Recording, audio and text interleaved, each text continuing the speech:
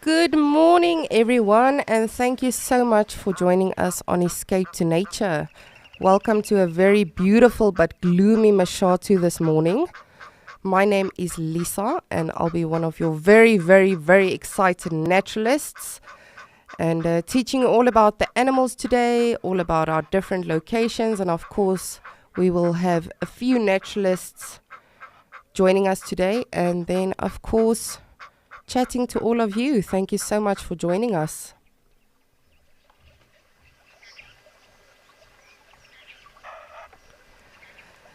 Now, as I mentioned, this morning it is a bit bleak at Mashatu, but I see it is that way at most of our locations. So currently in Africa, well, most of Africa, we are heading into summer now.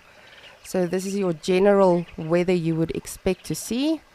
As the rainfalls are slowly also approaching, in some areas it has actually started, like in Juma. I'm sure many of you have seen on our sunset safaris. But yes, hopefully the animals will grace us today here with their wonderful presence, and we'll get to see a lot of animals. Now, of course, we are live, and we would love to hear from all of you. If you have any questions or comments or anything you need to ask us, whether it be about the animals or the different locations, please do so. You can do that by going to wildearth.tv/questions, or you're more than welcome to scan the QR code.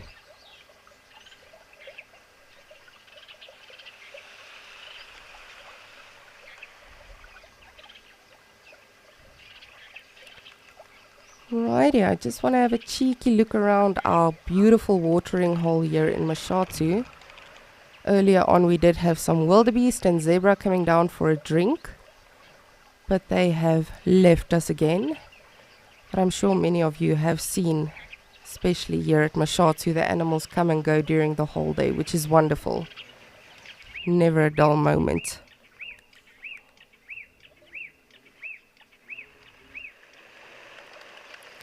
Kelly, absolutely. We are excited with you. We hope it's going to be a wonderful, action-filled day.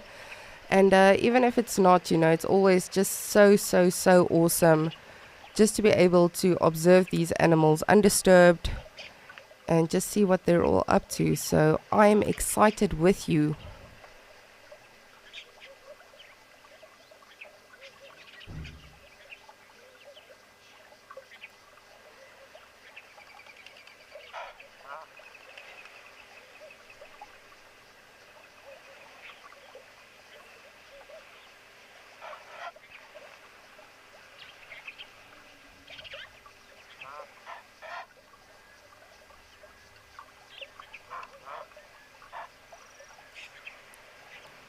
Just want to take a look-see. See if no one is hiding from us. But I'm sure all of the animals will come and say hi today. It's of course wonderful. Well, for me, this is not wonderful weather. I was just saying to my mother as well, I do not enjoy this weather. I just want to stay in bed all day when it's like this. But when it's like this, of course, the animals might be a bit more active. As it's not too hot, they don't have to conserve all of their energy. So they will come to the watering hole every now and again.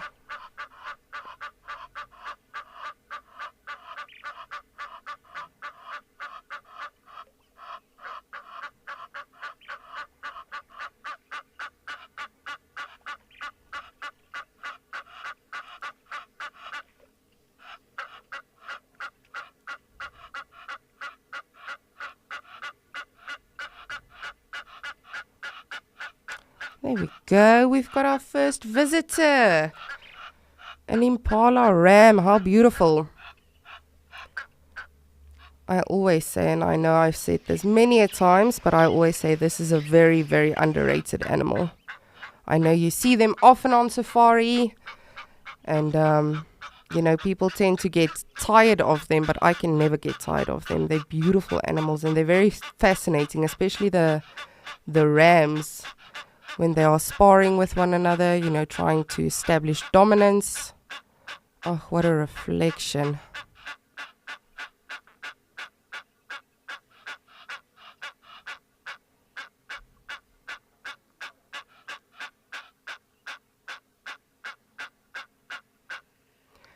And I think this was always one of my most favorite things to witness on safari when I was still actively guiding. You know, the animals would hear all of these vehicles and people yapping and all of that, and they don't mind. But as soon as they hear a rustle in the bush or just anything that might be of potential danger to them, you know, they immediately alert.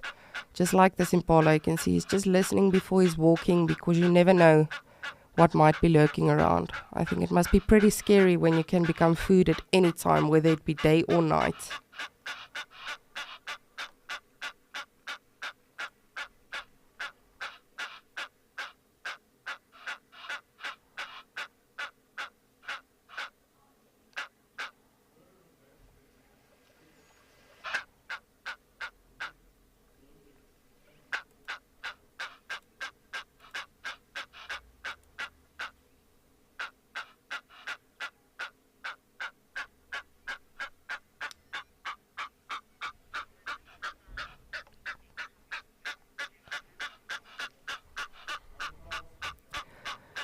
Jessica, absolutely. That's what I always said, and that was also one of my favorite things when I was out on safari. You can literally not have to see any animals, but if you just sit, especially next to a watering hole, you know, all of the noises, the sounds, specifically in this time we're heading into summertime, it's you hear all of the different insects as well, the frogs, it's really amazing. So I absolutely agree with you.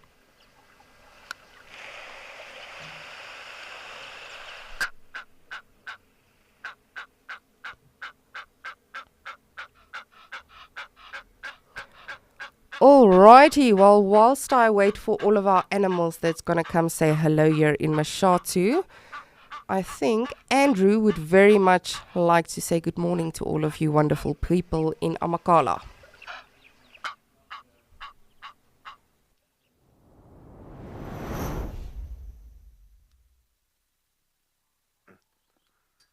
Good morning, hello everybody, and thank you so much for joining us here at Escape to Nature. We are live at Amakala Game Reserve here in the Eastern Cape, and it is a blister of a day, I must say. It's going to be about 30 degrees Celsius today, but it's a nice break from the cold weather we've been having the last few days. So, hello again, my name is Andrew, BK on board and on camera. Welcome again, thank you for joining us. There we go, beautiful elephant bull, just looked like he wanted to go in the drainage line, but it seems, he's changing his mind now. So we are T-boning the road right now so we can get a good angle to show you. And if he does come towards us, I'm going to need to make a plan just to make sure that I have an escape option. But he seems quite content over there, just eating on some vegetation and going to the toilet at the same time.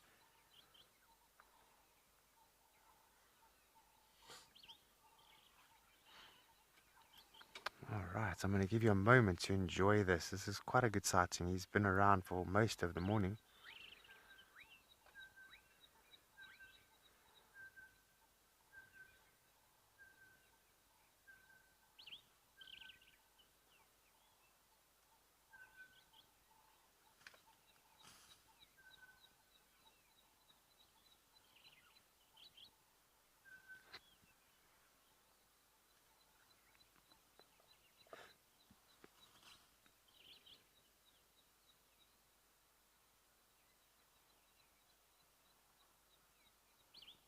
I'm feeding on the top of the bush over there.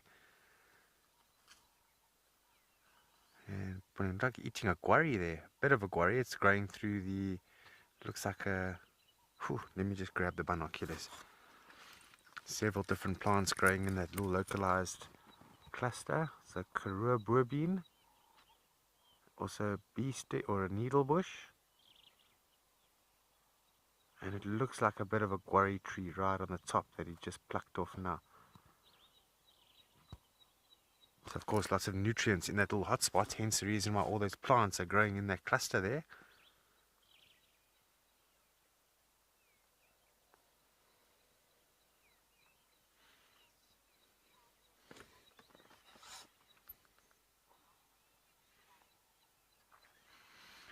Hello Candice and welcome. Thank you so much for your question. Yeah, there's going to be some vegetation that elephants don't eat, that they don't want to eat.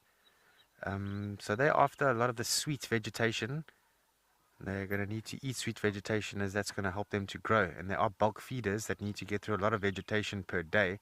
So they're not going to mill around on things that are not going to necessarily be nutritious or good. They rather just specialize on things that are very sweet and healthy and nutritious. Oh, he's scratching his eyeball there.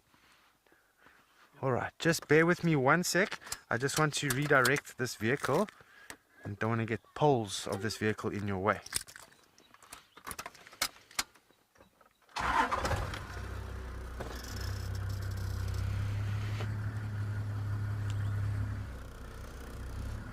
Hold on, BK.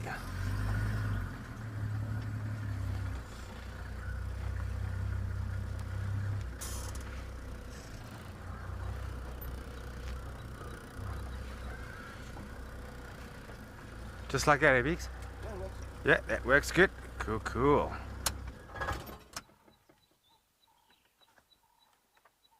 Shame, this elephant. I'm surprised he's still around, actually, that he's not gone into the drainage line already. It is really hot. This is the only elephant that was found this morning. Breeding herd, I'm sure, with the young ones who are very sensitive to the sun. They're going to be hiding away and would have been taken into the thickets, and they would be feeding in those thickets. Whereas this bull, he's not minding it too much. And there are some mud puddles on the road, which I'm sure he'll go to just to, mud wallow and throw some mud on his body when he feels a bit hot.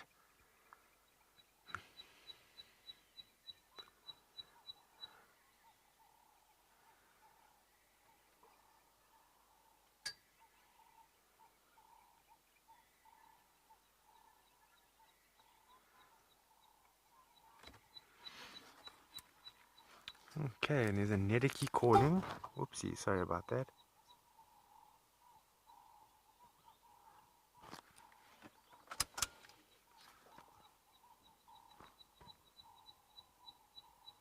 And a Cape turtle dove. Kukuruku, kukuruku.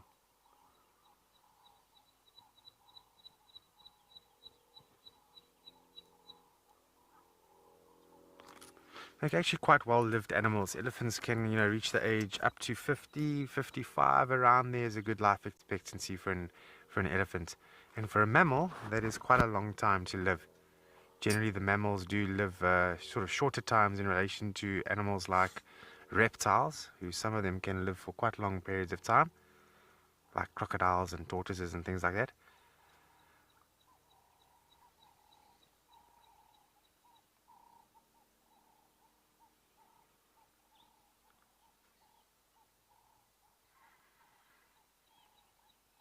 Shame, I can see he's starting to really slow down from when we had him this morning. He was very active, digging up bulbs and tubers around here and eating the leaf vegetation. But now I see that eyeball of his and his eyelid is getting lower and lower and lower. So he's starting to get tired because of the heat.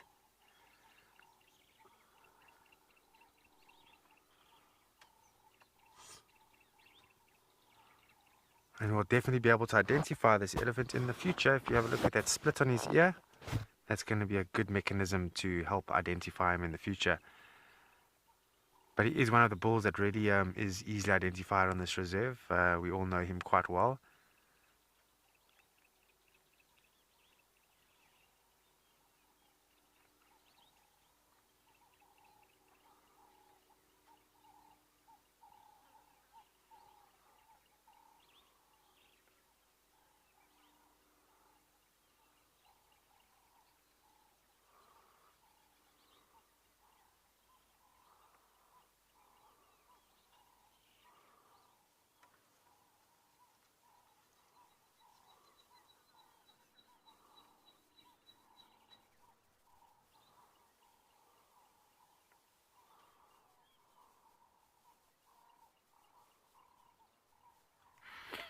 You'll see how he's flapping his ears a little bit there, just creating a bit of a draft. But also they have blood vessels on their ears, and by shaking its ears like that in the heat, it's going to cool down the blood vessels and the blood before it actually enters the brain there.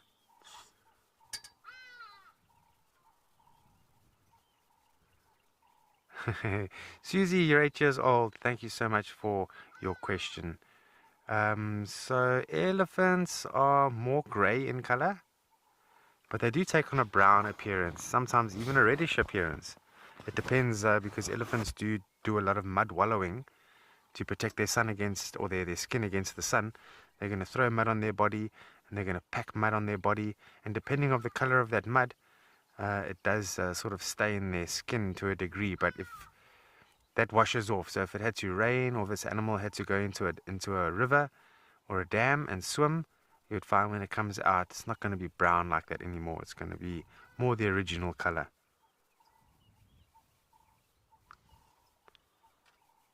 And some elephants are even white, depending on the calcite or the calcretes that are on the reserve here on Amakhala.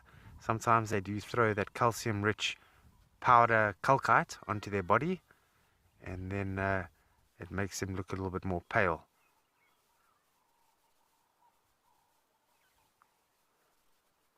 And there's no shortage of calcite on this game reserve because this area was under the ocean many millions of years ago, and because of that there is crustaceans and shelled animals that would have been left behind and compacted with time and sort of metamorphosized in the form of calcite, compacted rock over long periods of time that are subjected to heat, time and pressure, sort of changes and becomes sort of another sort of rock type or geological type.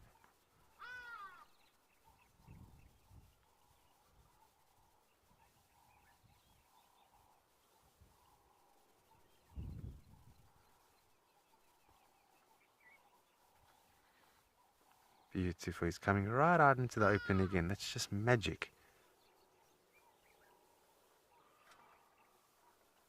So as I say, a lot of the guides this morning have seen him quite a bit. At least 3 safari trucks, and we've also seen him quite nicely. So definitely made a good contribution to the sightings for some of the respective field guides out here.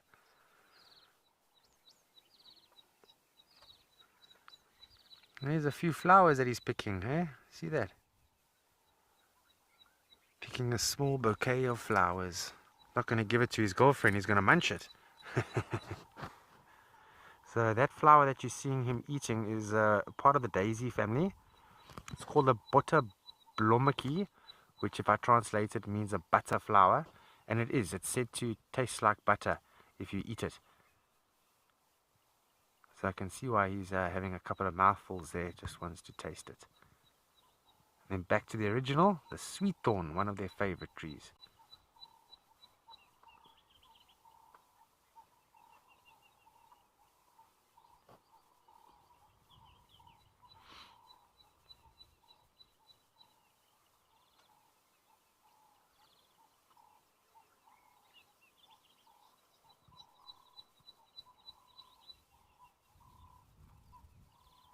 Okay, brilliant. We're gonna keep watching him a little bit and see what he wants to do, but in the meantime, let's head off to Lisa in Mshatu, who has some elephants as well.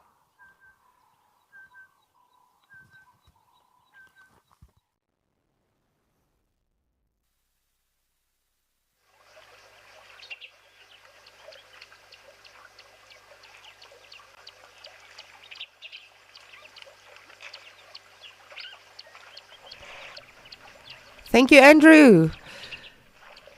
Yes, you definitely brought some elephant luck for us. Unfortunately, our elephants are not picking flowers for their girlfriends. However, they are getting a morning coffee, getting their day started. There was just a cheeky bull over here that just chased off some of the impalas. But as I did mention earlier, today is a wonderful day for the animals to be rather active, as it is not too hot and they don't need to conserve their energy as much. Oh, it's just such a treat to always see these animals, honestly. They are just brilliant. Just look at them.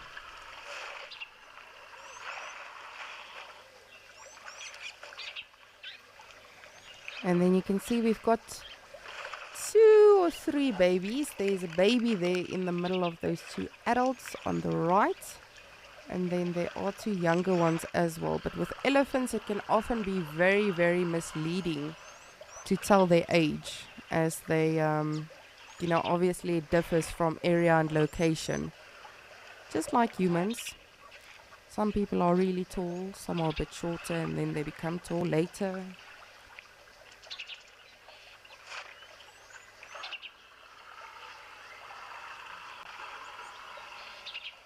Oh, that little baby is just too adorable for words.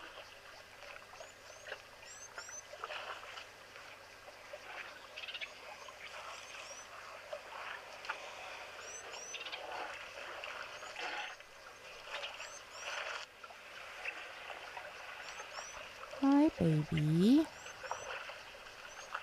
Oh, it is just so cute, and I've actually had the privilege in my former guiding life to have worked with a baby elephant that got separated from the herd, and it was rehabilitated back into the wild.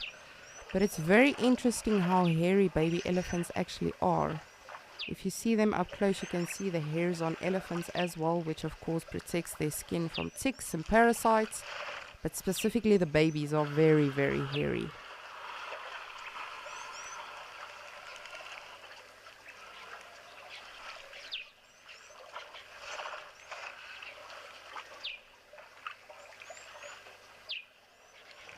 I have to say, this is one of the most impressive babies I've seen in terms of using the trunk. Often the babies are not really sure what to do with that thing on their face.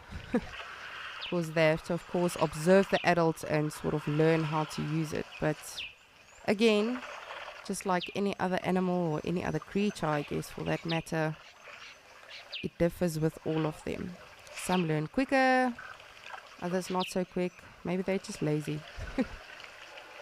I think specifically when they are swimming, I would rather have my mom splash me with mud and water as opposed to having to do it myself. But you can see this baby is quite clever with a trunk already, and it's a small baby, which is very impressive.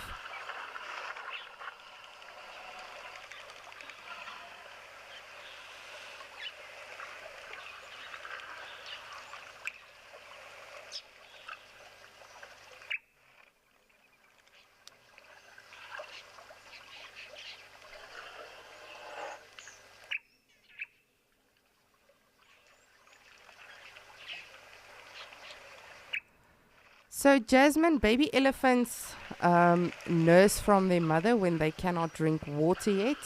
Because as you can see there with that little baby, it's still using the trunk to put the water in the mouth. However, baby elephants, their main diet, I would say, or their main source of nutrition would be their mother's milk.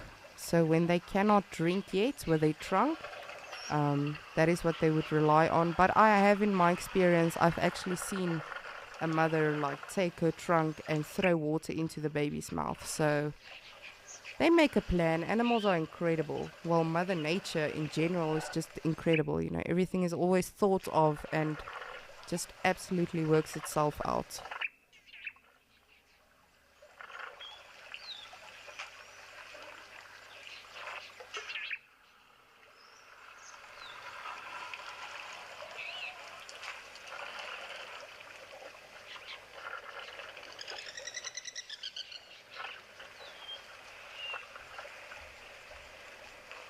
Oh, what a scene. Honestly, I know we see this a lot in Mashatu, but I don't think you can ever get tired of watching elephants, whether they are bathing or swimming or drinking or feeding or even when they are sleeping. It's always just so immaculate to see them. They really are incredible animals. And of course, so are all of the other animals. The impalas, the zebras, each and every creature has a purpose.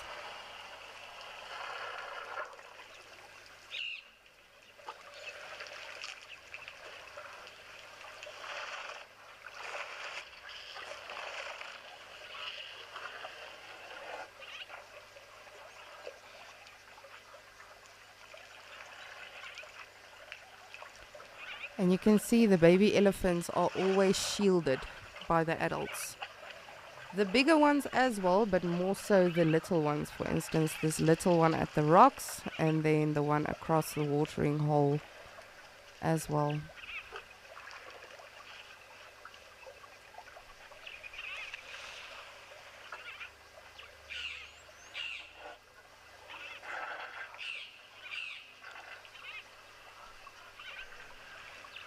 Just so beautiful.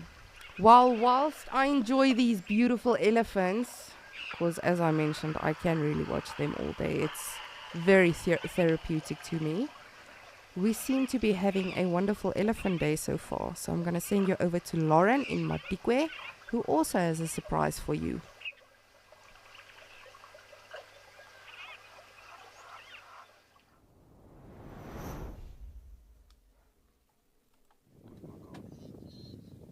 Good morning, everyone, and welcome to Madikwe Game Reserve in the northwest province of South Africa. This is day number 1 on us being here, and we are at Klo Dam, and Klo means elephants. So the fact that we do have elephants at this dam is very fitting, and well, it's a perfect start to this feat. So good morning, my name is Lauren and I do have Davi behind the camera. And this is actually a dam I have been before. It's not a new dam for me, but it obviously looks different. There's a lot less water than before. And of course it's a different season and, well, it's just a different time.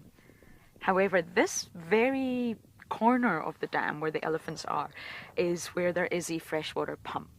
And they just love it there. I remember last year I came in summer, but the elephants always congregated right here. They're very fussy about water. They don't want stagnant, smelly, old water with algae. No, they want the freshest, most delicious water that they can find, and that's where they're getting it from. Anyway, it's a joy to be back at this dam, so I think just for a moment or two, let's just sit and watch these ellies.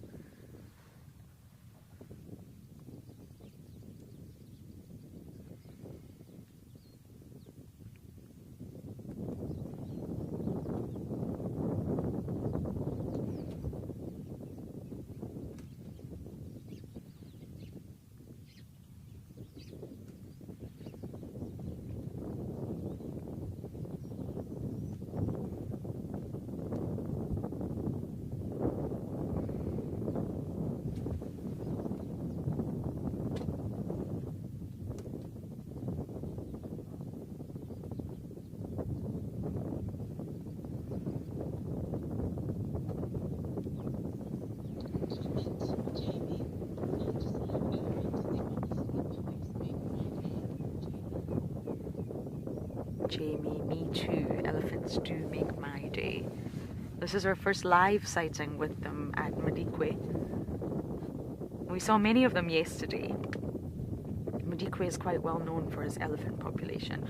It has a really large elephant population, almost to the extent where it could possibly be a little bit overwhelming for the landscape. Now, they are creators and not destroyers, absolutely. But of course, every ecosystem, especially if it is fenced, no matter how big or how small, it will have a carrying capacity. Too many elephants could potentially really affect that system. But here they have a lot of elephants.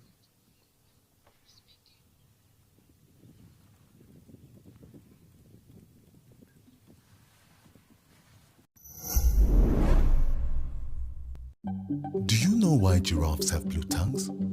Or how many eyelids a crocodile has? Have you ever wondered how corrosive a vulture's stomach acid is? Or what the Milky Way has to do with dung beetles? There are so many fascinating wildlife facts for you to discover. What are you waiting for? Scan the QR code that appears in the corner of your screen, enter your questions, and our guides will answer you in real time on Wild Earth.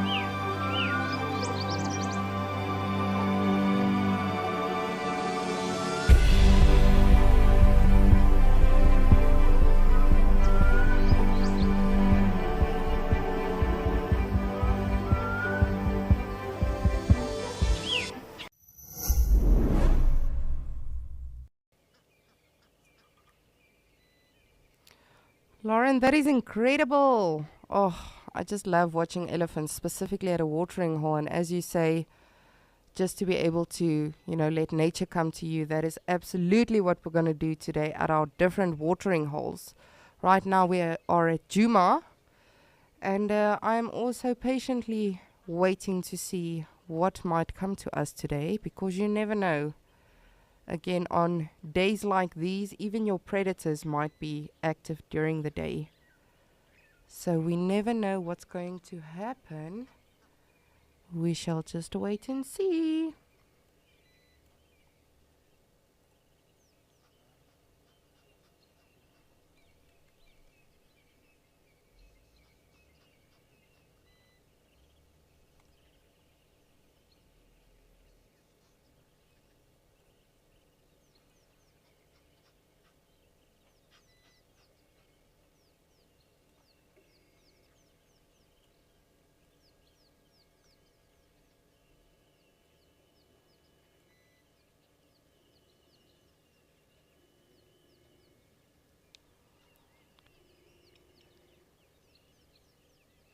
Alrighty, well, nothing so far here at Djuma, but I know that there is something else at Mashatu that we might want to take a look at, so let's have a look.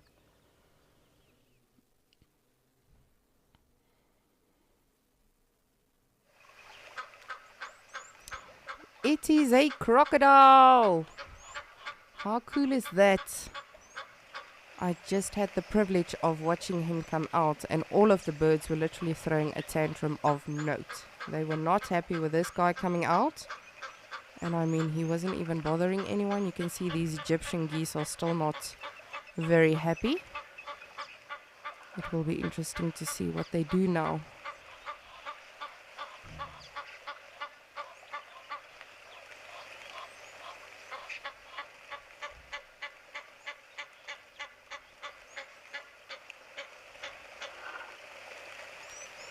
The other day we actually also had warthogs that walked right up to the crocodile, and the one actually sniffed his tail, and the crocodile did not do anything. So he's pretty chilled. And of course it's a very successful predator, as this is often what they can do. They'll just wait for their food to come to them. But often if they're not in the mood, or if they're not hungry at that time, they will just let the animals bypass them. But of course their best source of ambushing animals would be the water.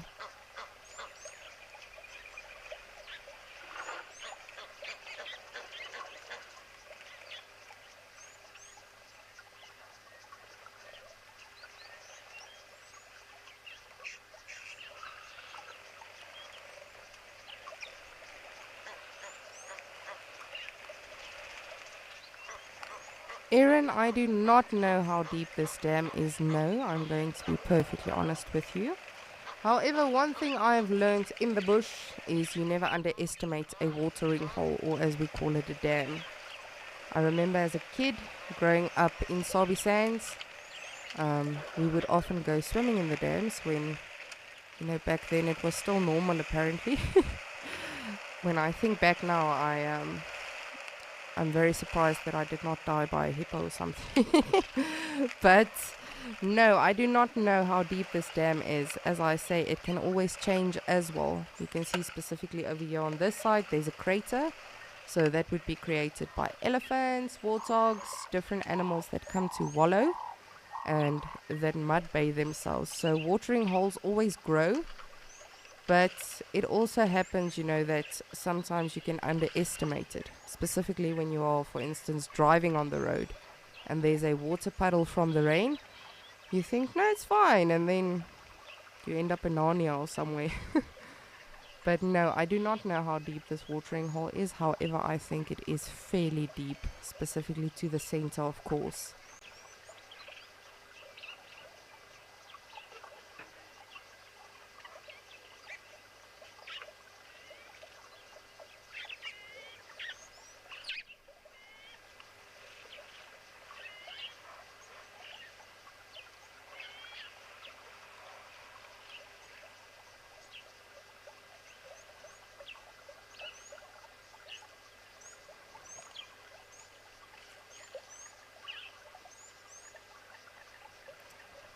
Oh, and this is what I absolutely love and appreciate about Escape to Nature. We get to just sit and observe the animals and listen to the noises and the sounds and everything of nature. That is truly so incredible. But of course, the animals are always a bonus. That's what I always say to my guests on safari. Expect nothing and appreciate everything, and Mother Nature will spoil you.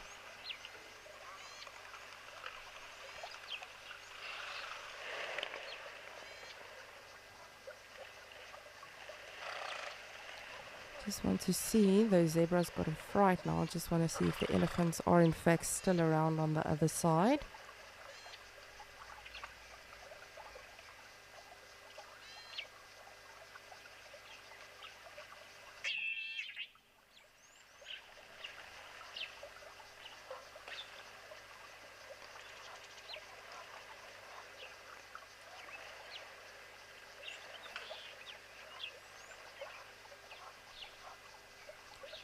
Nope. Just like that, our elephants are also gone. That is truly, truly incredible. I guess that will always remain the beauty about Mother Nature and the golden rule when on safari, whether it be, as we would call it, stationary or mobile, whether you're on the move or just, waiting for animals. It's always about the right time, right place.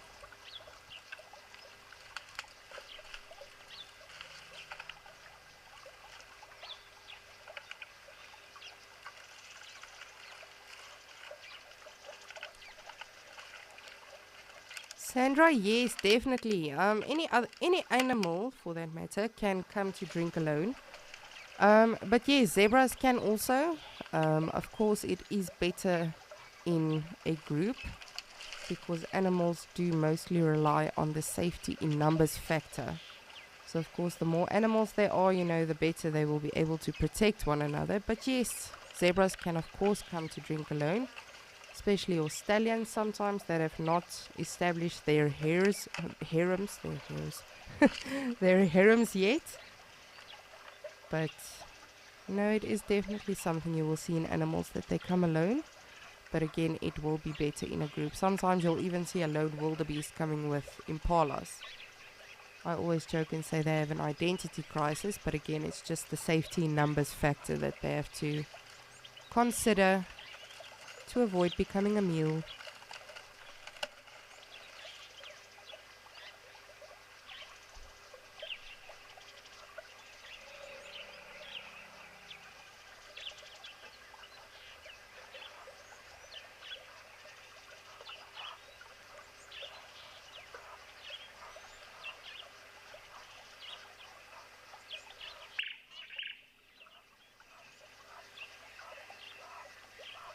Oh, I just love watching crocodiles, even if they're not doing anything. Like now, it looks like a statue, but I have a lot of respect for crocodiles specifically.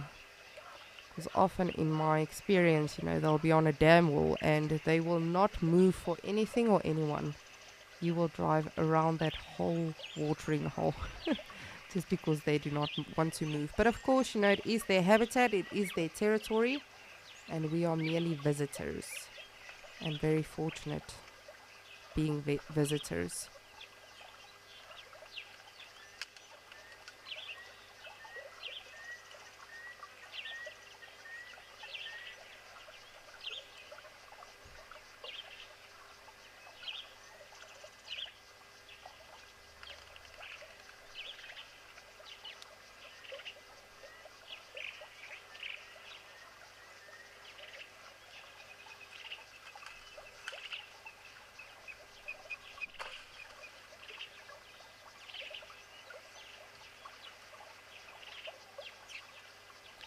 Beautiful blacksmith lapwing here on the side as well. I used to call them the cowbirds when I was a little girl going on safari. Alrighty, well, while I watch our crocodile, make sure he's not getting up to no good, I think let's head over to Andrew and see how his morning is going in Amakhala.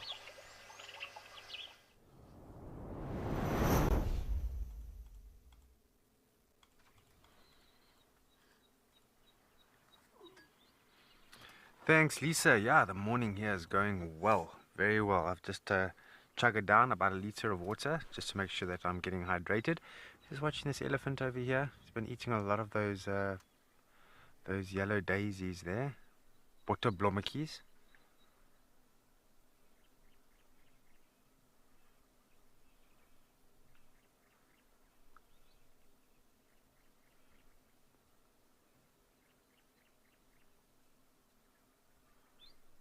It's pretty here, isn't it? Eh? Look at all these yellow flowers here. My goodness.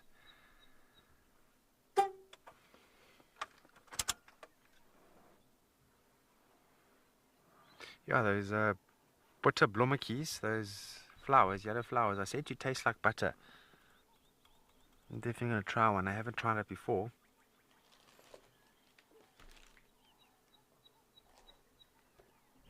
There's a flower out here. I just can't remember the name of it now.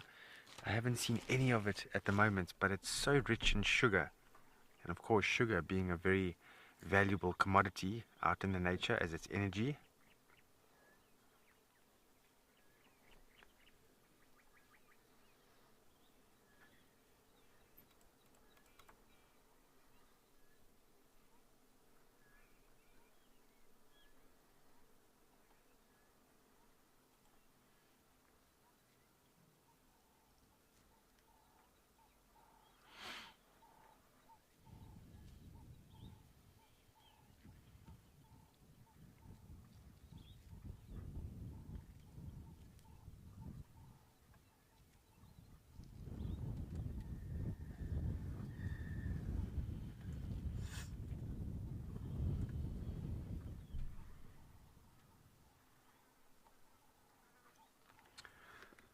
Sounds like he's splashing with a bit of water there, BK. Should I go a bit forward? Yeah. See if we can get it. Okay, I just want to see what this elephant's doing. I think he's managed to find a little puddle of water.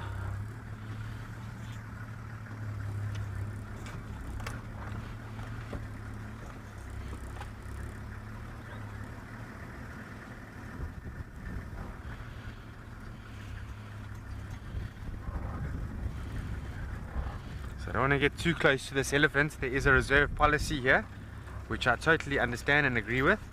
So I think this is probably the best that I'm going to be able to do.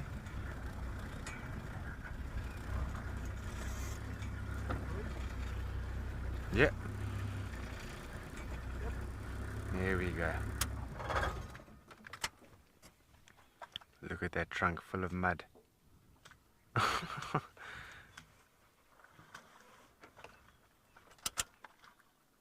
Look what he's doing there. He's trying to make that mud patch a bit deeper so he could throw some of that mud on his body, I'm sure. Let's see what he wants to do. There we go. Shame. Just behind the ears is a good place to put that mud. Does help cool him down.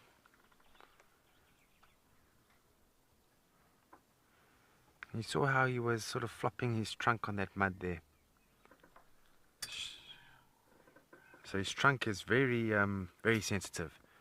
And that's one of the appendages that is going to become sort of very sensitive towards the sun much quicker than the rest of the body. So definitely a good idea just to put some mud on top of it, just like that. Look at that. Interesting. I haven't seen that many times though.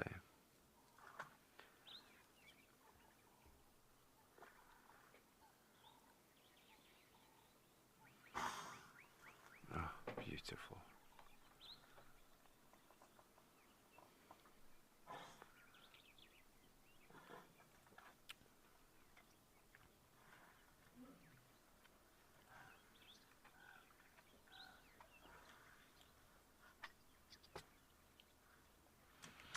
Dylan, hello to you. Thank you so much for your question. So, other ways that elephants are going to cool down is to swim.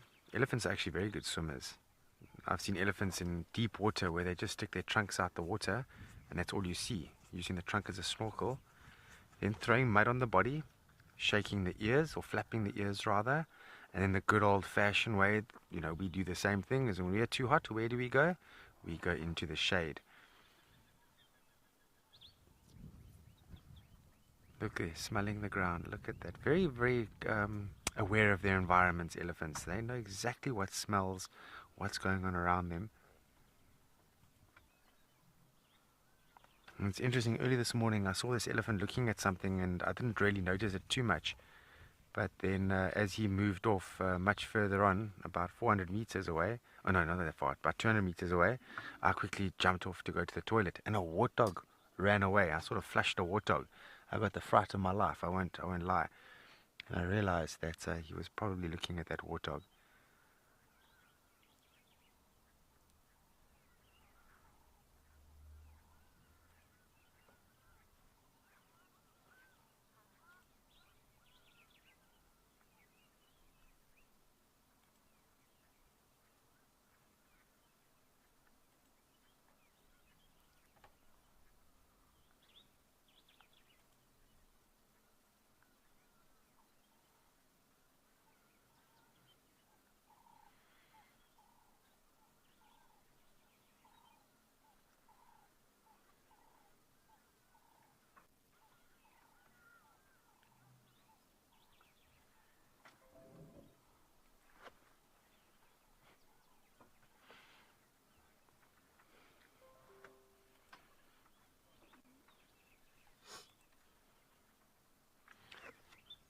So we're on a road called River Road, which is actually just beneath the ridge, very close to an area called Boat Crossing.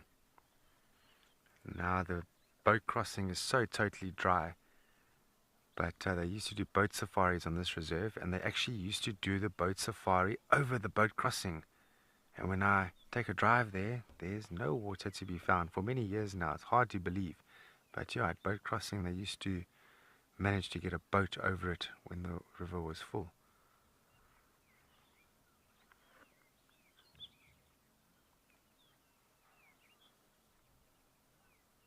But each day that we spend is one day closer to the day that it will flow again.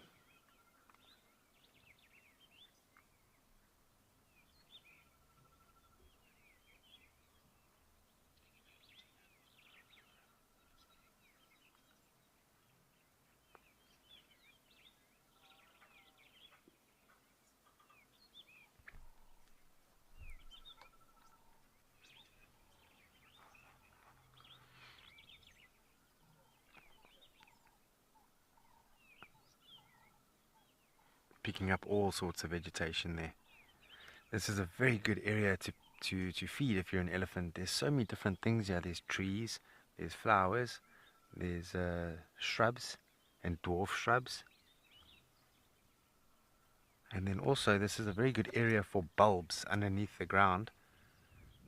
So tall white squall is one of them.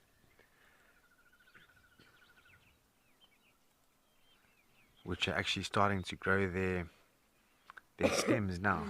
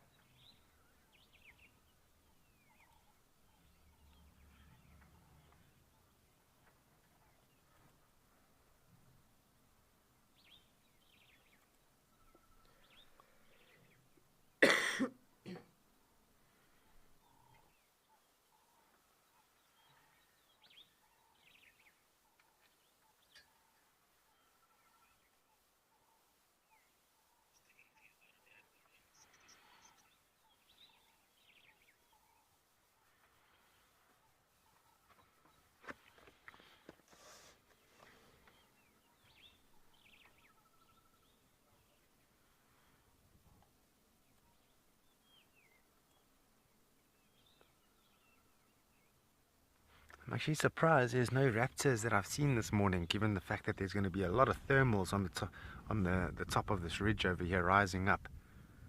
Because warm air does rise. And as it hits the slope here, it's got nowhere else to go but go straight up the slope, forming thermals.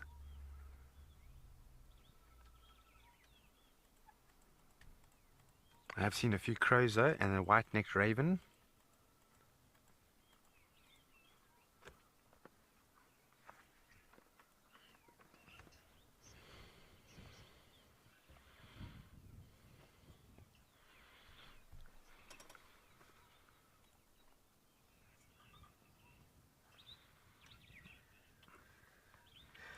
That's a brilliant sort of view of the elephant. I know it's not the front side of the elephant, but even the back end of the elephant, or the back view, is such a nice sort of a view, especially with the flowers growing. A very photographic animal on all angles. So I don't have a camera with me, except for my phone, but I will let my eyeballs take the photos.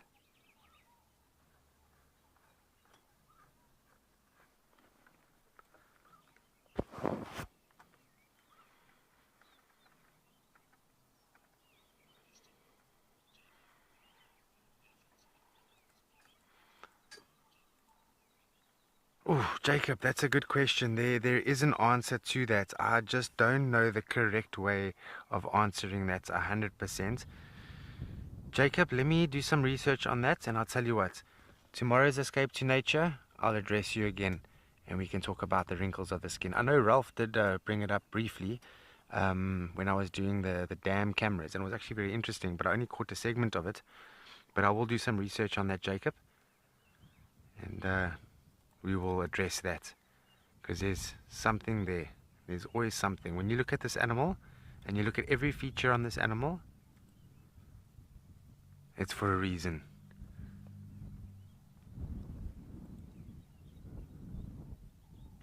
And that's the beauty of this industry, is that we will never know everything. No matter how long you work in the bush, or you spend time in the bush and you research the bush, you will never know everything. And that's why I entered into this industry.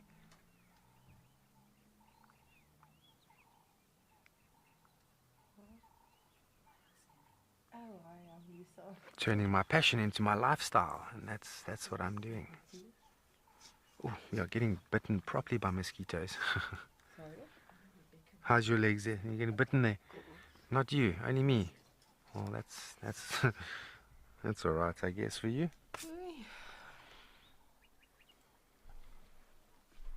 You've done this before.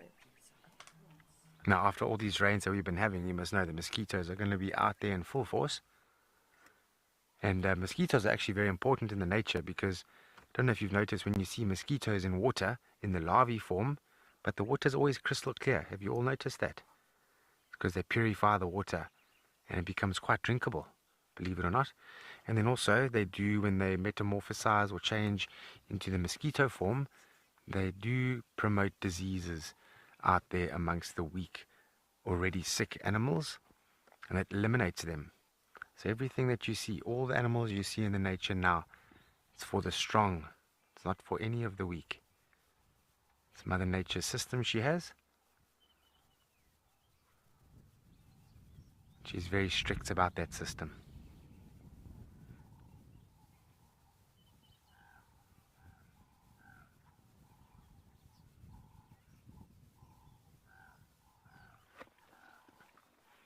So I'm just listening. I can hear that white-necked raven, but I don't see it.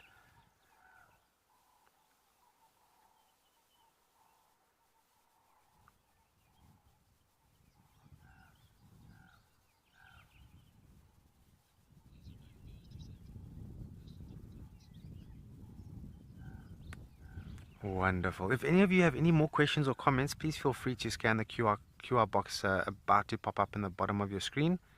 Yeah, we'd love to hear from you. It's always nice to hear from you.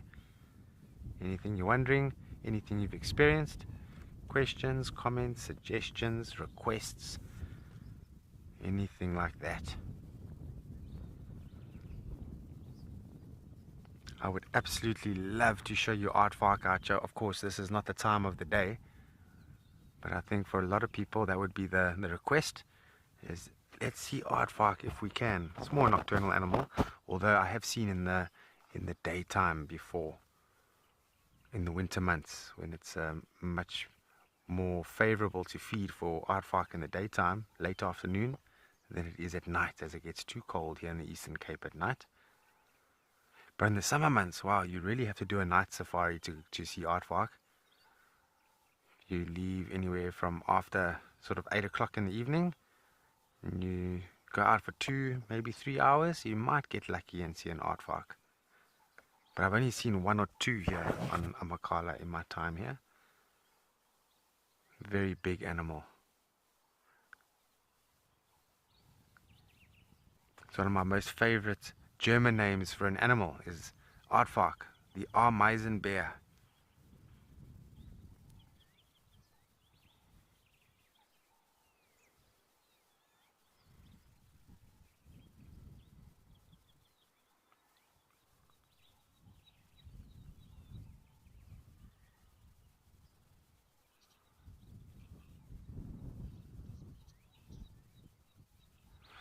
Oh, Kimberly, hello. That's a good question. So it depends on the individual. So musk can last, a few days to a week, and in some individuals, it's lasted for much longer than that, over a month.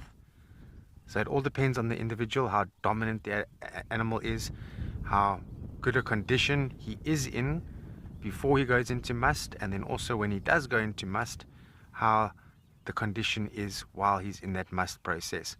Because elephants do lose condition during the must period, and that sort of takes them out of must again. And then elephant bulls will just sort of roam around and try and pick up that condition again. But yeah, as soon as the body rapidly increases in condition, elephants go into must. And depending on the condition of the body, it's going to depend how long that animal is going to stay into must for. Yeah, but there's been a recording of an elephant being in must for over a month. Can you imagine that? Must be very taxing for the elephant.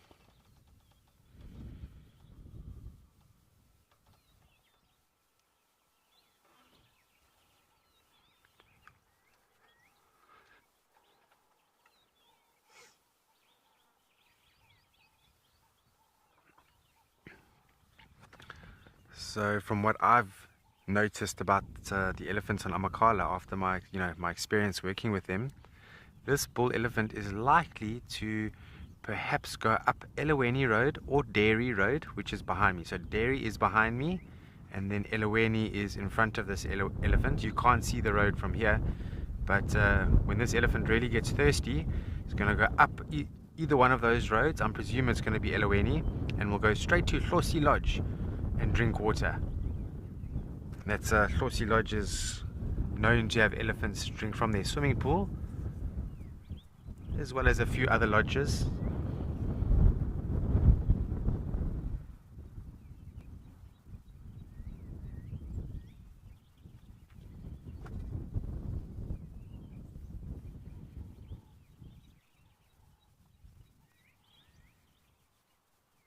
And I remember one time when I was at Hlosi Lodge watching the elephants, a baby elephant came.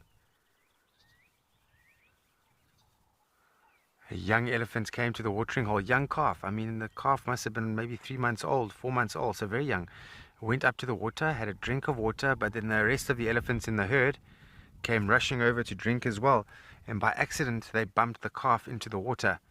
And then all the other elephants trumpeted and started to really panic and sort of freak out. And then the matriarch and the mother of the calf came together, and they held their trunks together, and they put it in the water like a ladder, and then managed to get it underneath the calf, and they pulled the calf right out the water.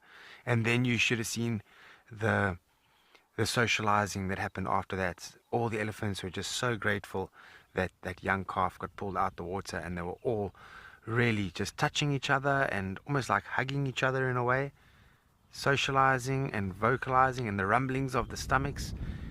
And there is a video of that. Very awesome. Very, very awesome.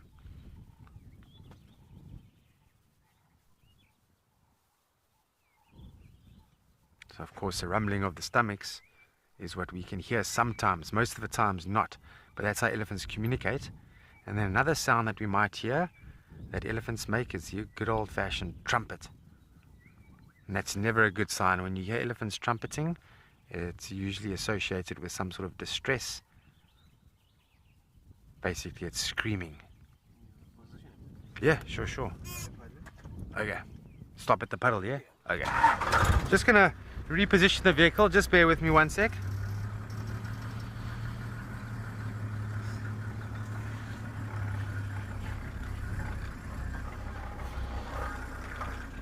Got to be careful in these puddles. We went into one earlier on and we almost got stuck. Yeah, that good, BK? Good stuff.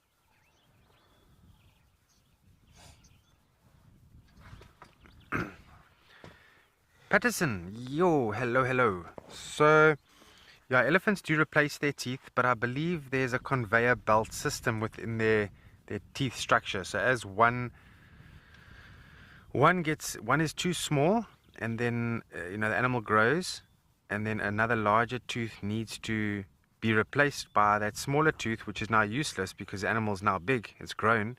It's sort of like a conveyor belt system where one is sort of moved out the way and then another one is replaced.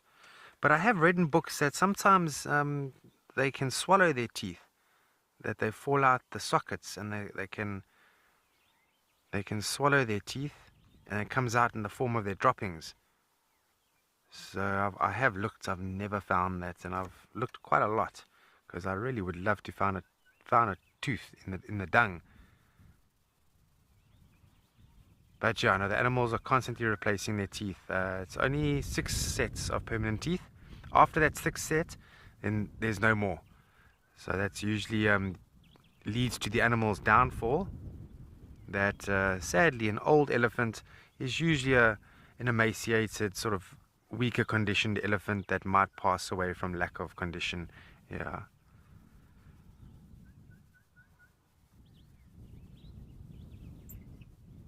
You can imagine when they're young, they get these tiny little teeth. And then as the animal grows and grows and grows, those teeth are no longer useful. They need to be replaced by a bigger set.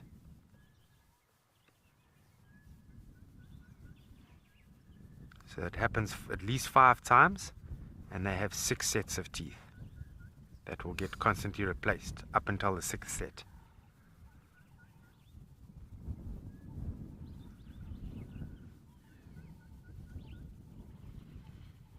The guy is leaning on his foot there. Shame. Now, they are heavy-bodied animals with a heavy skeleton and a heavy structure, but they are built for it. But yeah, sometimes you will find that they will just rest one of their legs, and cross it, or cross their back legs. Oh, I'm hearing an olive bushshrike now.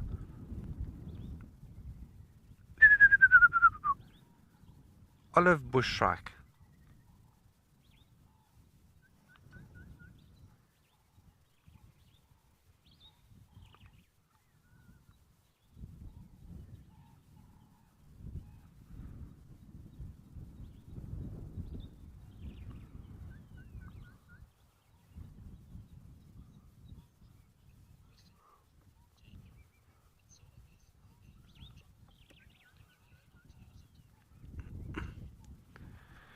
Jamie, hello again. Okay, so Jamie, when they're born, they have got no idea how to use that trunk. They've got to watch the adults. So after a few months, you'll find that they get a lot more confident with their trunks. And because they're going to use their trunks to do a multitude of things, reaching for branches, reaching down on the ground for vegetation, for smelling, for drinking water, for scratching. But it is a muscle that contains a lot of muscles. Not one muscle, I mean, it's an appendage that contains thousands and thousands of muscles. So it is heavy. And you often see elephants, after a couple of months, they start swinging their trunks around like a windmill, and or a propeller, if you will. And they don't really know how to use it. And they've got to watch the adults. So after a few months, they'll slowly start to learn how to use it. Doesn't happen from day one. And when it comes to sometimes drinking water, baby elephants need to put their whole head in the water almost, or whole mouth in the water. But once it starts to learn, it's on the way, and it becomes easier and easier and easier. It's like learning to ride a bicycle in the beginning. It's not the most safest, but once you learn, you can zip around those corners and you become very confident. Same as that. Whoops, what was that? Some beetle just hit the roof now.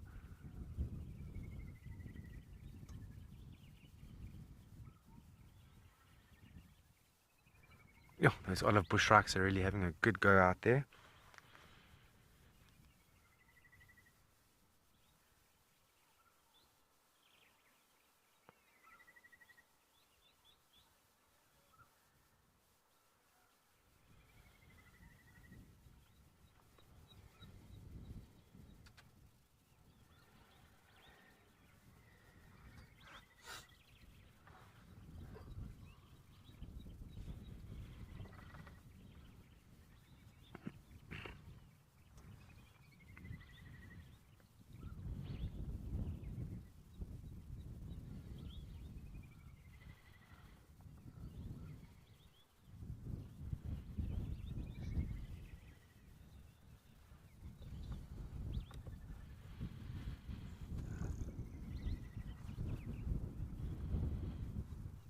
The wind is picking up a little bit, making things a little bit more cooler, thank goodness. Yeah, no, it's a hot day here in Amakhala. I think 12 o'clock today we're looking at 32 degrees Celsius, which is a big difference from yesterday.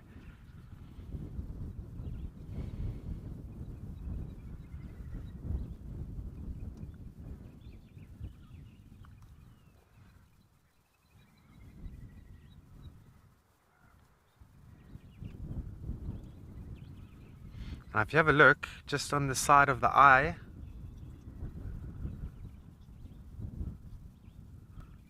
is a little bit of secretion of must, old must.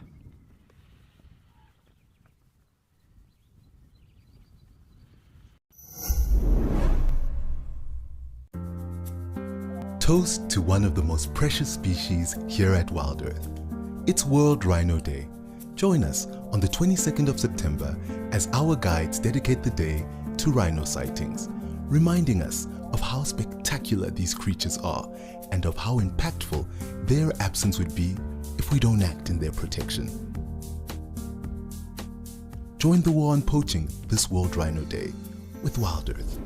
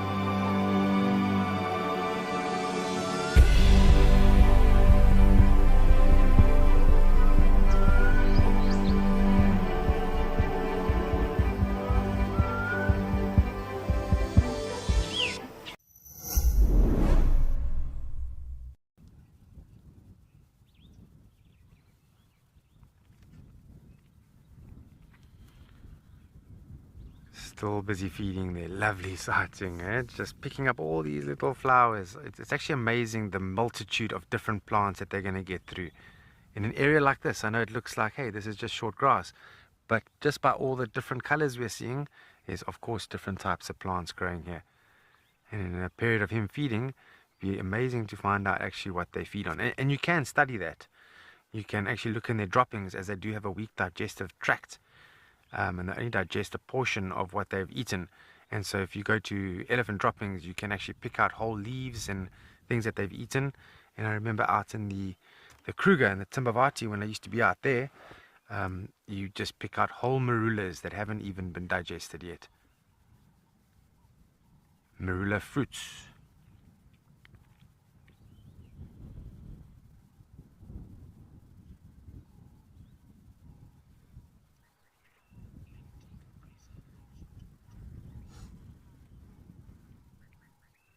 Anyway, enough of me. Let's head off to Lisa at Mashati Waterhole and see what she's busy with there.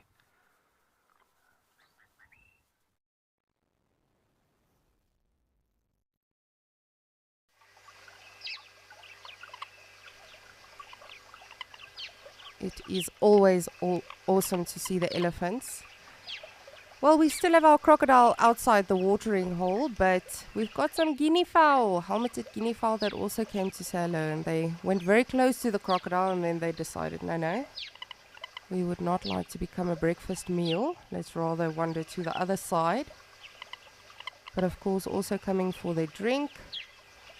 As we've spoken about, a lot of the animals, need to stay hydrated even on gloomy days like these, even if it's not that hot. We are not as fortunate as Andrew in Amakala to have such beautiful sunny weather. But even so, the animals, of course, they always have to have enough energy and they have to stay hydrated.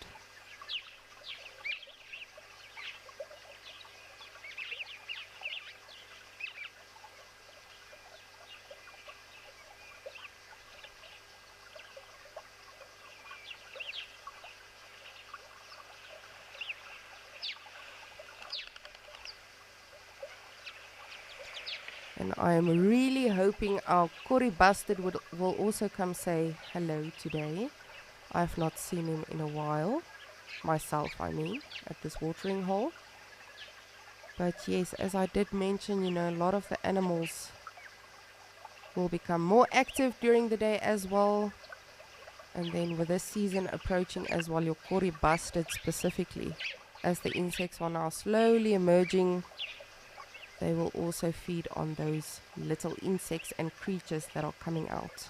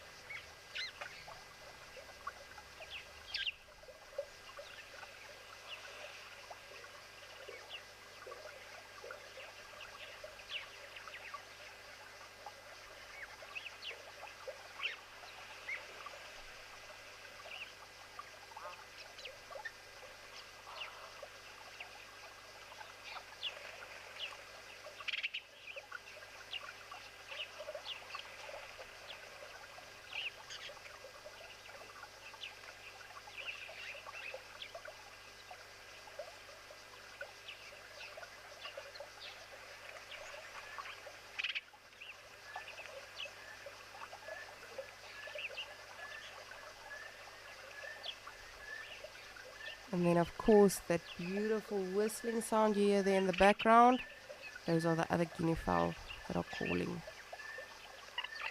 And just like other animals and humans, I guess, animals communicate for different reasons. Birds will communicate for specifically alarm calls and all of that.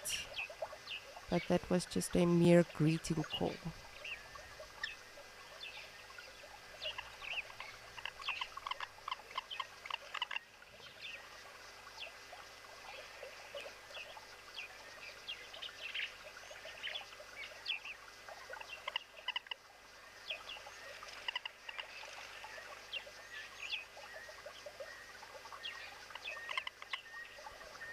Just want to see if they're gonna come around to this crocodile. I highly doubt it.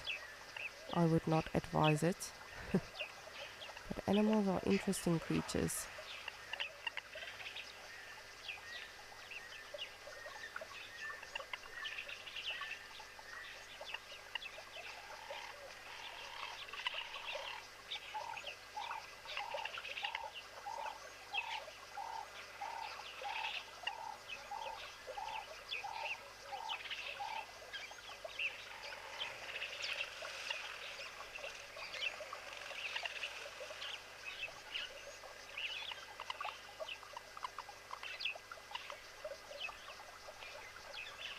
White mane, I do not know when last this crocodile had a substantial meal, no. However, when it got out of the water, I was fortunate to see, the size of it. And it does look not smaller. I don't want to insult the crocodile, but it does look a little leaner than it did last week. So, but of course, they can snack on various different things, whether it be big or small. We've got some more visitors coming down to the watering hole.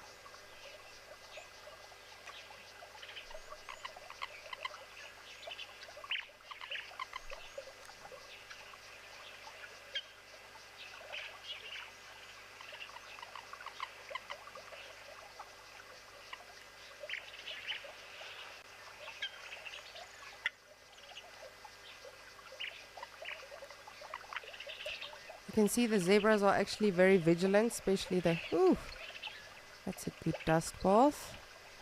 But specifically the front one is very vigilant when approaching the water, because it might be that they smell the crocodile. But of course, whenever going to a watering hole, they have to be vigilant nonetheless, because they can also become a happy meal at any time.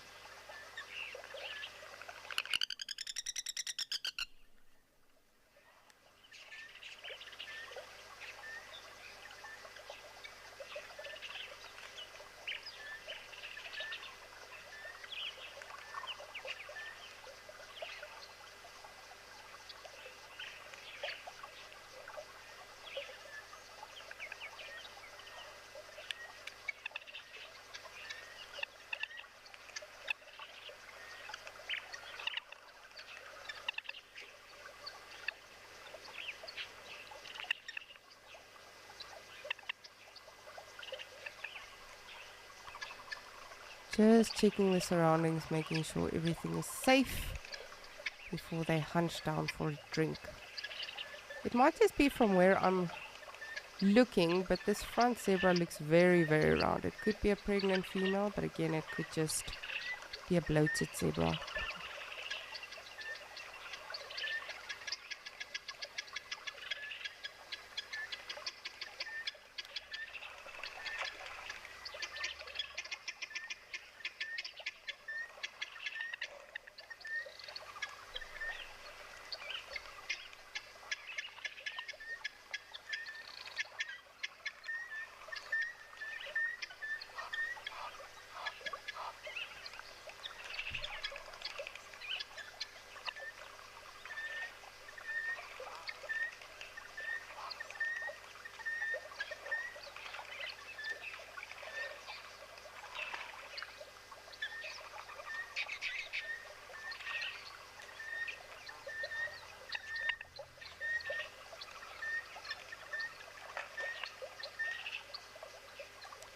And then just like with the elephants earlier, the calves or the youngsters will always be amongst the adults. They won't be singled out on the side by themselves where they cannot fend for themselves. So it's a little tricky to see, and it's not a baby zebra, but in the middle there is a young foal, which is of course being just herded by the rest of them. Should that crocodile or any other potential threats be coming their way.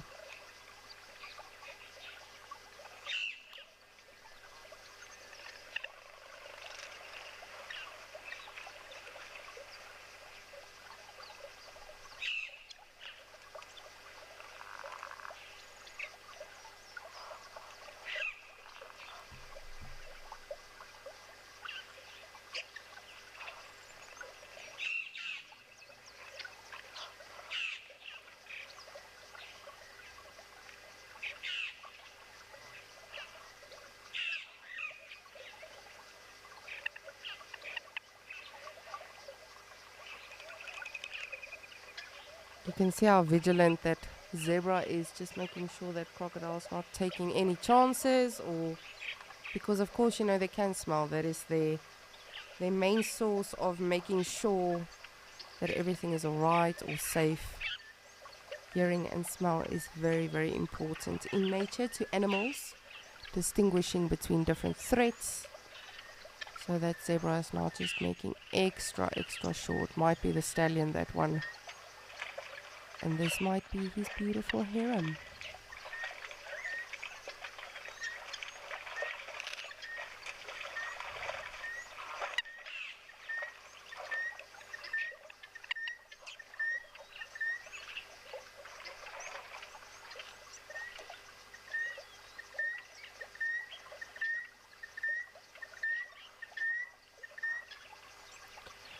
So zebras are actually very, very, I don't want to say vicious, but they can be quite vicious amongst each other, especially males that are fighting.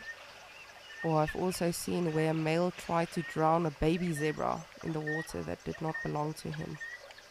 So they can be very, very feisty with each other. Of course, they can kick one another, but they also have an upper canine teeth or tooth that we call a tusher, and they also bite each other with that. But of course, they've got a very, very, very powerful kick. On one of my previous reserves I used to work at, there was a zebra that dislocated a lion's jaw, and eventually that lion actually died of malnutrition.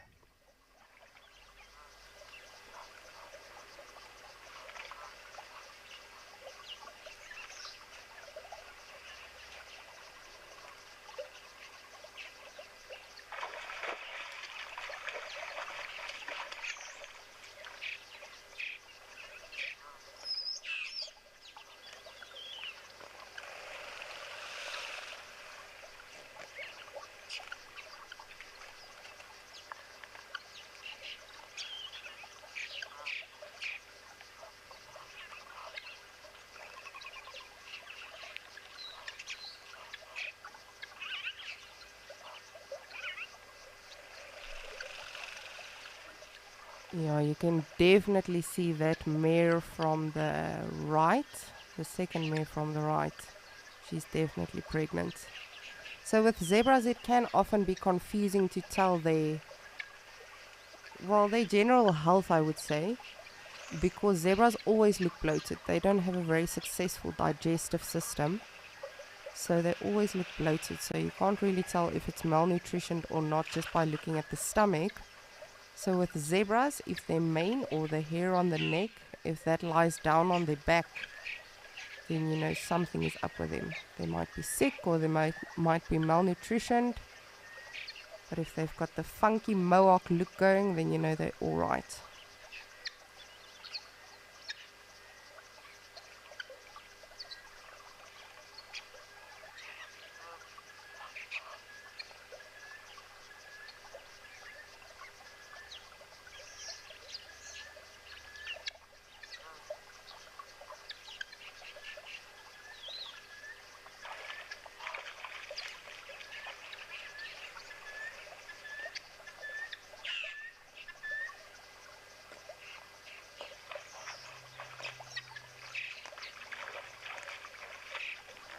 Just beautiful. You can see this female on the left as well, definitely pregnant. There you can see she's bulging on the sides, and the one that's walking away with the foal now. So hopefully we'll have some baby zebras. But while they leave us, I think let's head to Lauren in Madikwe and see what she's up to.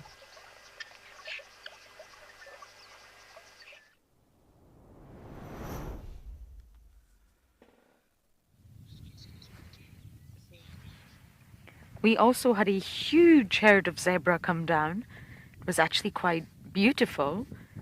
And a big kurubu drinking along with some impala, but sadly they have all gone. So we don't have much to look at right now, but that's sort of how it works at a water hole. Things come and go. So we are just going to sit tight here and hopefully, well, I'm hoping that elephants come back down. And they will. They need to drink. And the number of elephants that we do have here in Madikwe is huge.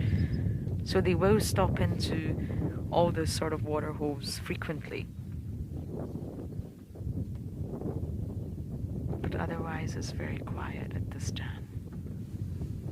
If it was hot like yesterday, I think you would find a little bit more activity, but it's actually quite chilly. The sun hasn't quite burst through the skies in the way I thought it would, or hoped it would.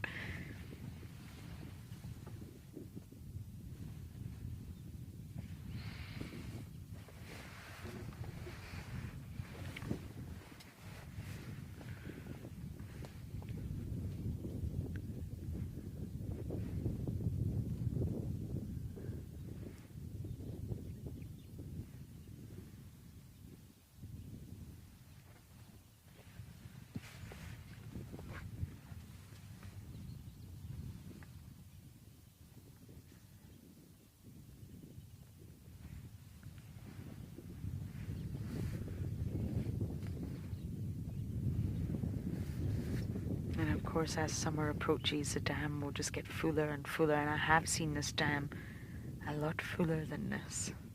But there's still plenty water. It's far from empty.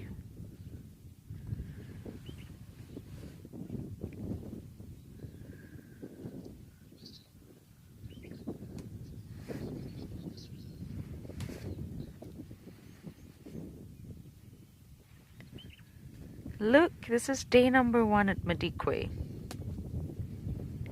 Day number 1. And of course, Escape to Nature is all about letting the nature come to you. So we're not going to drive around. That would be a bit ridiculous. And just sit by the dam. But this is day number 1 in Madikwe.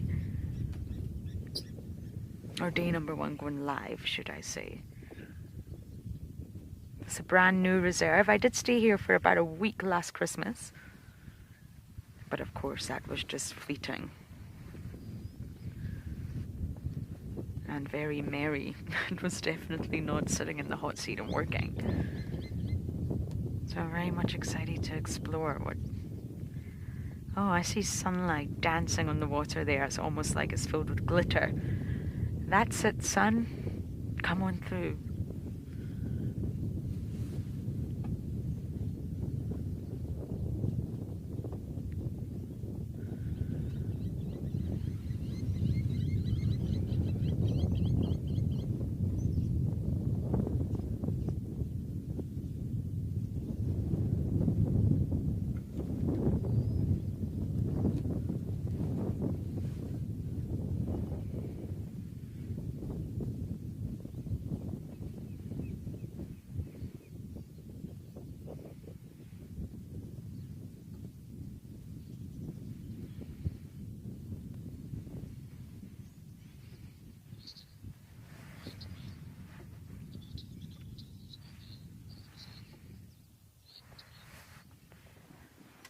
White mane, I do not know. I shall find out for you. This is, as I mentioned, day number 1.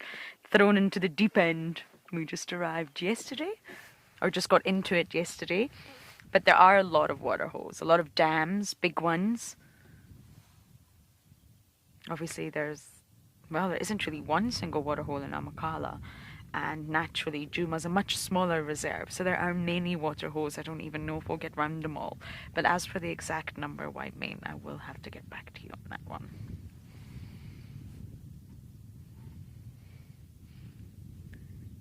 Today's just all about getting used to the reserve, seeing what we can find, what hangs out where.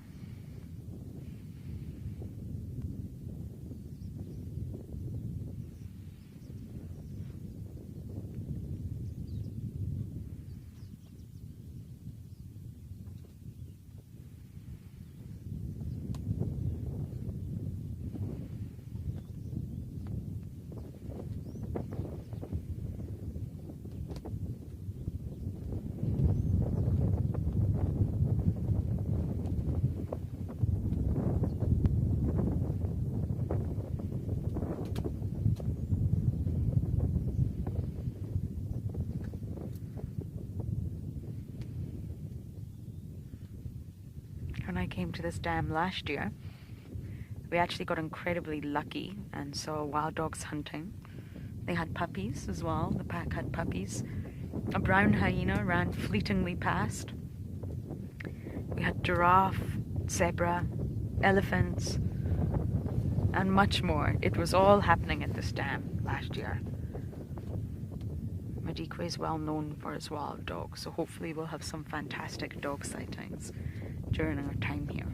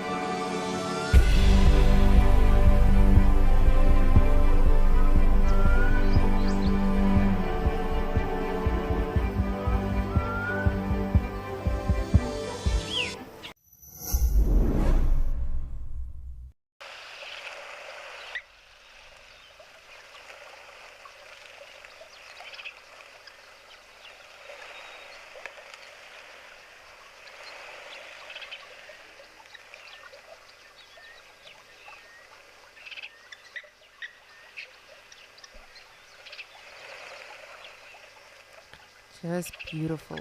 And in Afrikaans we call them rooibok, which means red buck. And that is of course due to the coloration they have specifically in the sun.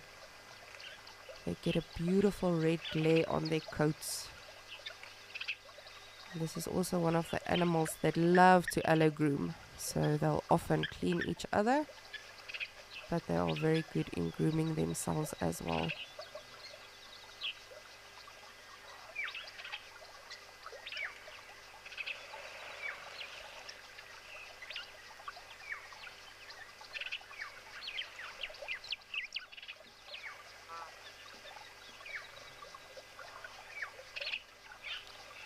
So what's very interesting about animals like the impala and then of course the zebra, the wildebeest, Mother Nature really has designed everything to just work out perfectly, because the youngsters can literally run within 20 minutes from birth.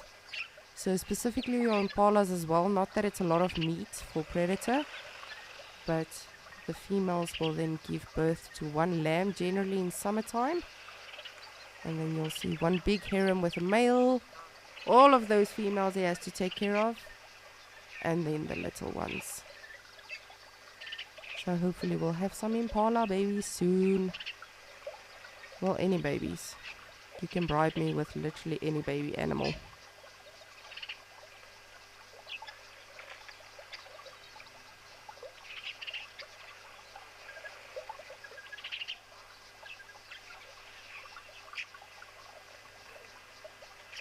Carol, yes, definitely. I think that's one of my favorite things to see at a watering hole, is to see so many animals come for a drink, specifically when you've got different species that are just literally having a meeting, chatting about the day. But yes, as we mentioned earlier, there's always a safety in numbers factor that they have to consider. So of course, the more impalas or zebras or wildebeest or whatever the case is, the more they are, the safer it will be for them. Should something want to attack them or hunt them, they can alert one another and they can hopefully defend one another. You can see they're all just being very careful of that crocodile, just like the zebras earlier as well. What is this? I don't like it, but I don't know what it is.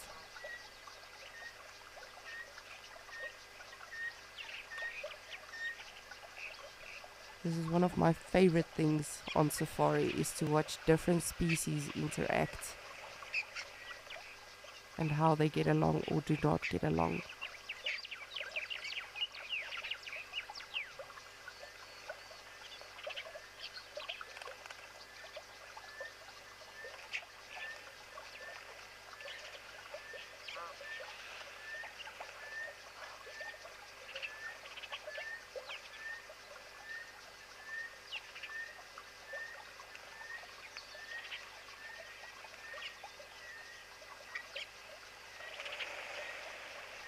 So in this type of weather, the animals, as I said, will be more active, but even more so because it's not windy.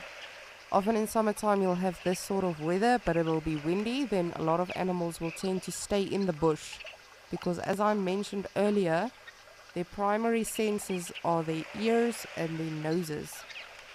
So hearing and smell is what they then rely on, and if they can't pinpoint where sounds and smells and things are coming from, they'll rather stay deeper into the bush as a means of staying safe.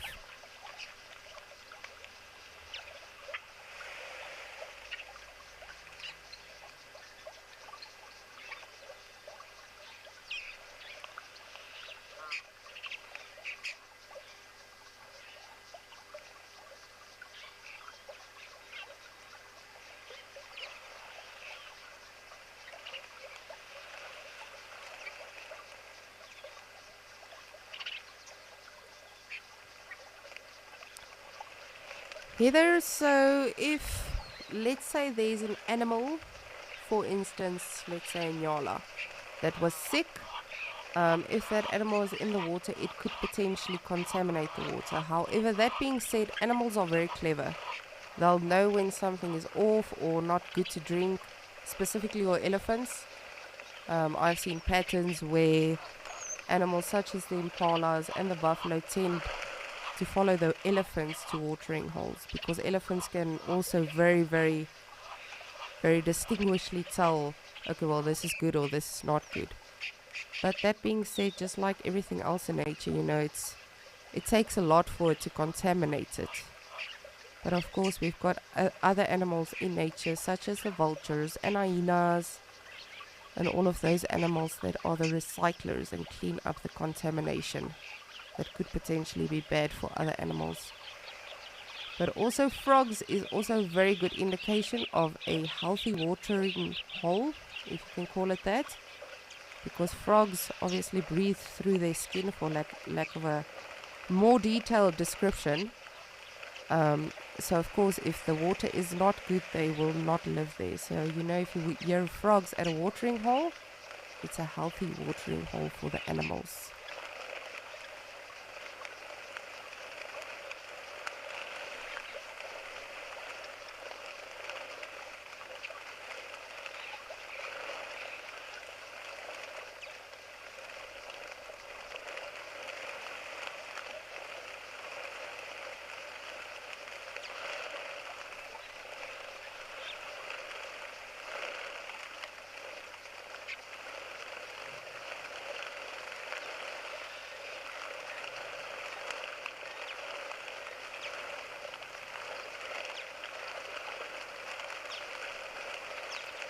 And our warthogs have also joined the party, coming down for a drink. They might mud wallow today, but generally in this weather, the animals will just come for a drink.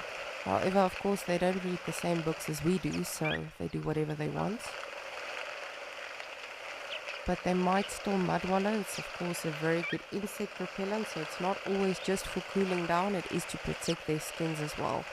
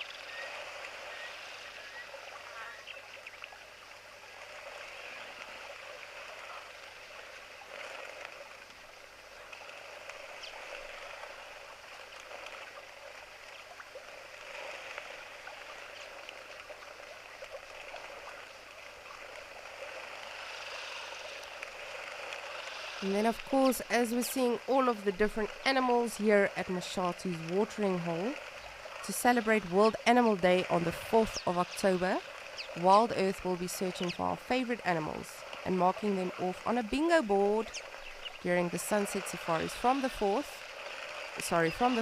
to the 4th of October. So we would love for you, our viewers, to send through your favorite animals or birds or anything you would like us to include. And you can do so by heading over to wildearth.tv/animal bingo, or you're more than welcome to scan the QR code. But you will need to be registered with Wild Earth. But yes, that is going to be a lot of fun. I remember a similar game we used to play at Disney. Very, very exciting. And the kids also love the bingo, but I mean, we're all kids if you think about it. So join us for Animal Bingo from the 1st to the 4th of October. Just want to see what this warthog's going to do.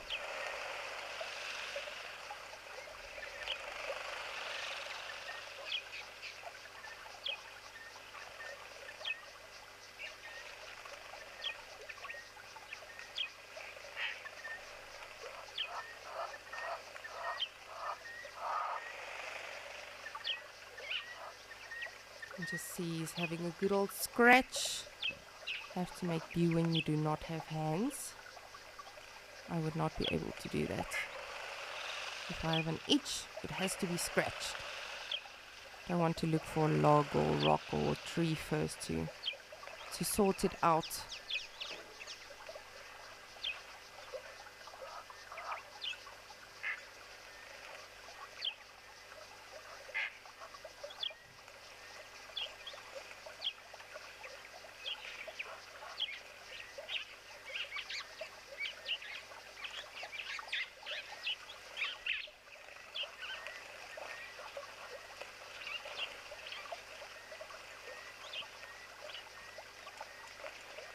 Whoopsie.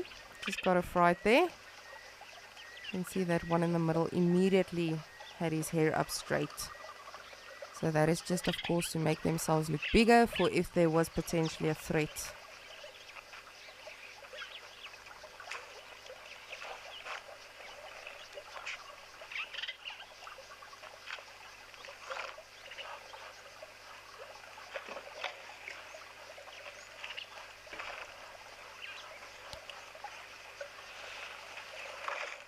And we've got an elephant. Elephants, that is plural. And a little baby again.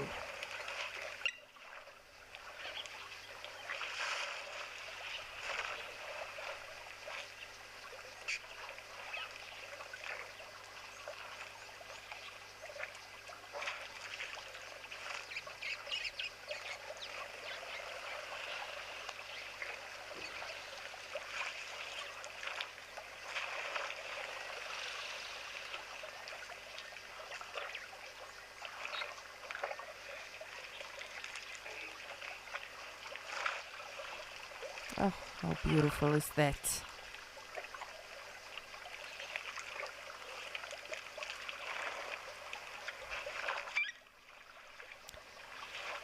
Dominique, yes, most probably they were scared by the elephants, the warthogs. But sometimes, you know, they get a fright of their own shadow as well. I think one of the other warthogs initially got a fright from the elephants, and then he flushed out all of the other warthogs. But yes, I do not think we were wrong in saying that. Of course, the elephants won't do anything to them, but if you're that massive, everything is going to respect you automatically.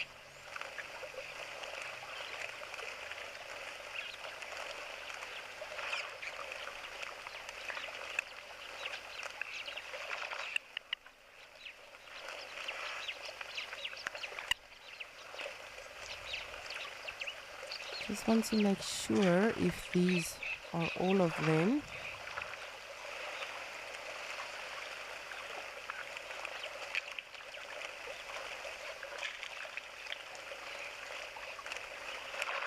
Nope. We've got another one hiding on the side. I just want to see what the interaction is going to be with this crocodile, because they don't seem too bothered with one another. But of course, if the elephants do smell them, or him, they might chase it back into the water, which has happened many a times here at Mashatu and at various other watering holes in the world.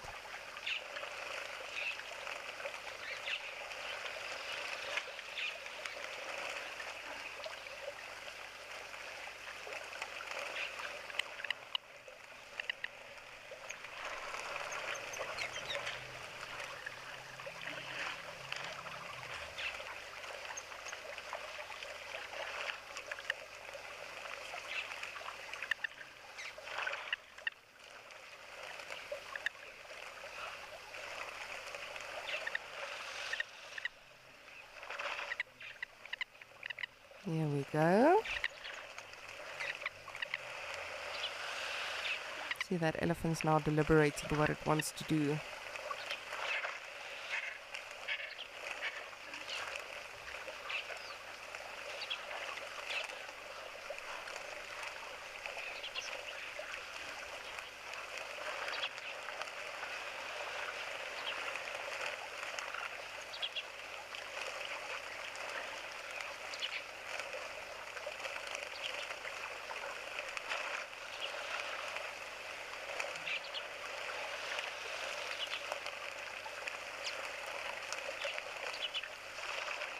So it's actually very clever, that strategy of the crocodile, just to stand still or to sit still, lie still, to be still.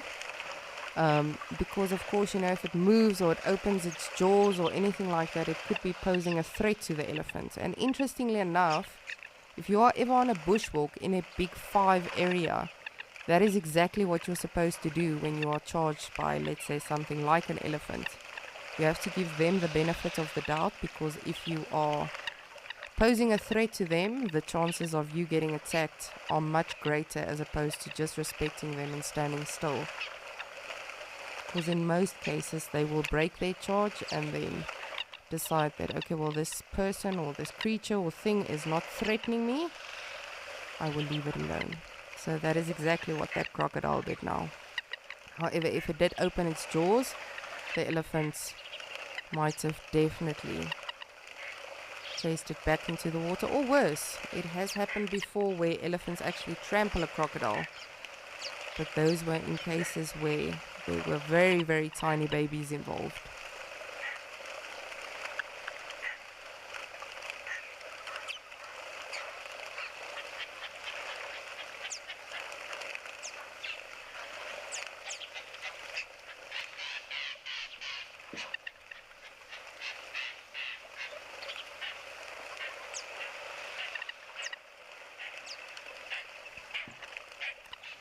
Dorothy, absolutely. That was a very cool interaction to have witnessed between the elephant and the crocodile. And I think we might be seeing a little bit more now, specifically with this little one. I want to see what the reaction from the adults will be. You can see that cow behind the calf is immediately very alert. And there we go, flapping the ears, just making itself bigger.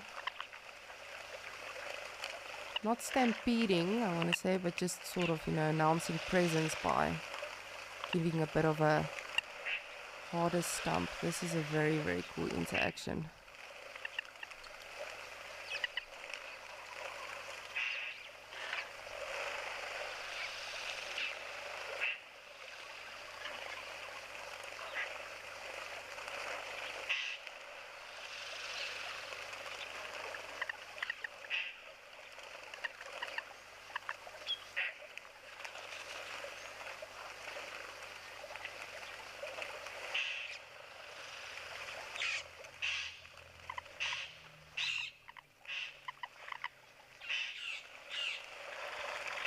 So this one is a young bull, and he might actually, test the waters with this crocodile and see, because they tend to be a bit more dominant. Well, cheeky, I would call it, because sometimes it's a bit out of place, but of course they are finding their place in the herd.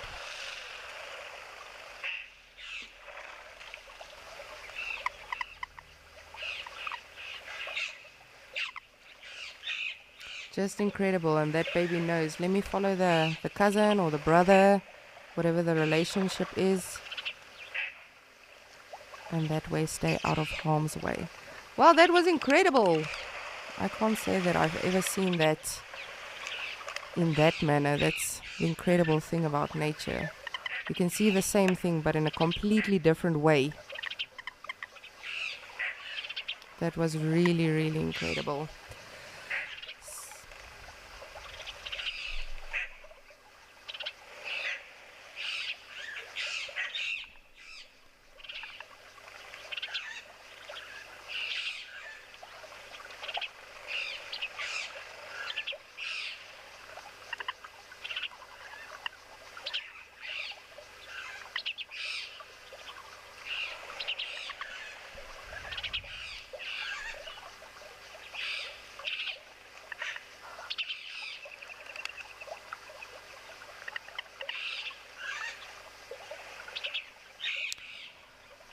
Just so special. Really, really so awesome to see that interaction. Right time, right place, as I say.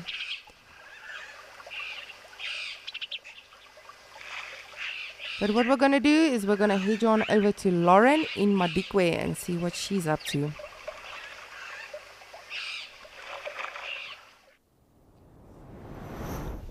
Hi. Any questions?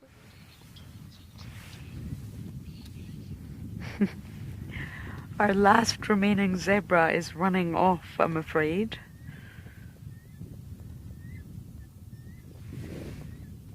Not too keen to be round a water hole. I think elephant and crocodile interaction sounded fascinating. There are no crocodiles in this dam as far as I know. The zebras didn't want to hang around for too long. It's not safe to be around a water hole, especially when you're bending over to drink.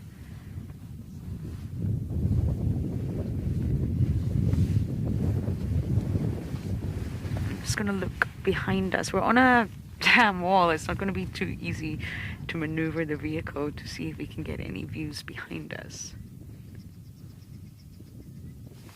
We can't.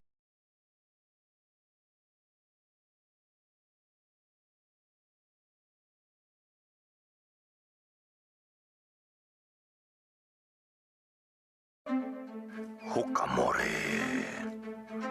Oh, here's an impressive looking male leopard. Look at that neck on him. He just looks ready for a fight. This is only the third time that we are seeing him that is known as the Hukamuri male, and he certainly has a lot of character and atmosphere. This is gorgeous. Hukamuri having a drink at one of the little seasonal pans that's filled up after that beautiful rain we had last night. First time seeing Hukamuri, isn't he beautiful?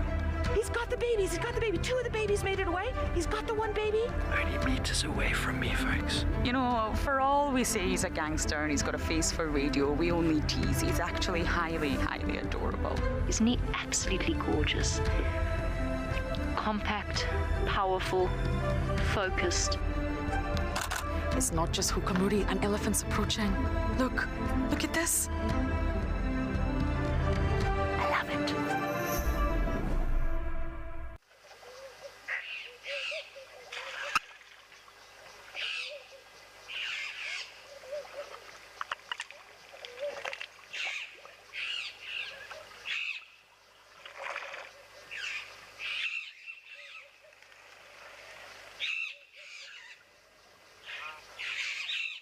Crocodile, but also not really. Just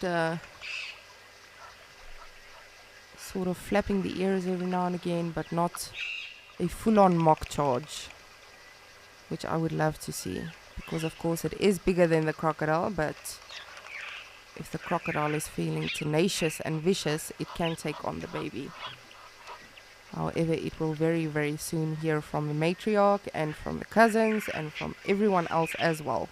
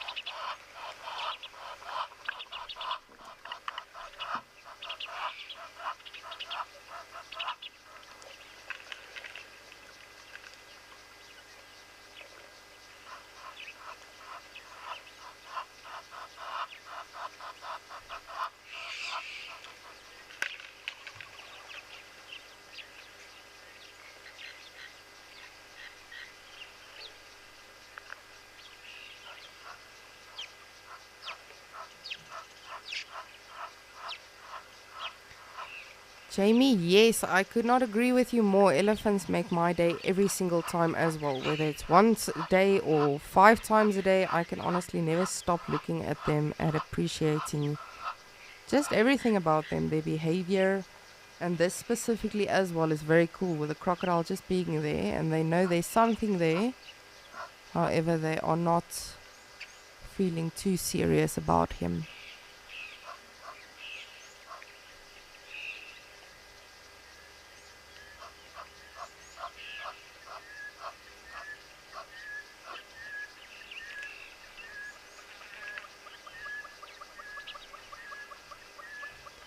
But with this cow, you can see she is deliberating. It might be the matriarch. I won't be able to tell you for sure. But you can see she is smelling, she's listening, she's got her ears open, which of course makes her look bigger and more intimidating, just like the warthogs we saw earlier that had their hairs up. So she's just literally deciding now if she will let this crocodile just be, or if she's gonna chase it.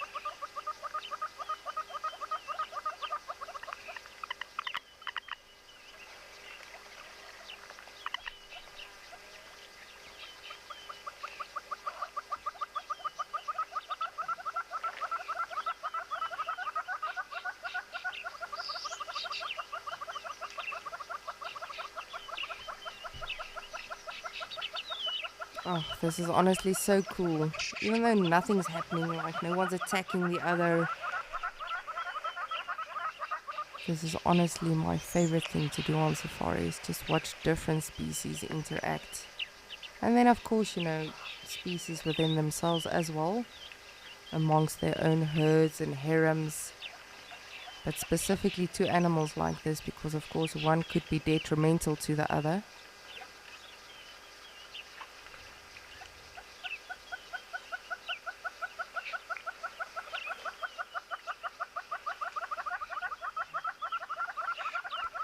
Just want to make sure that they are in fact wandering off and not just looping around to this jacuzzi, or this hot tub as I call it, or their splash pool, because often they will do that. You would think they are leaving, ta-ta, goodbye, and then you just hear them splashing on the edge of the watering hole where you could not see them.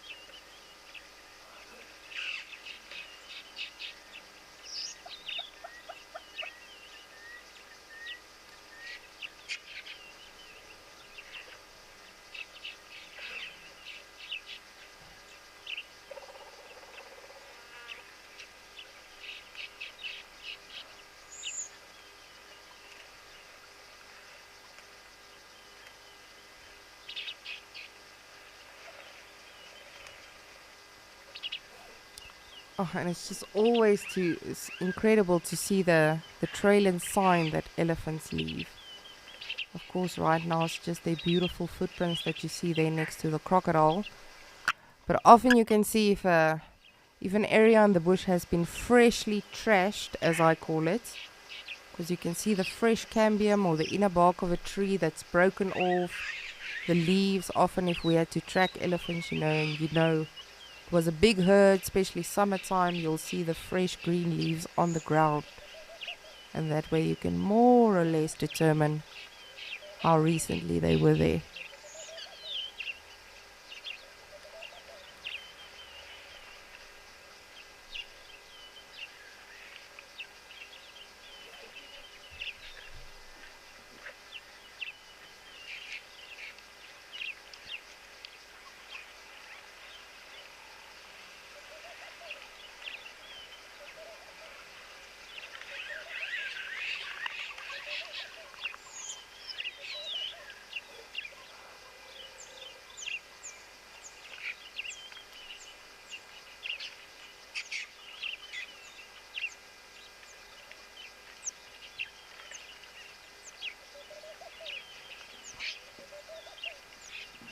Amy, yes, definitely. That crocodile could have reacted differently to a calf. However, had the calf been alone. But that will almost never happen, as elephants are, of course, very protective, especially the mothers over the young, and the general herd dynamic as well. They are very, very protective of one another. So the crocodile might have done something differently. However, an elephant calf, even being a baby, is still very big. So I think on land like that, being that vulnerable, the crocodile will also just have sat still and not reacted. Of course, being in the water, it's got a much bigger advantage because it can hide underwater, it can ambush an animal, and of course that's where they feel safe. Whereas on land, it does make it a bit more vulnerable for them. You see this Egyptian goose thinks it's a flamingo.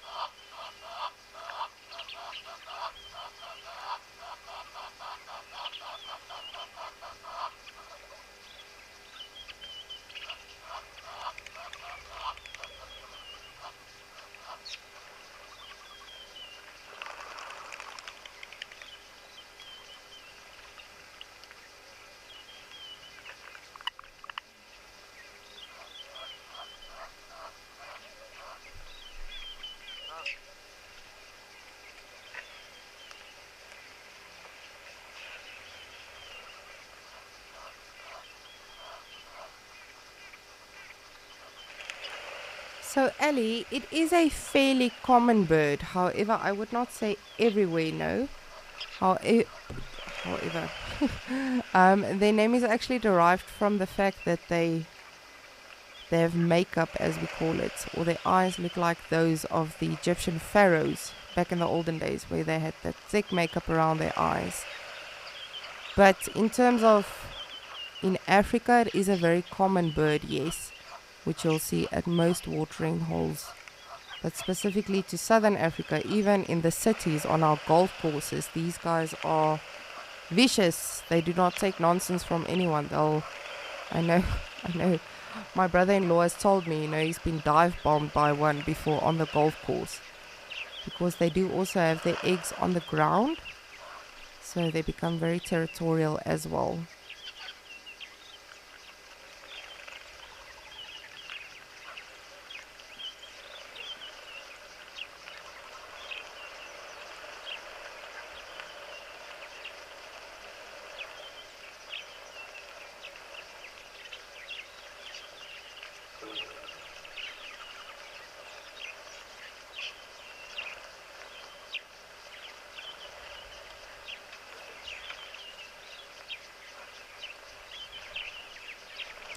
Beautiful. The wildebeest also came down for a drink. As I said, we had a bigger herd here this morning, but of course they will come in drips and drabs. Now these might be two males that are bachelors.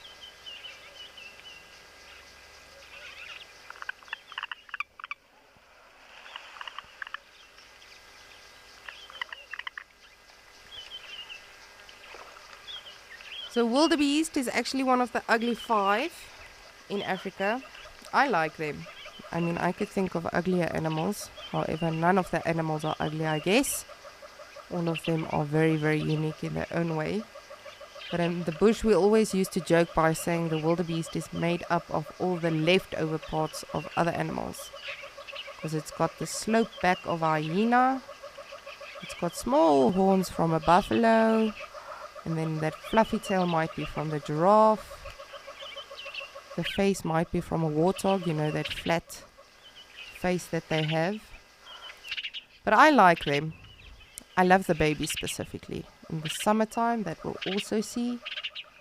They are the cutest babies. And interestingly enough, if you look at the babies, they are very, very light color. And that is for camouflage, basically, because they are day animals. So during the day they camouflage better into the light, whereas the adults are more prominent, standing out.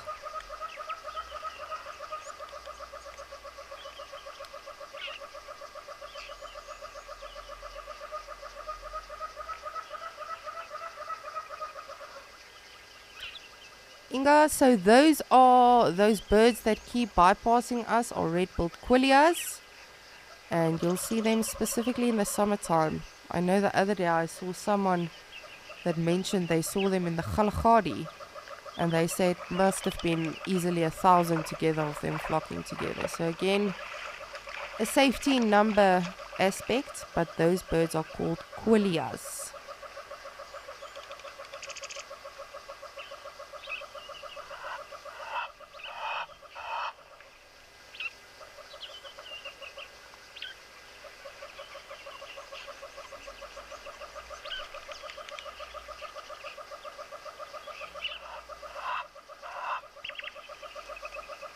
And of course we can hear the Egyptian geese, that those are the Egyptian geese. And then a that persistent sound Those are the go-away birds. Grey lory, or as they are now called, the grey go-away birds.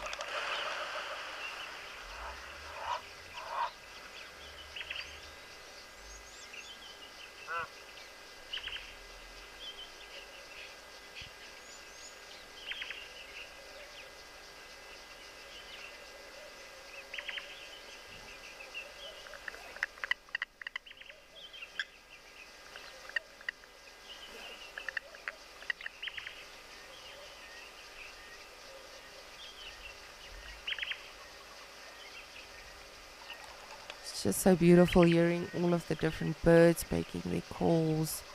Specifically on days like this, it's always, well, I've always found it's a good day for birding.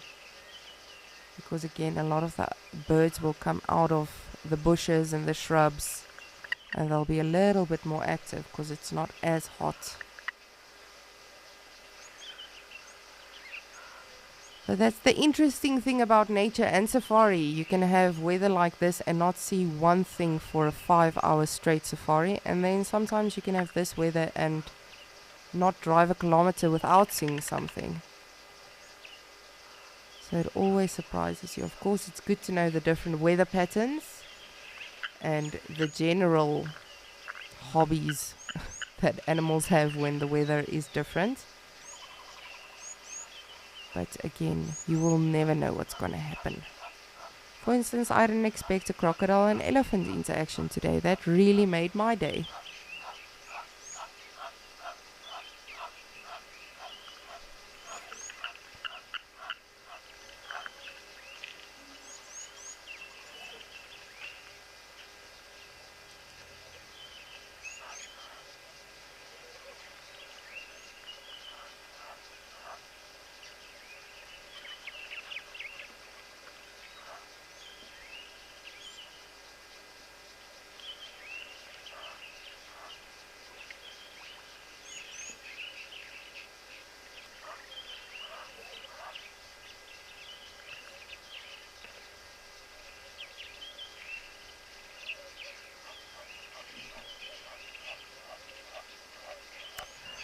Well, I do hope we'll see some more elephants and some more animals coming to interact with our crocodile friend.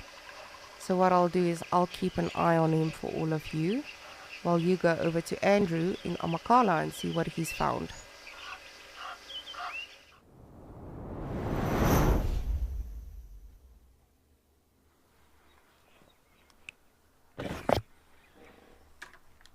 So we've moved off from that elephant bull that disappeared into the drainage line as expected, and driving along we have located a leopard tortoise, which is quite nice. You can just see how well camouflaged this animal is on the road. And I was saying to BK just the day before yesterday that we're going to start seeing a lot of tortoises now because of the rainfall, and they come out just after the rain, and it's a good time to see them. Leopard tortoise. So it's one of 3 tortoises actually found on Amakhala Game Reserve. The other one is the ungulate or geometric tortoise. And then if you're very, very lucky, I've never seen one here, but they are around every now and then, is the parrot-beaked tortoise.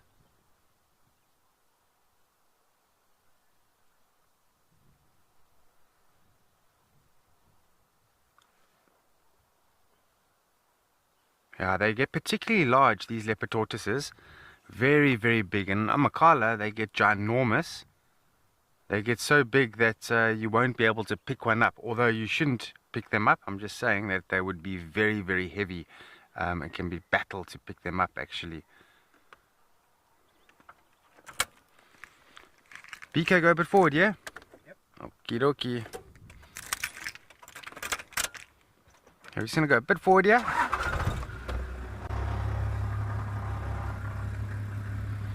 Should I turn in like this, then wrap around? Alrighty. So we're just gonna make a nice little horseshoe over here. Oh, look at all these yellow button flowers. My goodness. Yee. It's almost like a blanket on the ground here. And I think this leopard tortoise might be after that. You might go off there and eat those yellow button flowers that are busy flowering.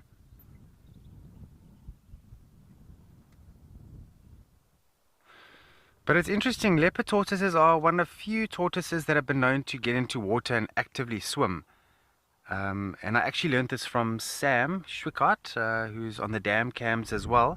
She told me that leopard tortoises go into water to hydrate, swim in water that is, to hydrate, but then they actually absorb a lot of the water through their cloaca. Yeah, that's very interesting. So the cloaca is basically the opening where they urinate and defecate from. That is a cloaca. It's one opening that both urine and sort of scat will come out of, if that's the correct term for it.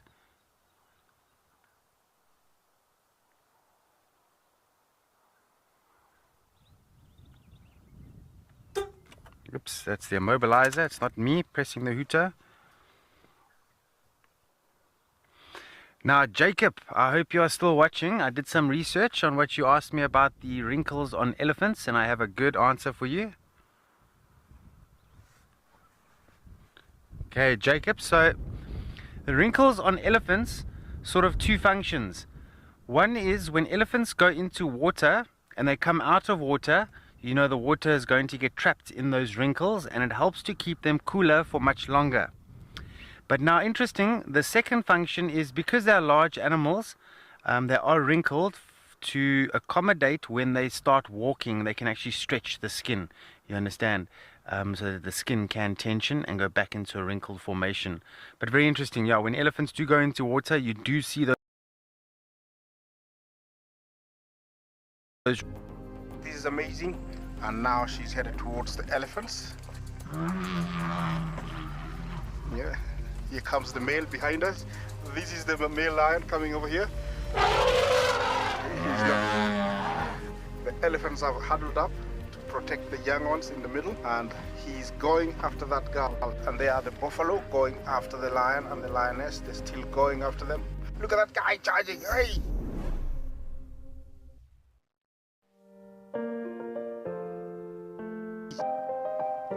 It seems like everyone is joining the party.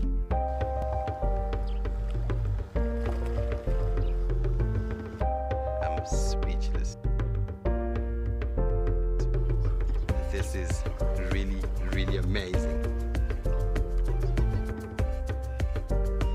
Hyenas love walking.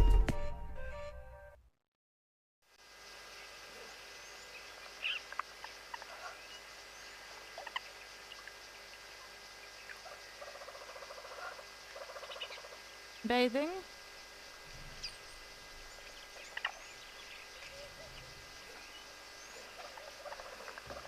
Let's see what else we have.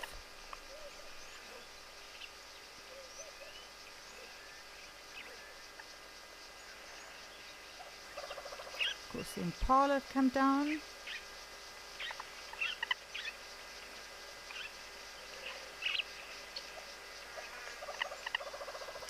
I'm sure the impala are loving the bit of cooler weather that they have.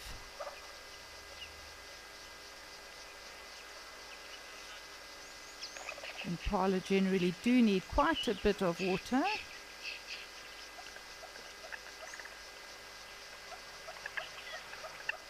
I think just like us, you know, on hot days we need more water. A lot of the animals, like the warthog, for instance, they can go for numerous days without water.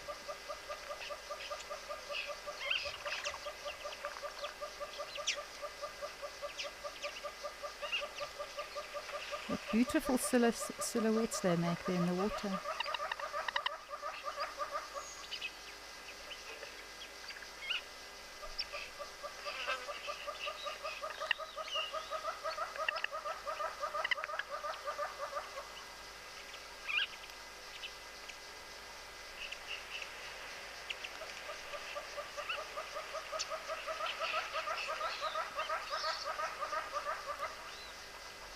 Nadia, thank you for your question. The other crocodiles likely to interact with crocodile.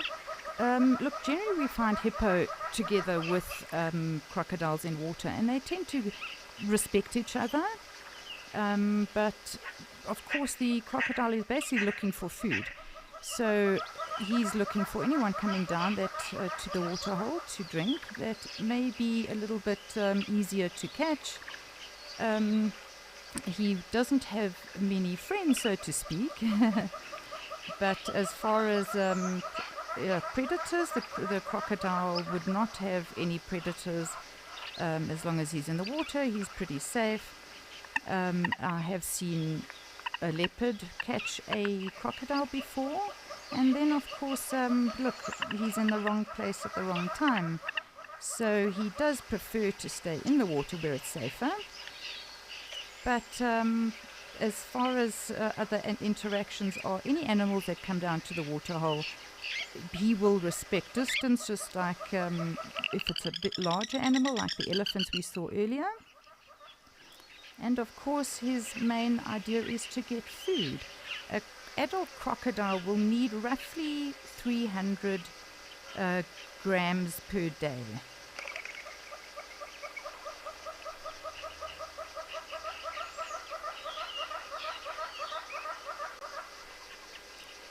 Okay, I want to zoom us a little bit out and go to the left-hand side and see what we can find there.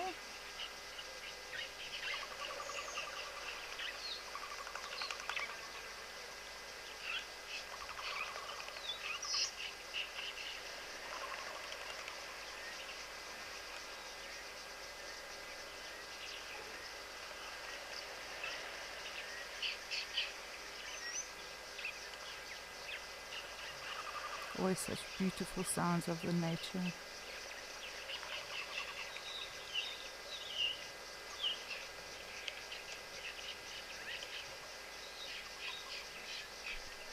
Right, pretty quiet on that side.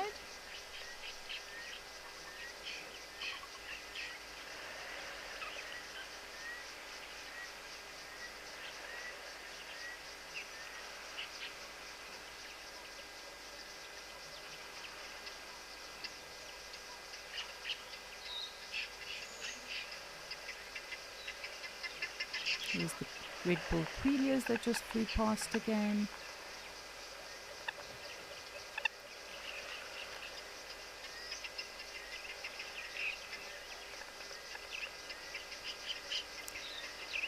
For those that that don't know me, I am Sandra Enslin. I am from Nelspruit. I'm a safari guide. I've been a safari guide for about 30 years, predominantly within the Kruger. And I'm very honored to be doing some work with Wild Earth. Here we are back at our croc. I see he's turned around.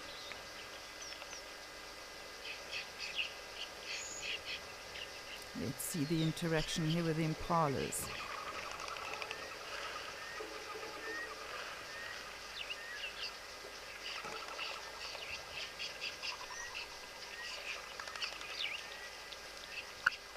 They obviously do see him. They scent him as well.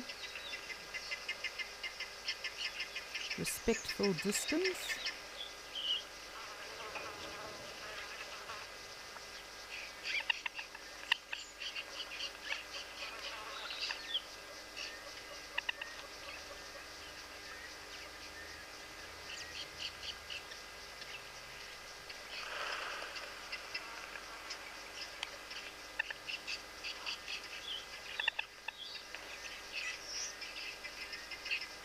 Benny just commented that he's been listening to these sounds all day long. Yes, they are beautiful sounds, aren't they? Very peaceful, Debbie. Thank you. I can totally agree with you.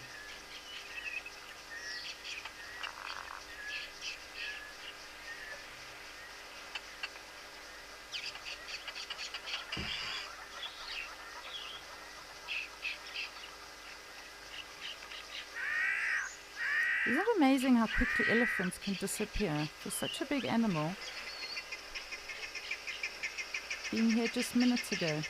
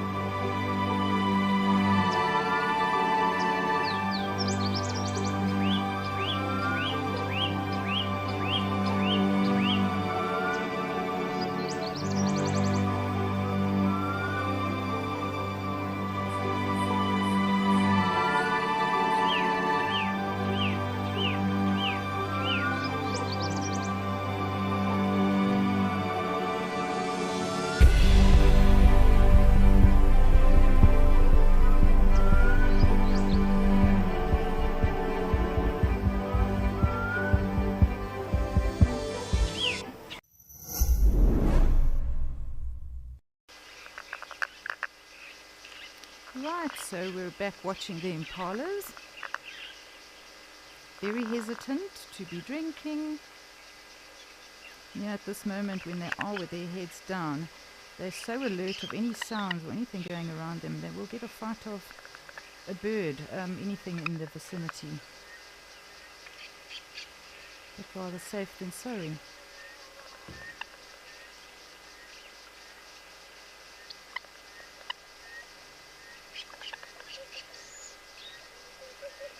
I'll move it a little bit to the right to see what's happening with that crocodile.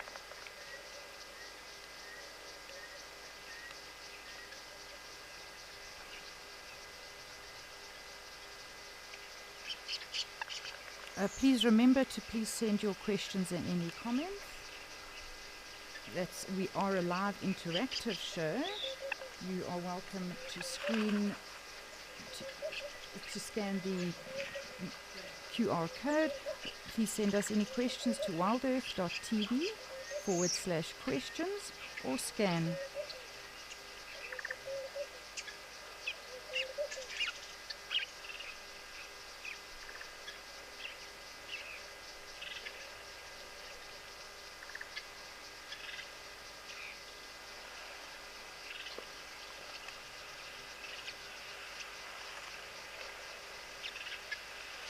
So these crocodiles, usually on hot weather, will be having their mouths open, and it's the way that they cool their bodies down.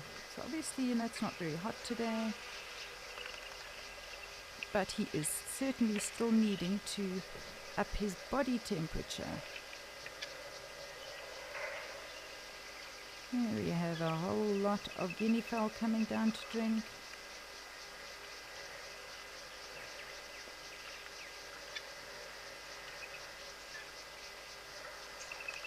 Certainly making their presence known. Let's scan a little bit to the other side and see if there's anything over there we might be missing.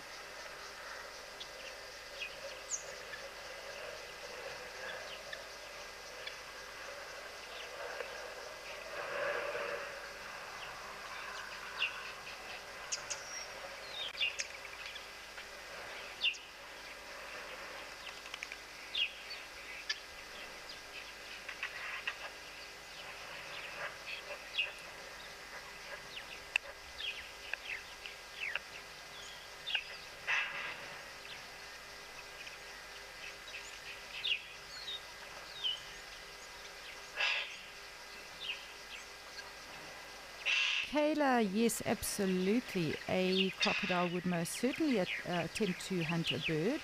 They are opportunists and they don't need mighty amounts of meat like a lion does. So yes, absolutely he would. Ducks as well. And of course all these are animals that come to water.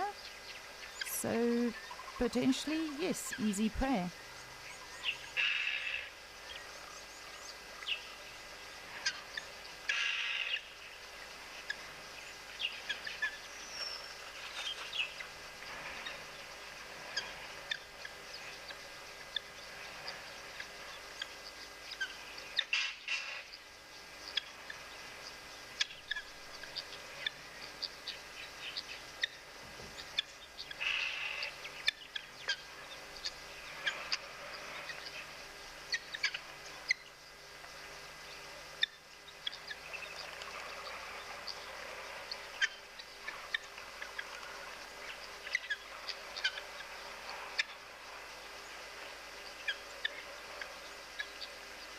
They also seem somewhat hesitant at the waterhole.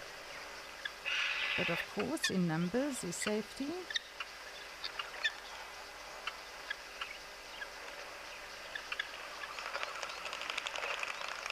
Bit of squabbling going on in the back.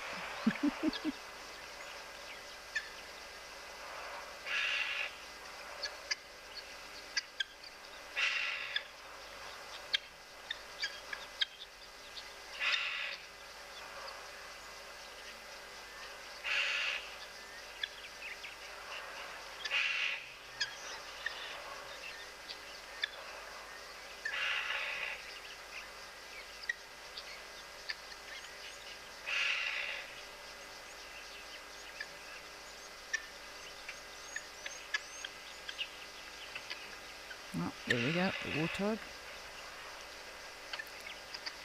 Making his presence known.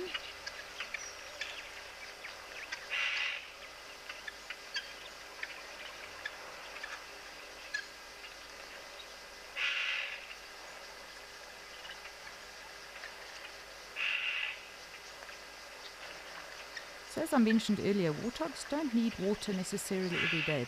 They can go for a few days without water if needed. They do need the water in the mud to protect them from parasites though.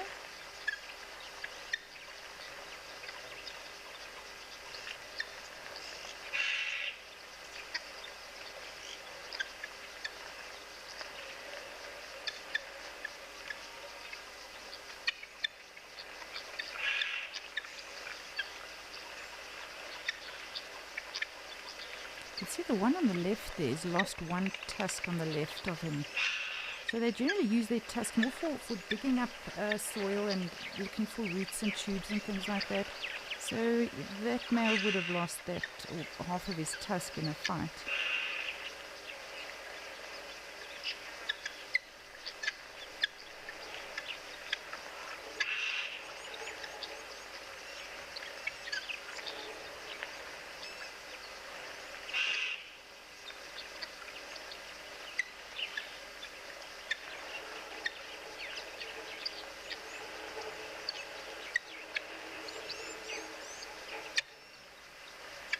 So many Quelea birds flying past the screen here. Beautiful.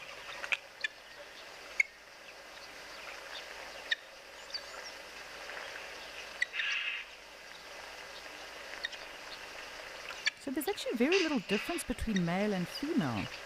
Usually it's very easily to see whether they've got horns or not, size different, color difference. So interesting with the warthogs, what we call warts, which aren't actually warts, they are growths, that on the male it protects their eyes when they're going to combat. So the males have got 2 pairs of warts, whereas the female only has 1. The female will also be slightly smaller.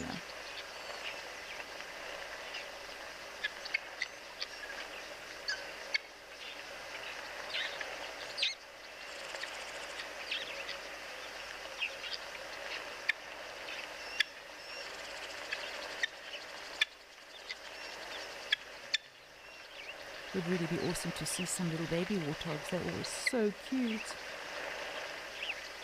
What little animal isn't cute, eh?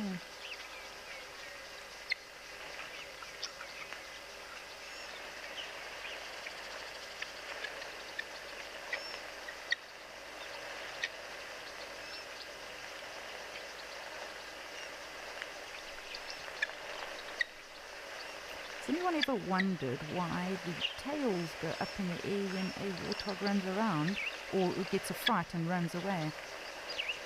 Well, it's all forms of communication, and of course first one is alert, and it makes them look bigger and more aggressive, as well as their hair standing up. But the tail's also up because then it alerts the other warthogs and also the smaller ones to see exactly where the older ones are running through the higher grass. Incredible nature.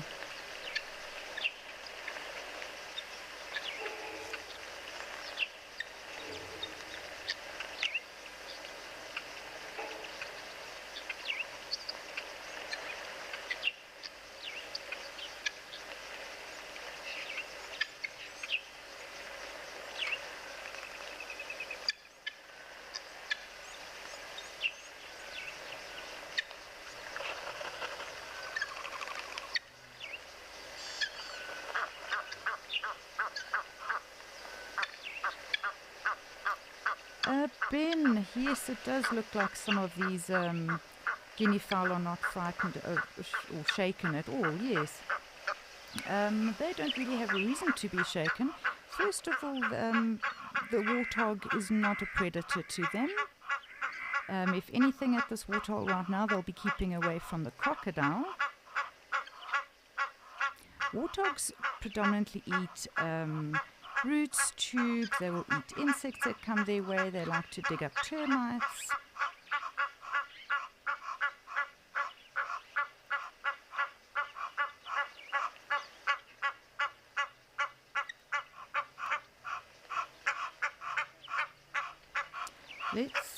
if our crocodile is still there.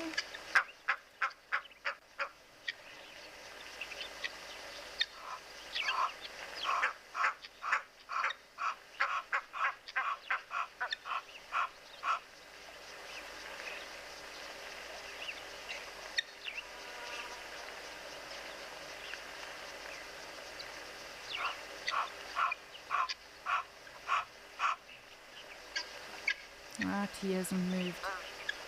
And a plover, feeling quite safe there. Their lapwings.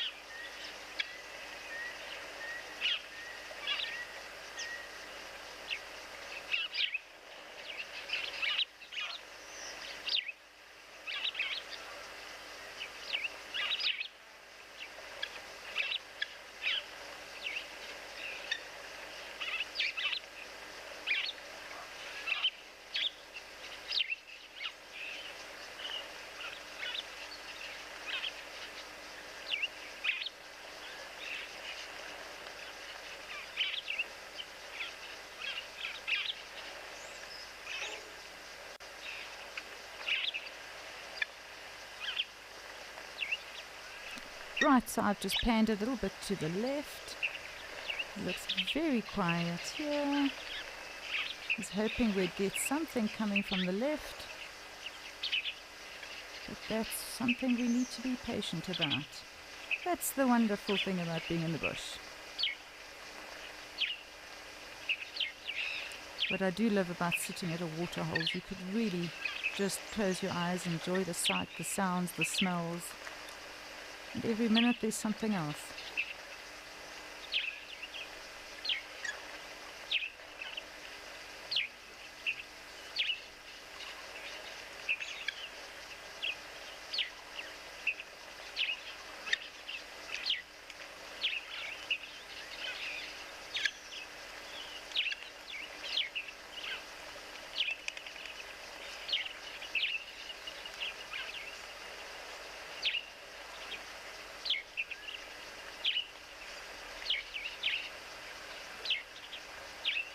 we still have our Egyptian geese here, and the guinea fowl.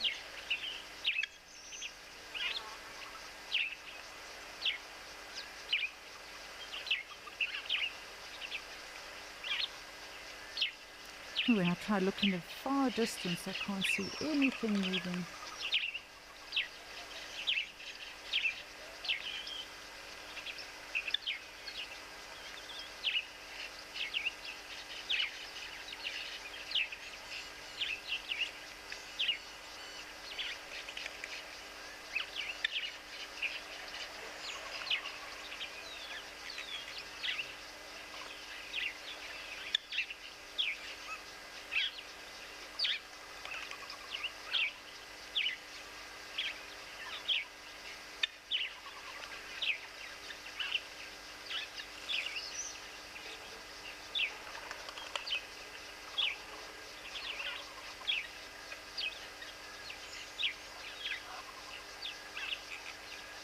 Left wing still feeling quite confident being so close to the crocodile.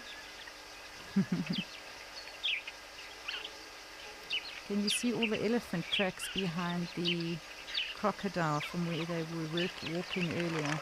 I always find those prints are just the cutest ever.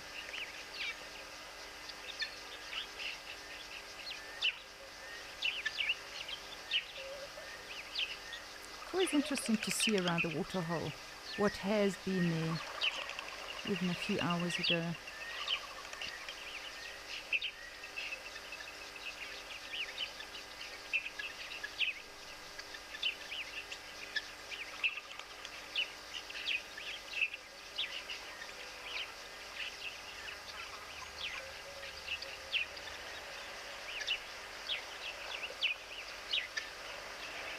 I think these red-billed quailers are enjoying being on camera.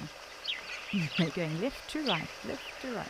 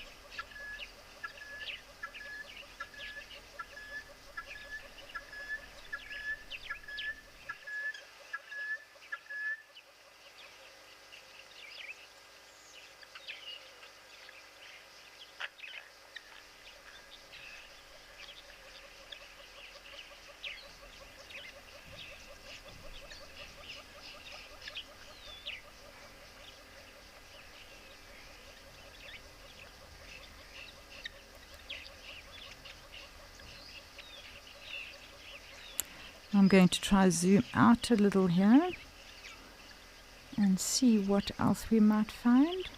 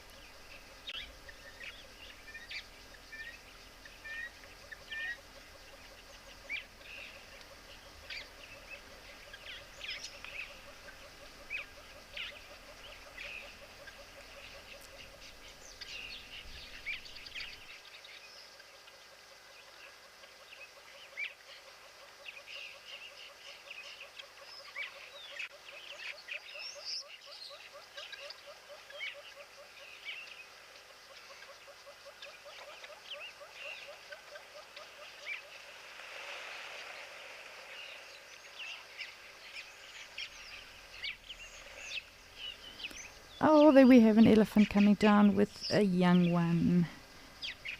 All right, it looks like a family. Let's see how they react with the crocodile.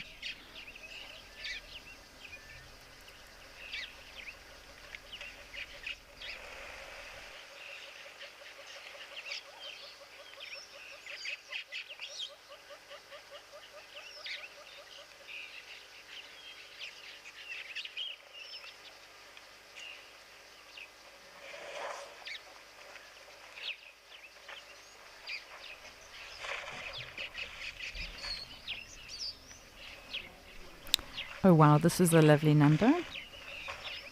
I'm sure that crocodile's going to feel a little bit intimidated. But let's see.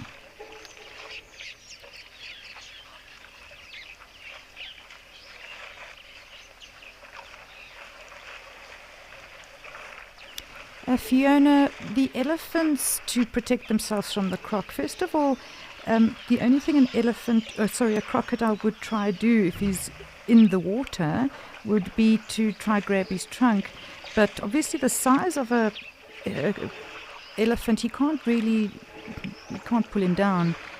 So he cannot do much, but he can certainly impact some pain and possibly take, perhaps rip off some of his trunk.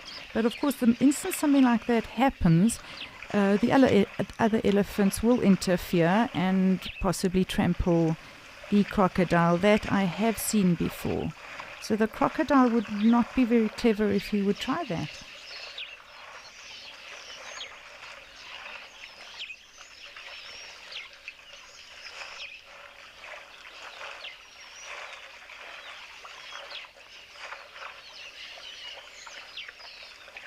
They all do sense the crocodile, but because the crocodile's not doing much and just standing still, he doesn't show a threat to the elephants.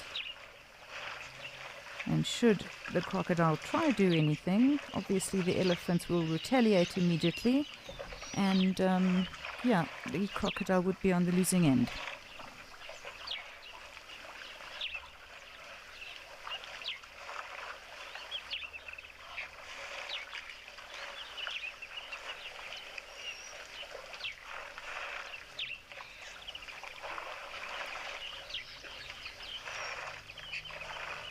So we always know on hot days we ourselves need a whole lot more water than in general.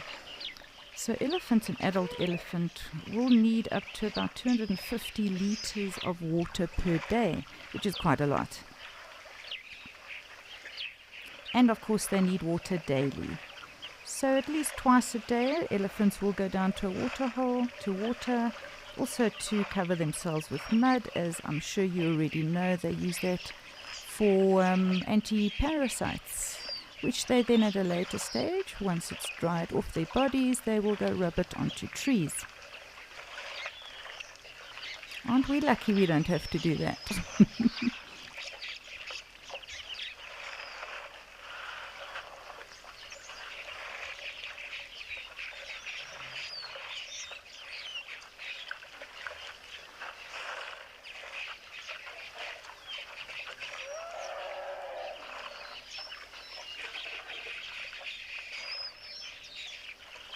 Interestingly, a trunk of an adult elephant can hold up to 8 liters of water.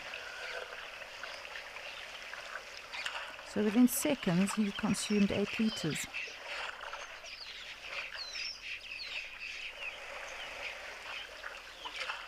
Personally, I struggle with 3 glasses.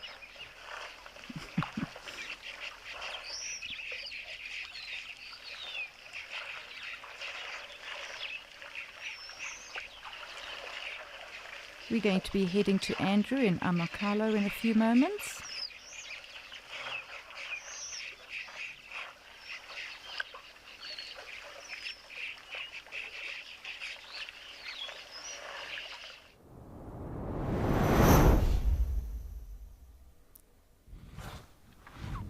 Some plain zebras here at Lievenbosch Flats or Plains. We are just we are just west of Lievenbosch Pan now, and some zebras just in the middle just milling around there and grazing and sort of socializing with one another.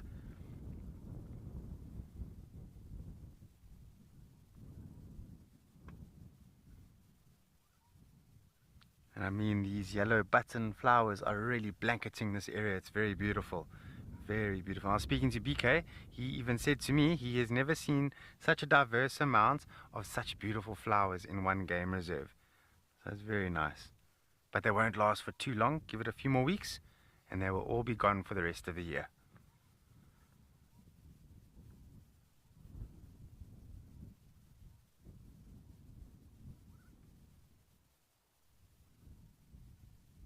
Shame, these zebras just conserving energy. Don't want to walk around too much, otherwise they're going to just get too hot. And just grazing in the open. But the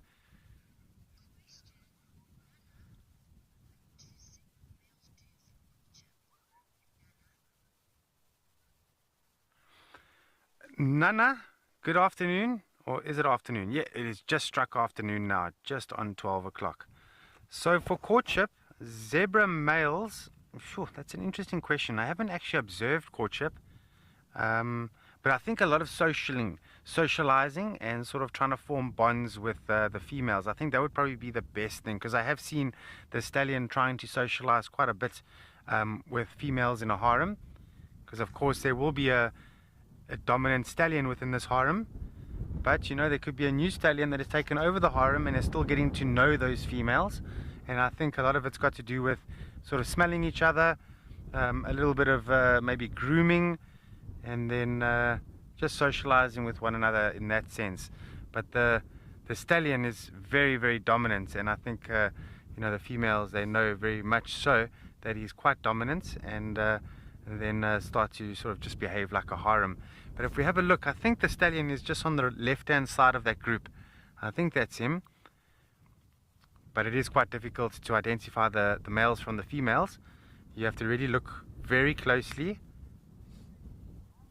Definitely behavior is a big one. So the stallion just sections himself a little bit away from the rest of the group, constantly looking backwards and looking forwards and having a look around to see what's going on in the environment. Is the harem going to be in danger? And then also, are there other stallions that are in the nearby area?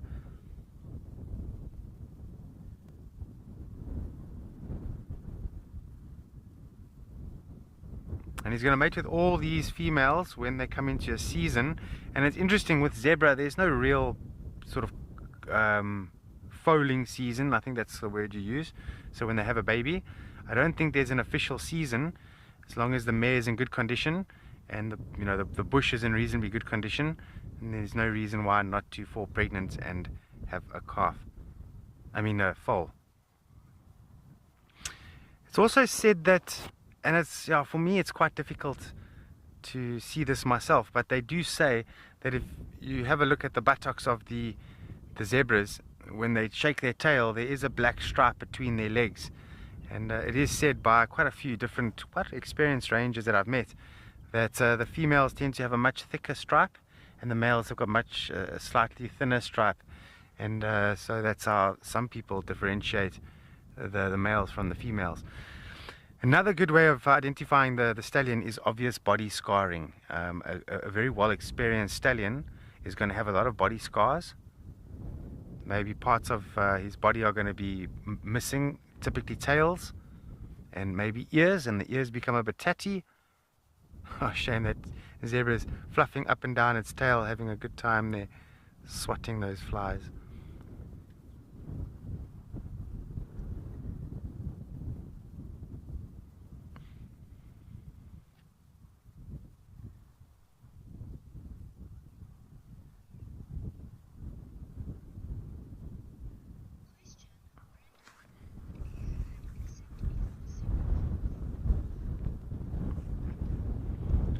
Brenda, good afternoon. I doubt that very much. So a foal that is lost and is roaming around the bush without the mother, that's very rare to happen. The only way that can really happen, I think, is if perhaps gets separated by predators, and then the predator doesn't manage to get the foal, which is also quite unlikely. But if there's a foal walking around here and it's lost and it can't find the harem, then you'd probably find that if it did make its way towards that harem, the females are not going to show any interest in that foal. It's not theirs. And the stallion is definitely not going to enjoy the presence of that foal because it's not his foal. So he might even be quite aggressive towards that foal. And I know in some situations stallions can kill foals. So it could be that he might kick it to death. And I have seen this in one reserve where one of the zebra foals was born in the harem. So it was the stallion's young. Or the stallion's foal, and the foal was not behaving like it normally would. It was very weak, it wasn't strong. There was definitely a problem with that foal, and the stallion went to that foal and was sort of encouraging it. Looked like he was encouraging it to stand up, trying to pick it up, but it got more and more and more aggressive, and he was sort of hitting it with his head. And then eventually he turned around and started clapping it with his back legs, and he kicked the foal to death, and left it there. And the mother, she's given birth to this thing, this foal. She's put a lot of time and effort in this foal, but she just stood there and watched, because almost as if to know that her young was not going to survive, and she would rather just fall pregnant again than raise a foal that is most likely not even going to survive, and very likely that it's going to attract unwanted attention.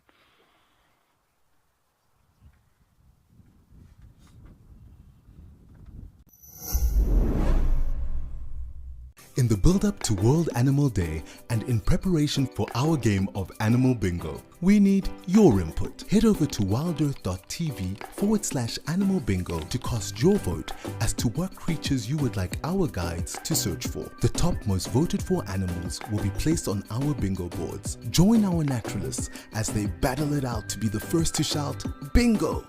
You can tune in daily for the Sunset Safari to catch it all.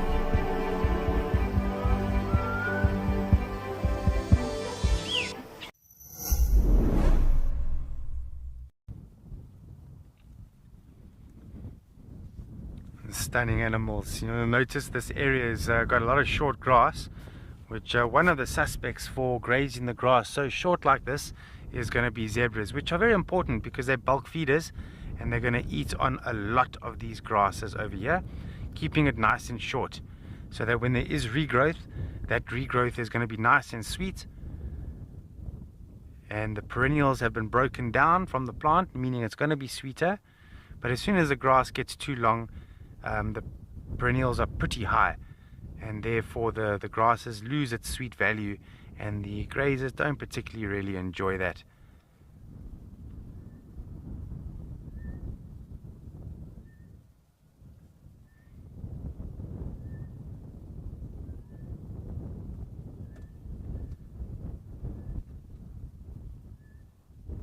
all spread out a little bit there. See, that stallion is behaving classic textbook stallion. One of the respective guides who used to be out here in Amakhala actually witnessed zebras fighting, and one zebra bit into the zebra's sort of hind quarter and took a chunk of the hind quarter out, like almost like biting into an apple. That's exactly what it looked like. And but that zebra healed up.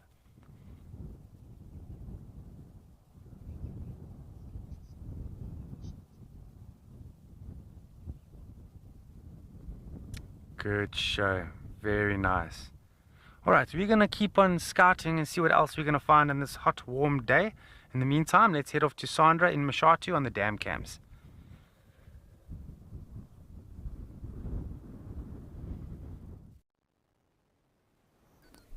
All right, we're back at Mashatu. Andrew, what awesome zebras you have there. I think I counted at least 5 pregnant ones. Absolutely beautiful. Thank you. So we have our Ellies. Oh, there's the one resting his trunk. Now these are all family herds, so they all know each other really well, and the females will stay together most of their lives.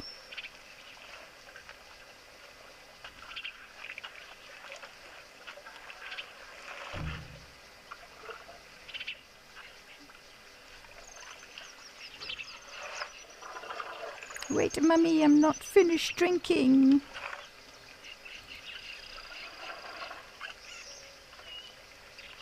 Ah, there's the others on the left. No rush.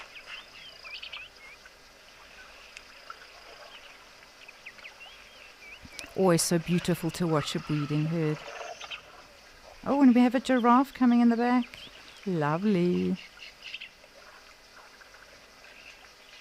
Usually if we see a giraffe on its own, we know that it's a male, but very often we just don't see the others yet. So we'll see the interaction soon.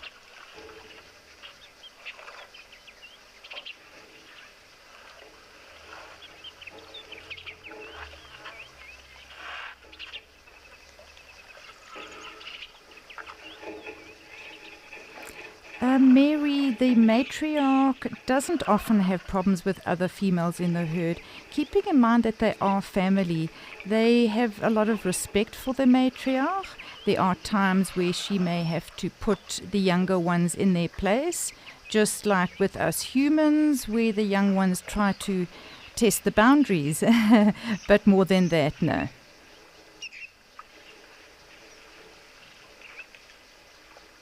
An elephant behind the bush that's sunbathing. Seems throwing sand up on him.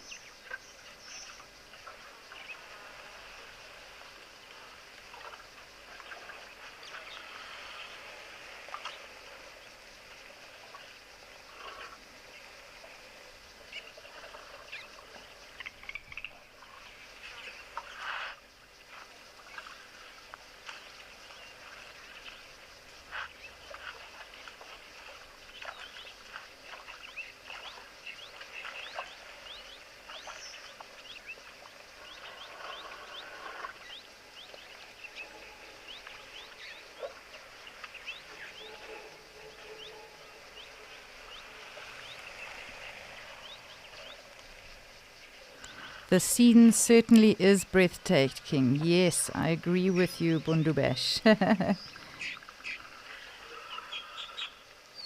Ellie's in the foreground, giraffe waiting his turn. Quite possibly he wants to move to the other side. I'm just going to go a little bit left and see if we can see him get into the water. There's quite a few acacia trees in the way.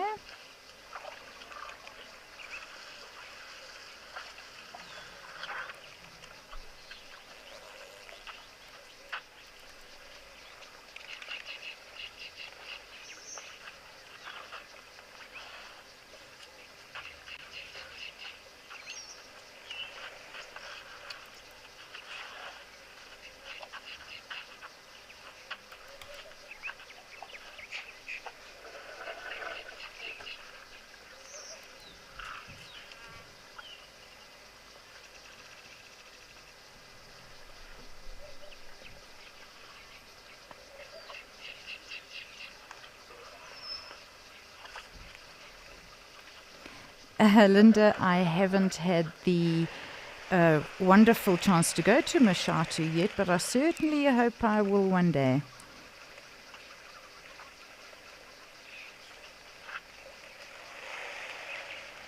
Can you see those wrinkly skins of the adults? Now, those wrinkly skins, interestingly enough, are actually helping them with moisture on their skin.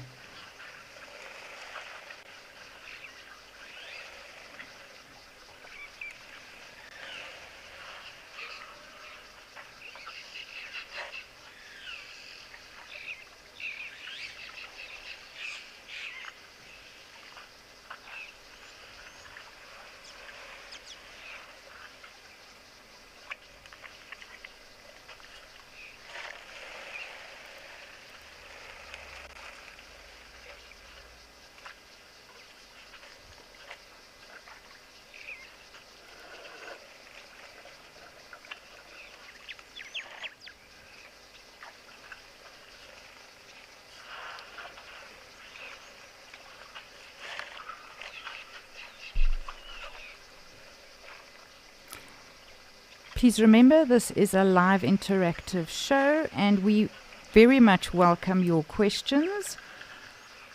Please send your questions to wildearth.tv/questions or scan the QR code.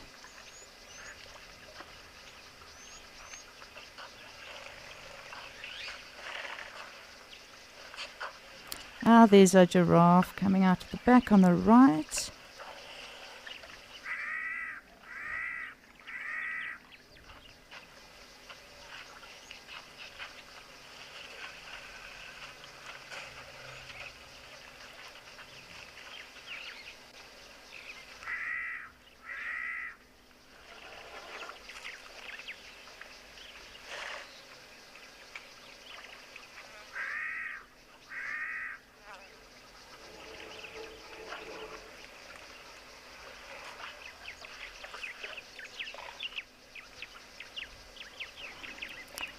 Well, Sophia, what makes elephants unique? My opinion, well, I absolutely love them. I have such a love for elephants and I find them intriguing. I find them exciting. There's so much to learn from them. I think they are extremely intelligent animals and very interesting family life. So to me, there's so many different aspects. One can't really pinpoint one precise.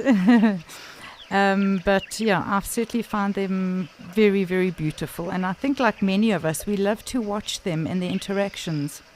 So there we have the wildebeest, also known as the gnu, coming down for water, being pushed away a little bit by the giraffe.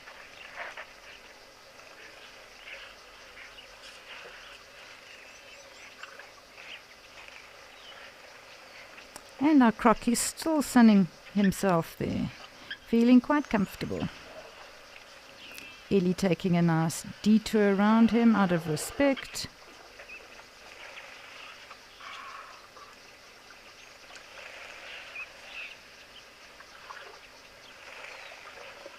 Oh, I was so hoping to see the giraffe drink water. That always looks so awkward. He's certainly waiting for his turn, though.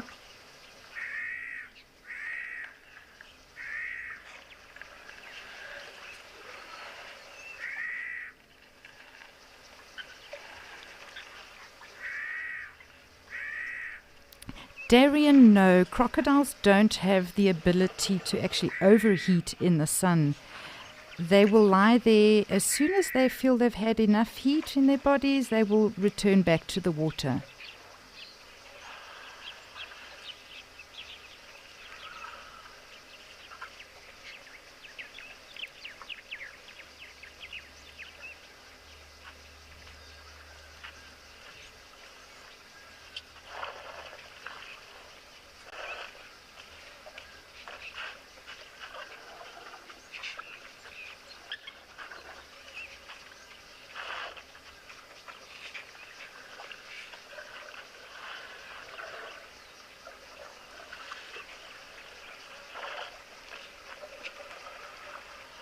It's interesting to see how the giraffe, just like many of the animals with their prints, how they disappear into the bush. Behind that acacia tree, you can hardly see him right now. It's the movement that catches your eye. And also if he's got his head facing the opposite direction, you see the two white ears.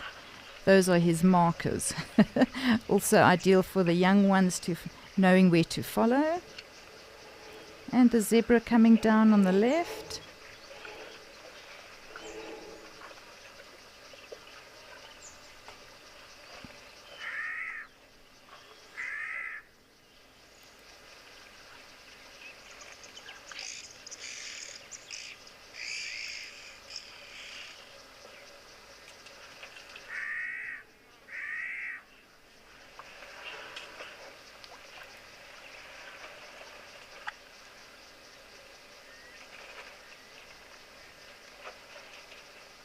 Yes, Mandy, exactly. This waterhole can get very busy.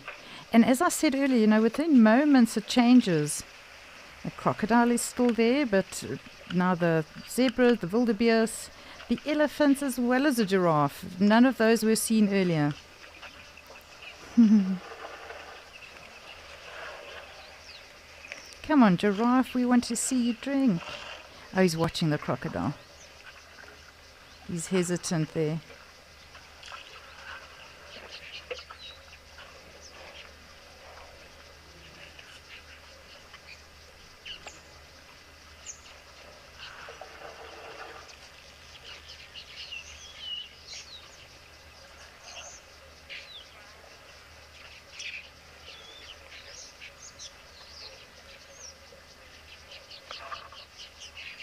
Also, the zebra is watching him.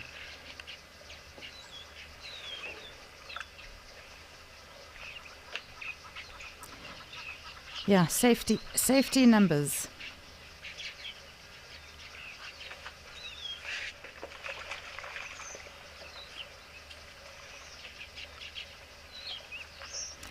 I must say I haven't ever had a strange interaction with a zebra herd that I can particularly remember, Sammy. They're generally very social creatures. I think they're very enjoyable to watch, but any strange happenings, I can't say I've experienced. No, I always think it's quite funny when they get a fright so easily, and often they're in a large herd and the one lets off a little air fart and they all go running. It's always quite funny.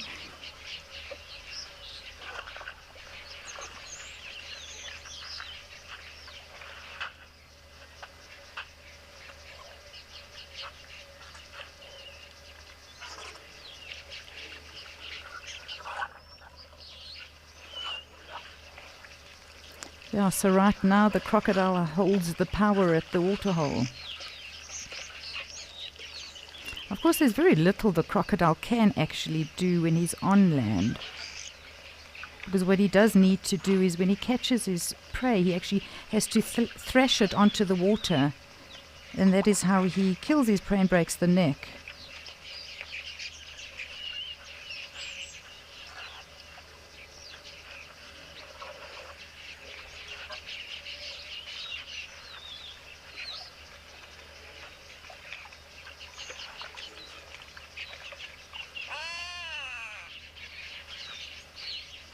Grey Louie in the background. Go away.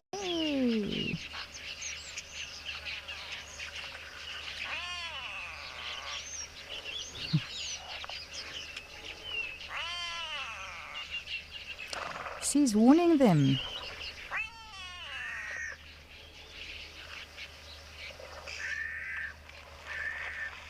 See, one sound.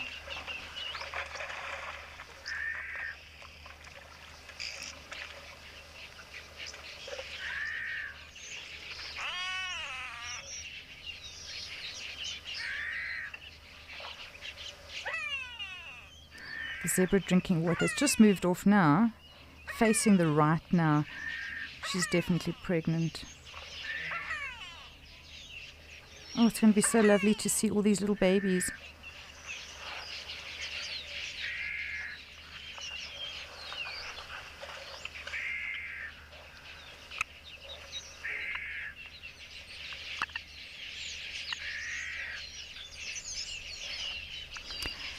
Crocodiles would communicate with each other, Tammy, thank you for your question, mainly in the water. They ripple their bodies and they have these spikes on their bodies where the water vibrates off. So that is how they communicate in the water.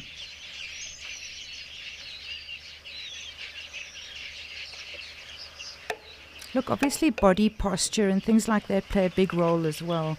Anyone will puff themselves up to look bigger and stronger. He would obviously also open up his mouth to show he's intimidated. I'm here, I'm stronger.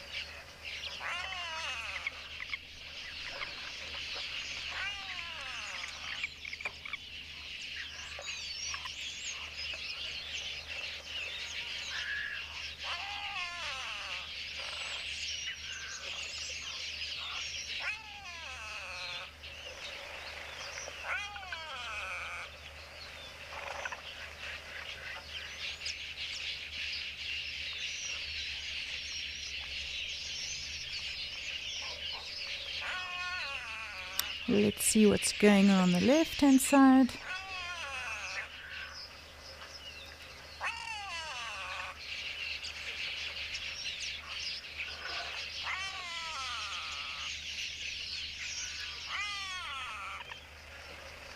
I see some illies.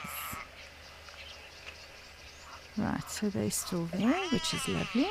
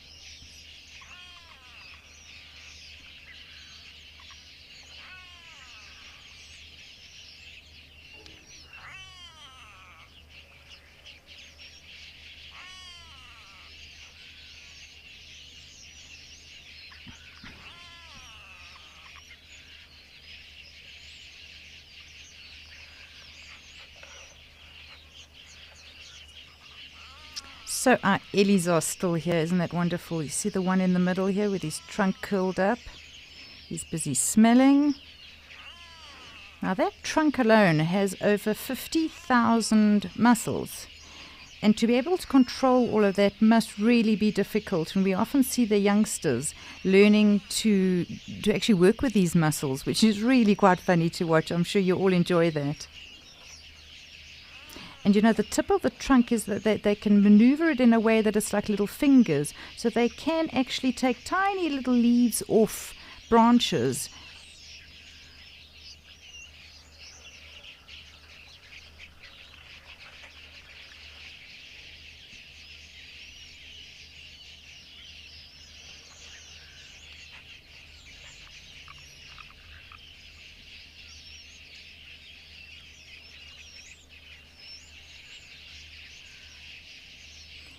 Zane, you just asked me which is the loudest bird here at the waterhole. Well, I would say at the moment I'm hearing the grey lory, which is also called the go-away bird. I'm also hearing the helmeted guinea fowl. But of course, when they're in groups, they will sound a lot louder.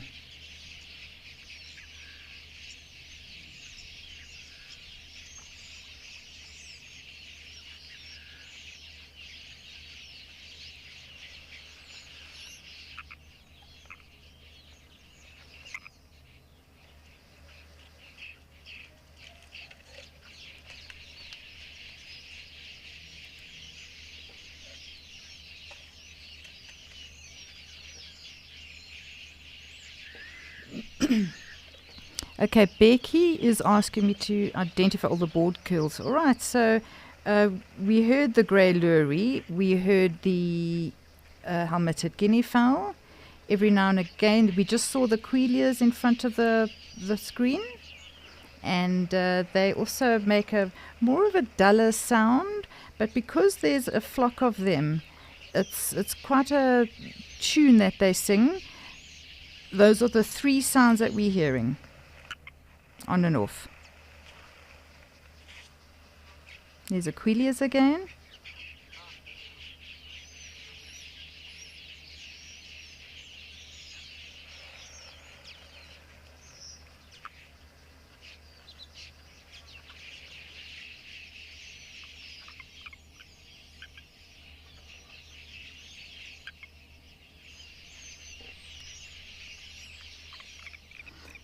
So that little Ellie in the middle there, doesn't look like I'm seeing any tusks protruding out as yet. They usually start showing at about 2 years, so you can more or less judge the age of an elephant.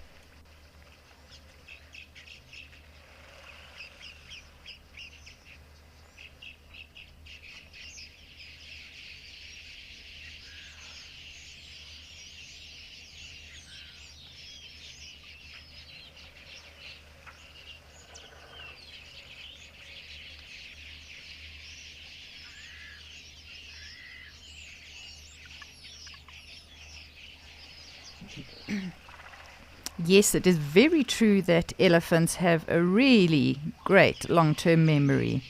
That is a fact. There's so many stories written of the memory that they hold where people have, or a person has assisted them from birth perhaps, and been there to help them grow up or help them survive a certain situation. And the elephants will come around generally to show that they remember this. Also at a death of somebody that is very close to them.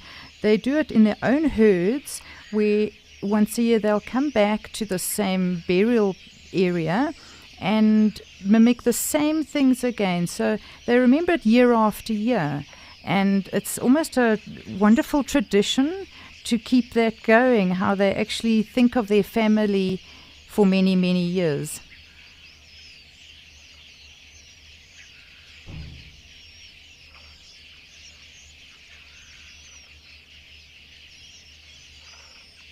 Being affectionate there on the left.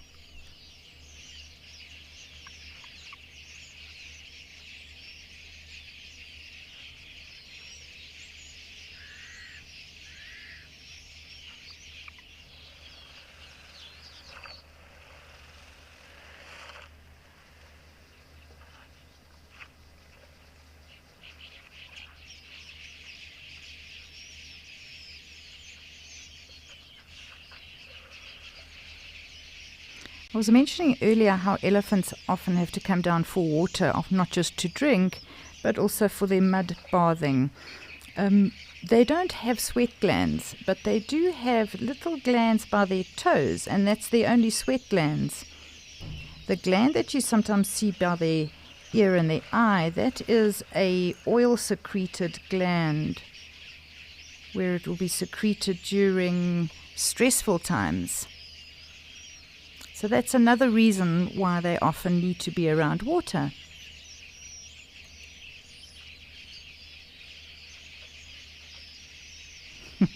Having a little rumble in the back. Nothing serious there. Just like brother and sister at home.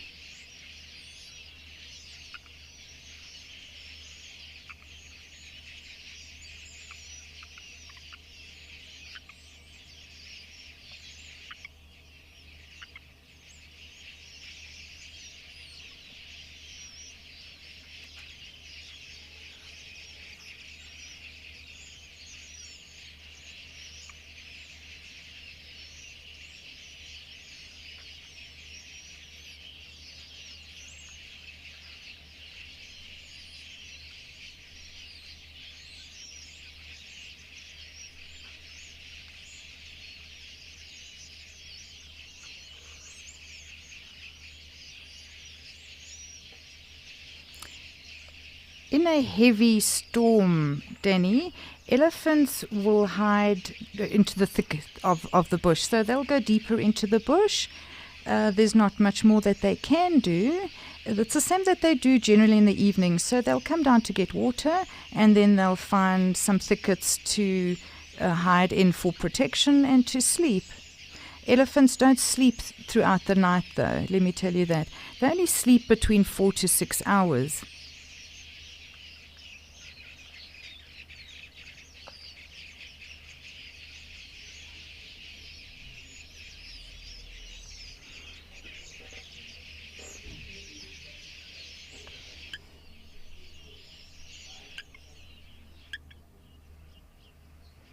There's our wonderful Quelias again. They really do love the camera.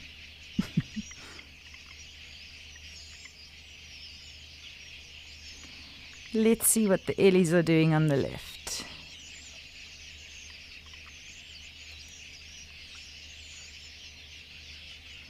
The younger ones will always be following mum or aunt or sister.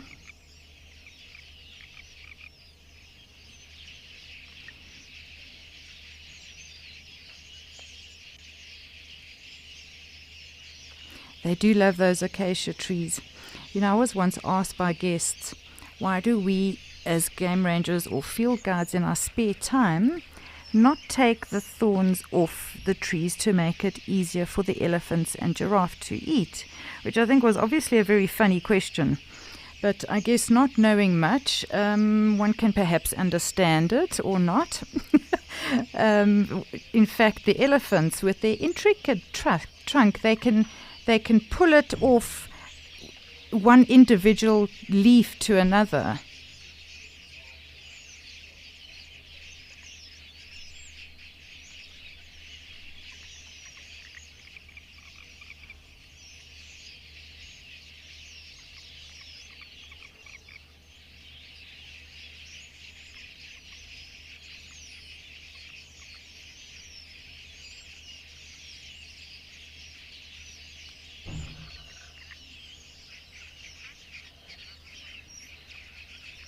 Right, we're going to go see what Andrew has got at Amakhala.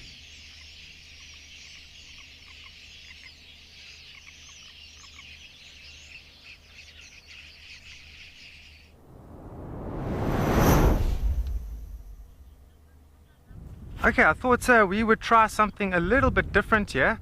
We would talk a little bit about the wildflowers that we are seeing out here in Amakhala. And this is one of the most prevalent ones here that is found on the Liebenbosch area. So I'm just going to get a piece of it, and then I'm going to give you a nice little explanation about it.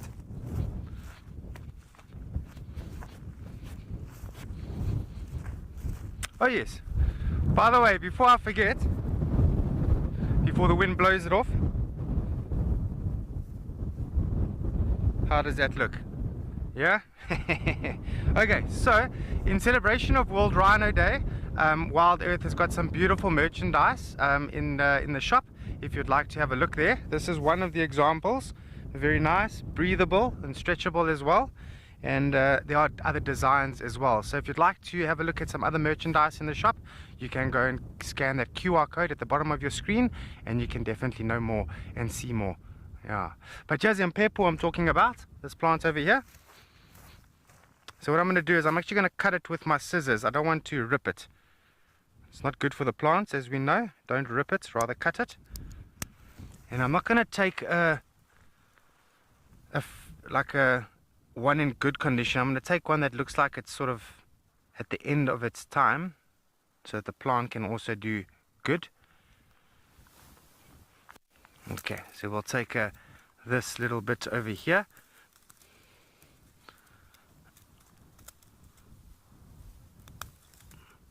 So you try and cut it at a 45-degree angle, apparently less stressful for the plant, opposed to ripping it or hacking it. So that's nice and neat.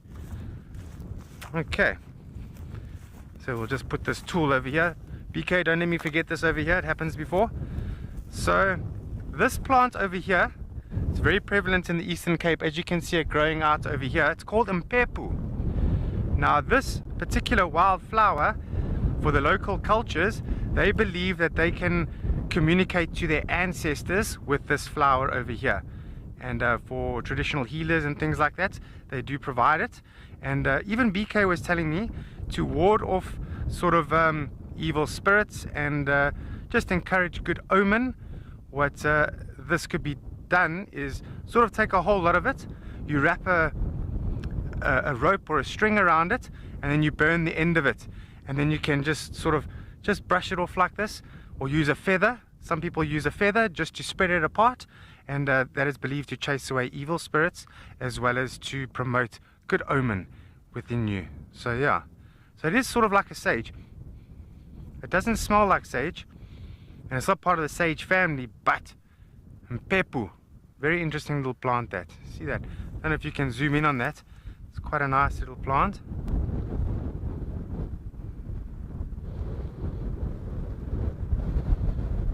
Yeah, and that wind is definitely pulling in there, yeah? Alright, nice one. And mpepu. Just going to put this back down, not forget the Leatherman. This is one of my ultimate tools, most definitely. And I'm just going to get back into the vehicle now, and I did see a group of zebra that are just moving towards us. It's the same group that we've been seeing, but let's take a look. Let me jump back in the car and start it.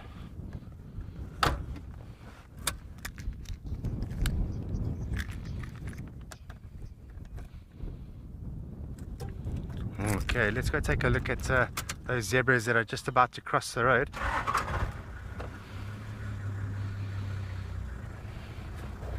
Alright, lots of mpepu growing out here. Lovely.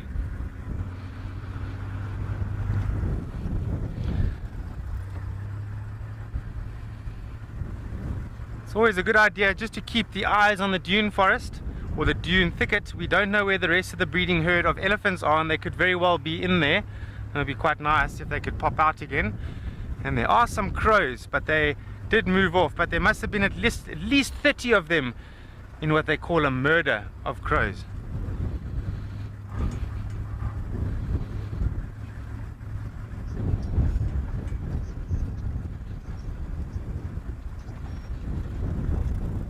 Greg, oh thank you, I'm glad you enjoyed that little piece of, you know, the bush. And also BK helped me with that. Oh sorry BK also helped me with that. He's also got some information about some of the plants, which is quite nice. And definitely we do an old switcheroo. I educate him about the bush, and he's also educating me about the bush, and that's what makes us quite a good team out here. You agree, BK? Most definitely. And there they go, just a nice small dazzle of zebra. 1, 2, 3, 4, 5, 6, 7, 8, 9, 10, 11.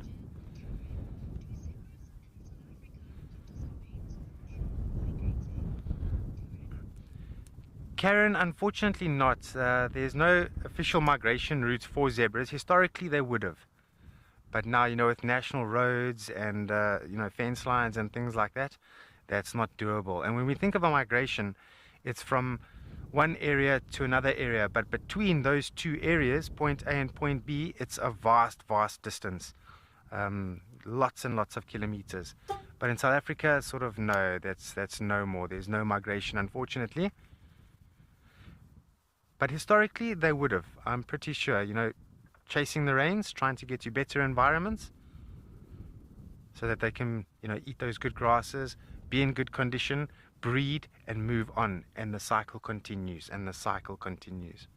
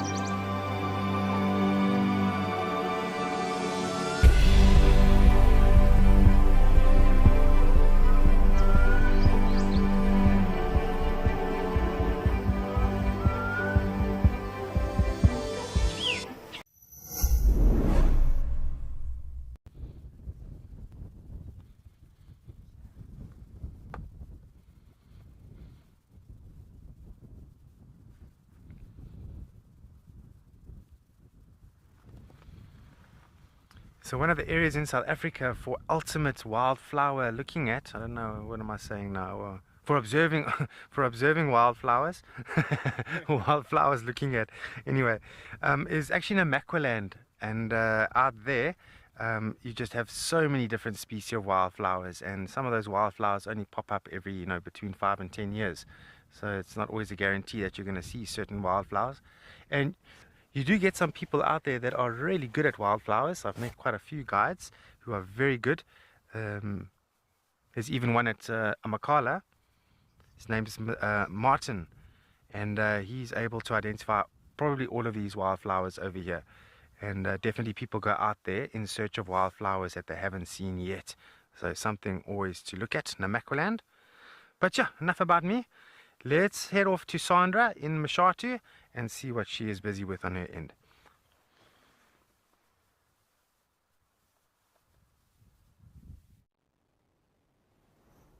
Well, Andrew, thank you very much. That was absolutely beautiful. The Mpepu flower and the dazzle of zebra and the murder of crows. Very interesting.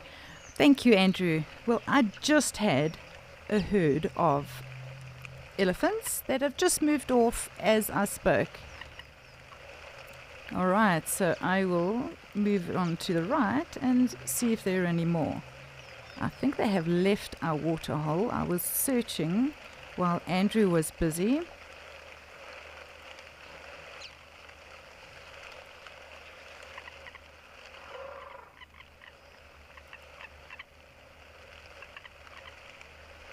Oh, there we go. Lovely.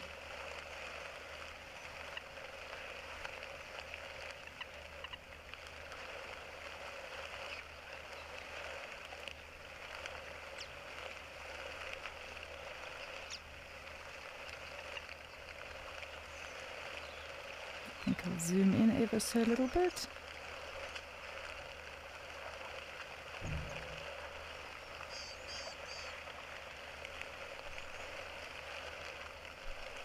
Now those three, that looks like it's probably brother, sister with the little one. So they're like teenagers to her. And the males will reach adulthood at around 12 years old, and then they will automatically leave the herd to make their own bachelor herds. All the girls will be staying together.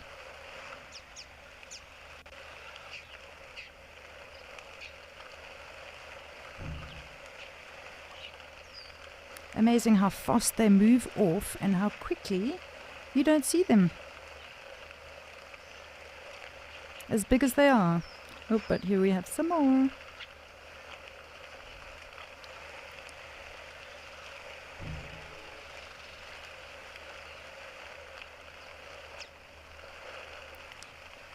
Well, elephants firstly are very clever. They know where the fresh water is actually coming in here, and you'll find that most of the elephants will come to exactly this point where they're standing now. So they know that it is being filtered in there. They're very, very clever animals.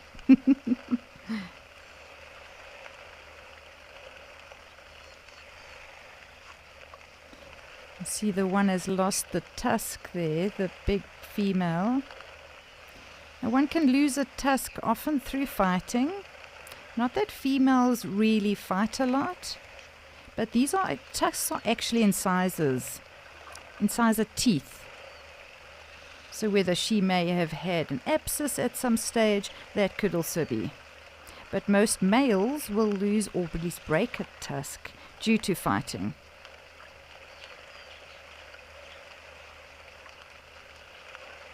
You know, you also very interestingly see, just like we are left or right-handed, so are elephants. So they will tend to use their left or the right more than they do the other. So because that left one is broken off, I would tend to think that most likely she was left-handed.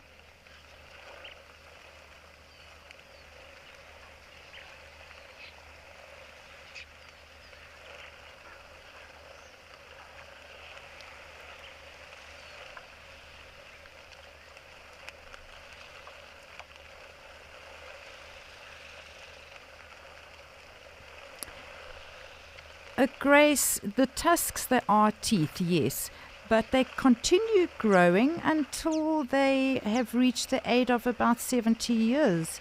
So if they fall out, yes, they would continue growing, but most likely never to ever reach the stage of where it really should be.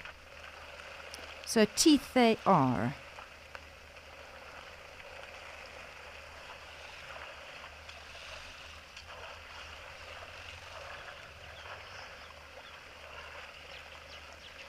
Warthogs in the back.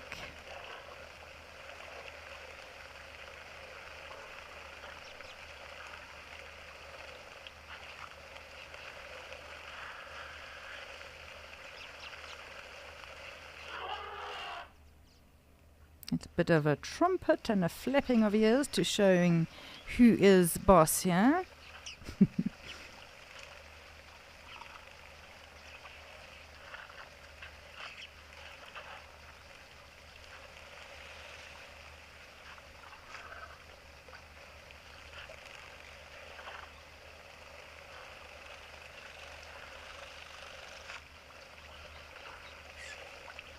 Warthog feeling quite comfortable coming close enough to the ellies. Obviously the elephants wouldn't actually do anything to a warthog, but sometimes it's just the fact that they like to show that they are the boss. So if something would get too close, yes, they might. But they certainly wouldn't intentionally harm a warthog.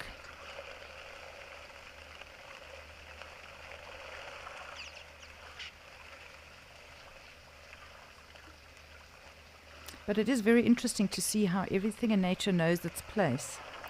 So the bigger, the more respected.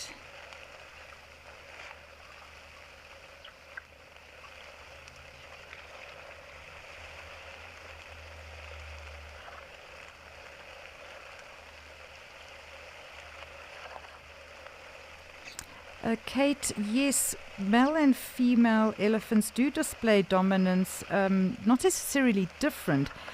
The males will, because they're now separate and they've formed their own herds, the males will be showing dominance towards other males and thereby fighting, using their tusks, using their foreheads, okay, and often causing damage thereby to the other males, whereas the females will be only showing their dominance towards their own family, so to the females or the younger bulls in their family group.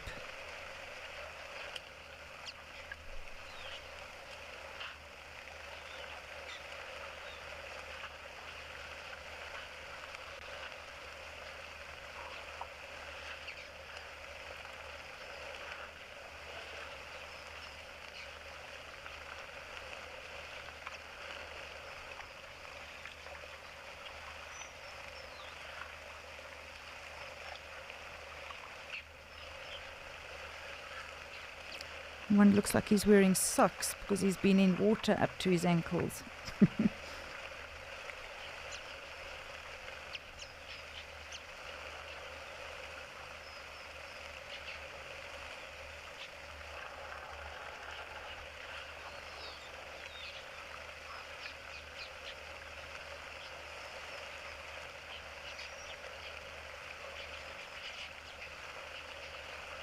So glad to see the sun has come out a little bit. You know, the elephants often, they also get hot, and behind their ears they've got a thin network of very thin veins. So often when they're flapping their ears, they're not necessarily showing that they're aggressive, but like every now and again they'll flap them and it actually cools them down. So they flap them and then the cool air gets pushed over their bodies.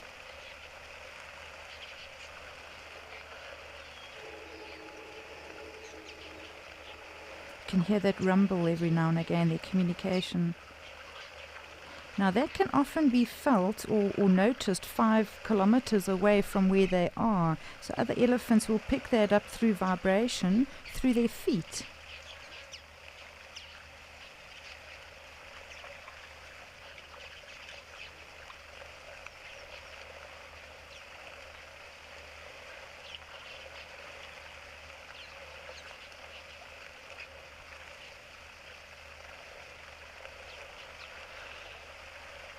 Warthog still trying to get to the water. The water hole is big enough.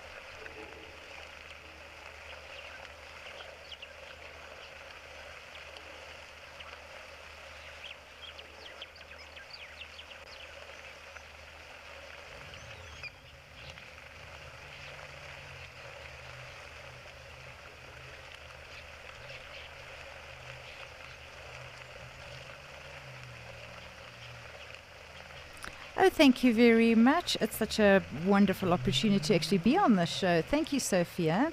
A little bit about myself. I'm a safari guide. I have been in the industry for almost 30 years. Giving my age away there, am I not? So predominantly in the Kruger. And I have always had an incredible passion for wildlife and all the aspects around it. I did study travel management, and I worked in many different aspects of the tourism industry. I did find out at an early age that sitting behind a desk was most definitely not for me.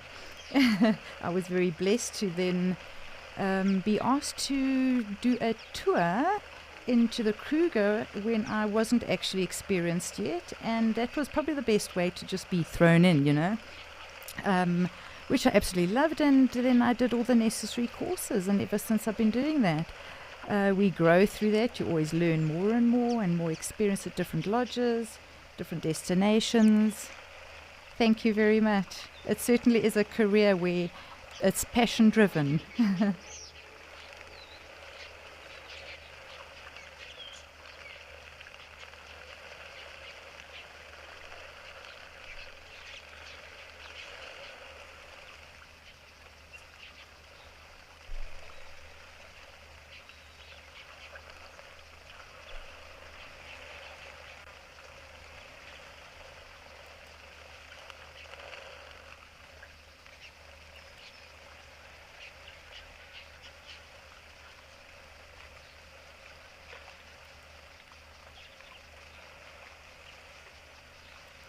Right, so for the viewers who do not see the adverts, we're going to quickly go to the right. Oh, there we see some warthog.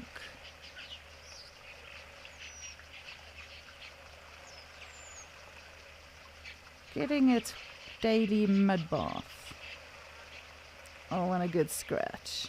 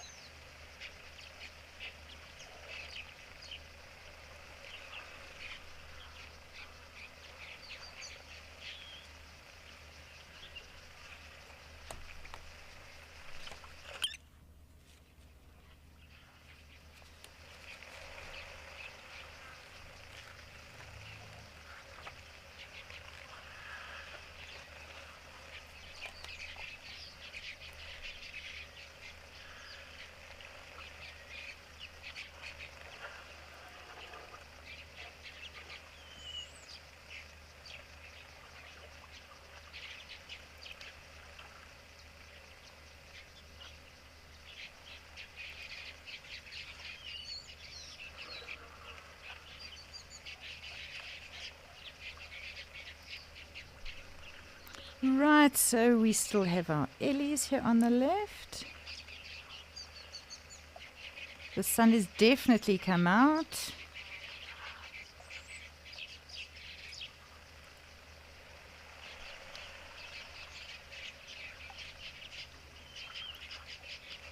Ellie's still enjoying the water. Wildebeest in the back there. That's lovely to see some action going on here. There were 2 warthogs that came across earlier, had a quick mud bath during the ad break, and ran off.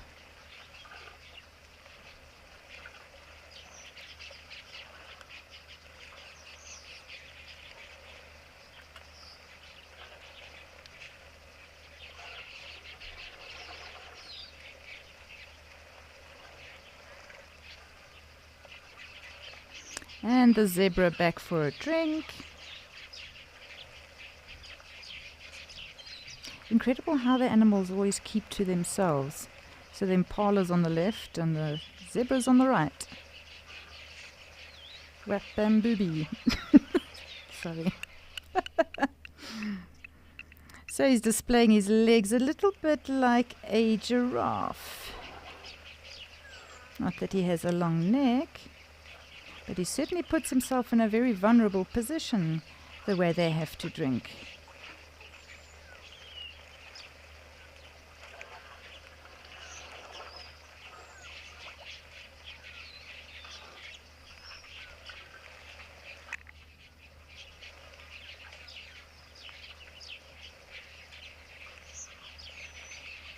Oh, that looks so tranquil.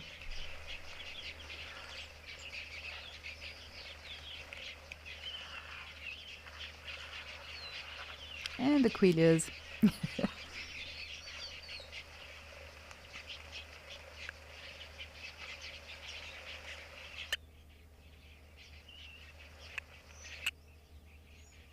Canoe in the background, or wildebeest. Wild beast.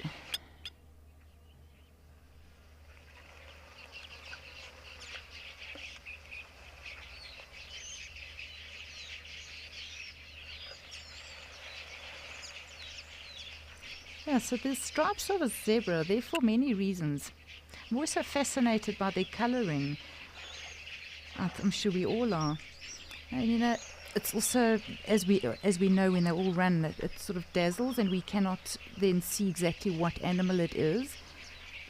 Just the same way a predator then can't differentiate exactly which animal he was actually after.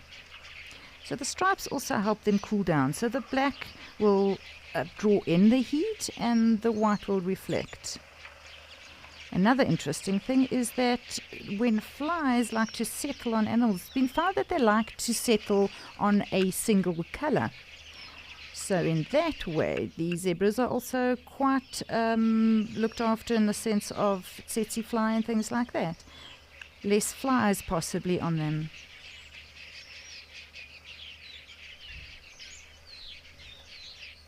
Let's see, I think Ellie's are still on the left.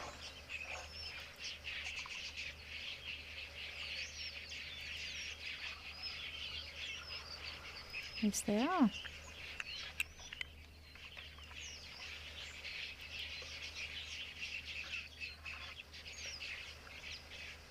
Wonderful to not have a time schedule.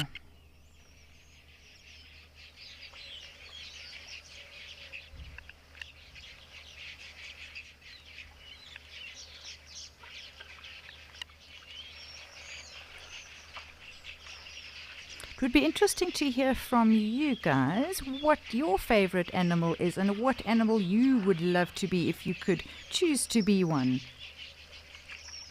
Please share all this with us. We'd love to hear it.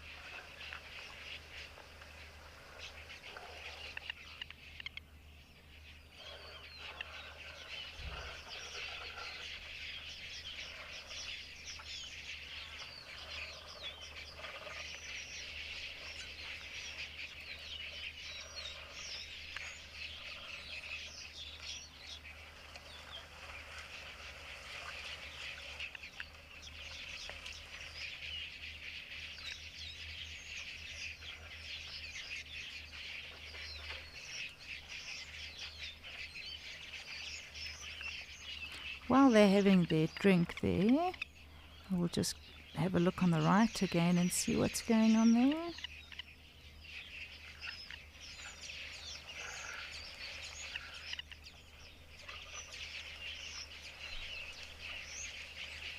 Impala, warthogs, zebra are moving off.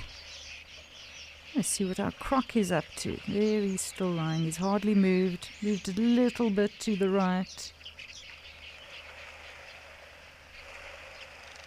He's probably going to be getting hot soon.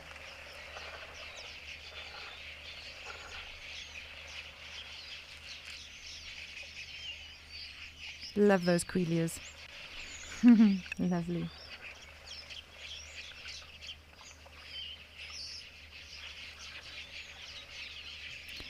Right, we're going to meet up with Lauren in Madikwe.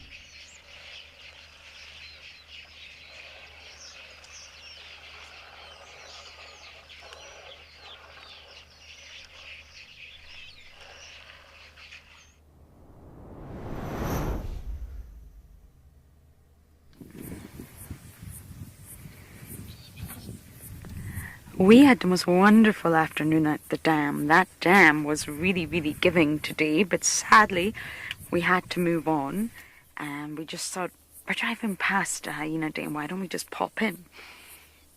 Look who we have.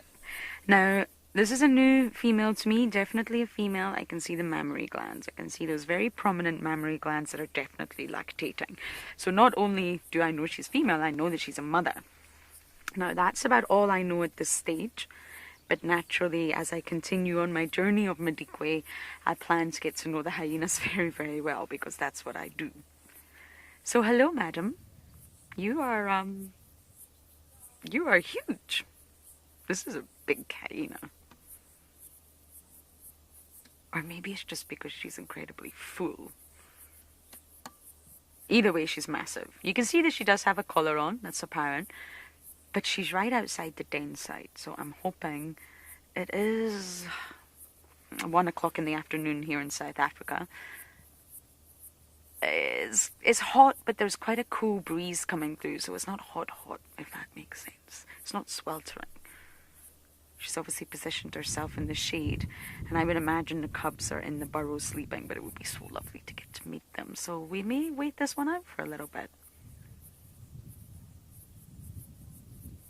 She's in a deep sleep. Look at that.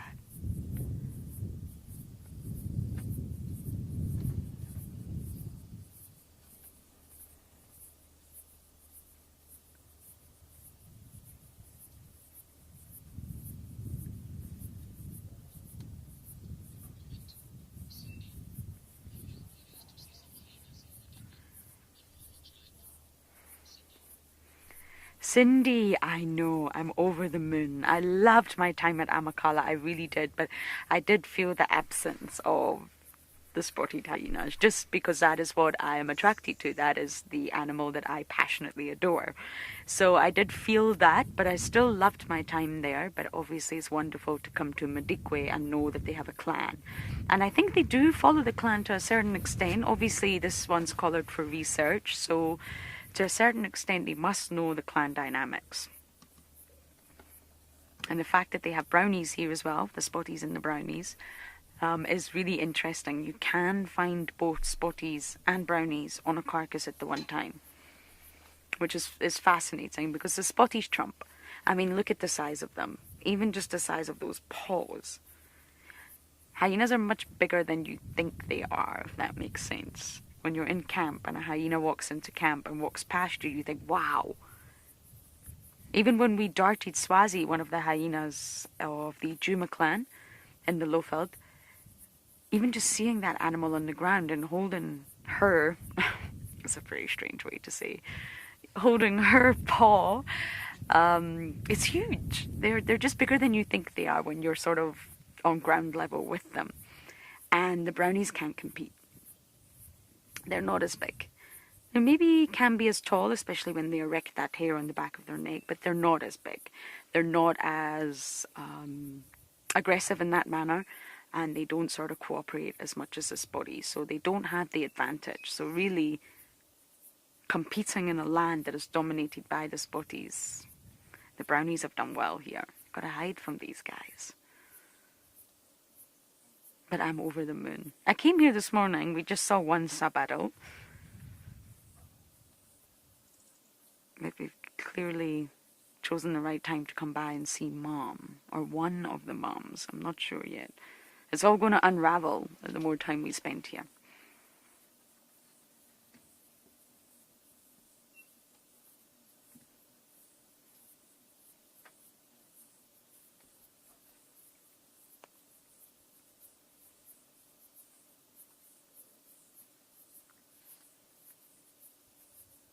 It's actually the smell of den sites that I missed the most. I love the smell of an active hyena den. Brown hyena den, not so much, believe it or not. They secrete quite a foul-smelling substance all around the den site. But spotted hyenas, it's a lovely smell.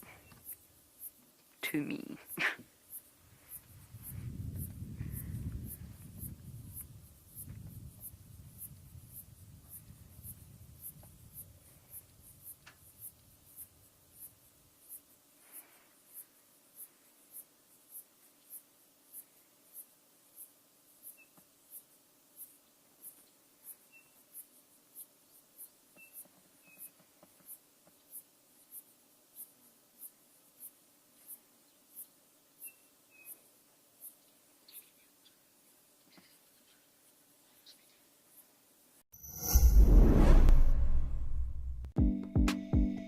Over the past few years, rhinos have become a somber topic. Here at Wild Earth, we want to bring some joy back into honoring their plight with a new rhino range. Get your I am fighting for the real unicorn design in our shops today. And bring a bit of magic and happiness back into rhino conservation efforts.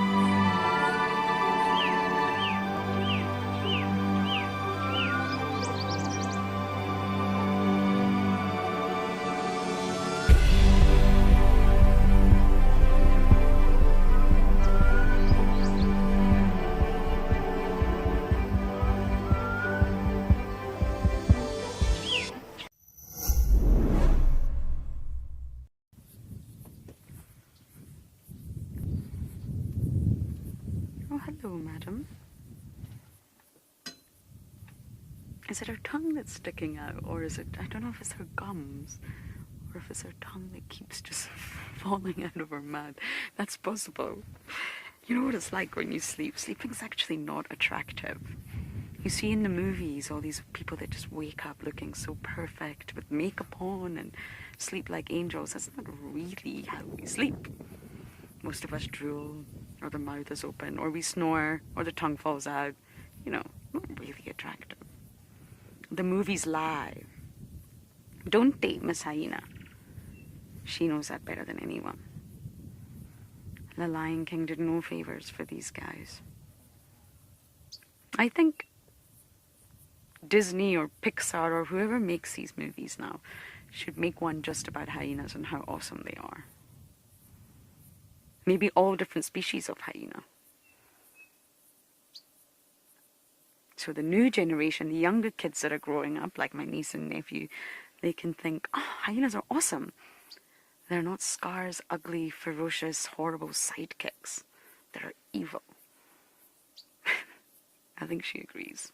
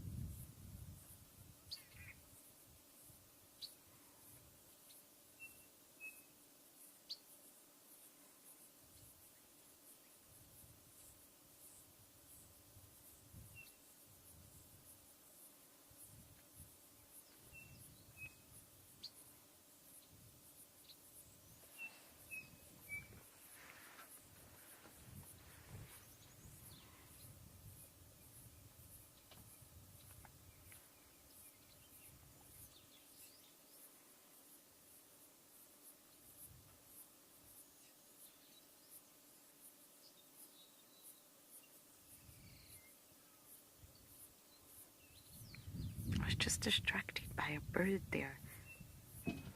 I think it was the green-winged petilia. Did you see it, Dove? Oh.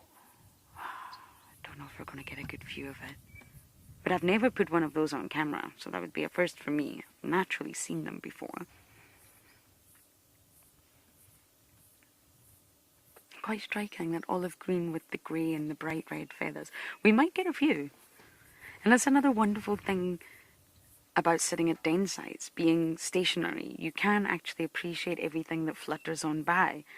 There are a few butterflies fluttering on. I think it could be the brown veins. And in birds. So you can actually appreciate a lot more if you just sit still for a while.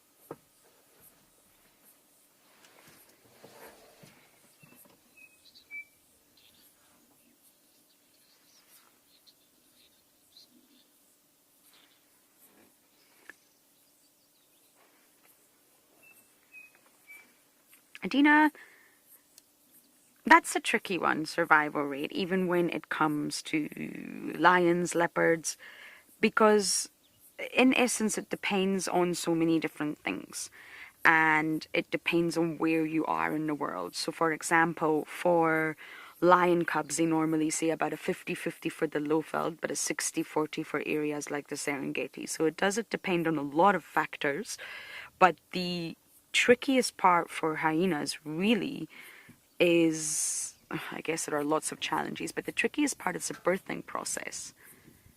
The pseudopenis is really only an inch wide, and there's a 90-degree bend in that inside the female.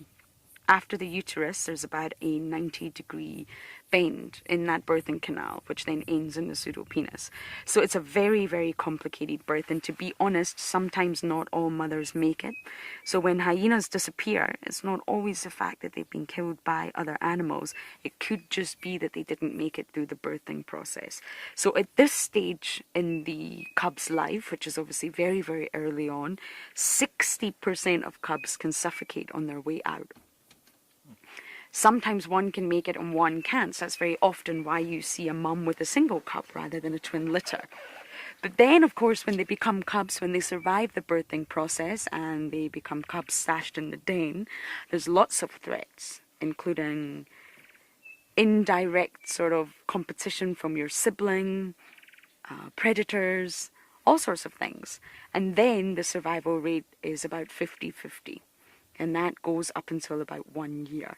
But those are average figures, so really it is a tough one because it will depend. I mean, the hyenas in the low veldt have different threats and different sort of challenges to face than do the hyenas of the Masai Mara. So it really does depend on competition and other predators, the density of other predators around. But generally, 40% survival rate during the birthing process, and then it goes up to 50 after that.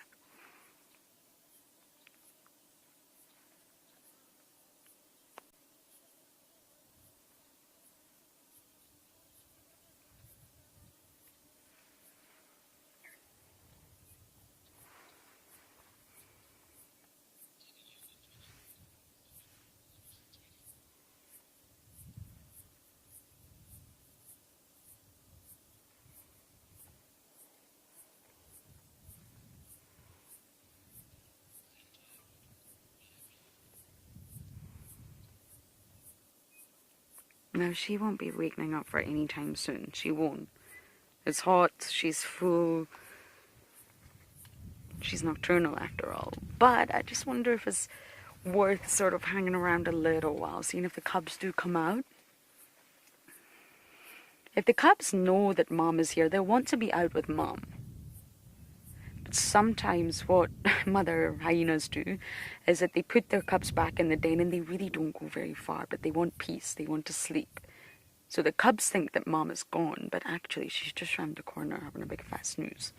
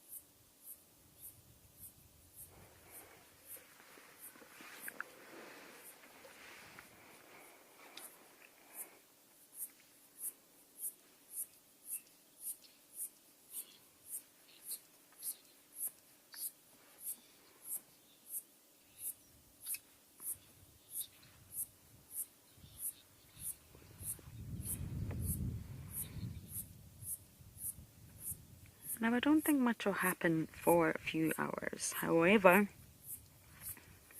something will happen. That'll be the beauty. And it's not summer. The sun is shining, yes, but the wind is chilly and I'm constantly torn between putting my jacket back on and then taking it off again. It's really not summer temperatures, not even quite spring. We're not there yet. Spring is holding off on us. And therefore the cubs will come out earlier. Of course, when it's stinking hot, they'll stay inside and keep nice and cool in their aerated burrow. But when it's not that hot, they will come out. And from the pictures I've seen, I am guessing that they're between 1 to 2 months. But I obviously need to see them in the flesh. But at that age, they're definitely 100% getting curious, without a doubt.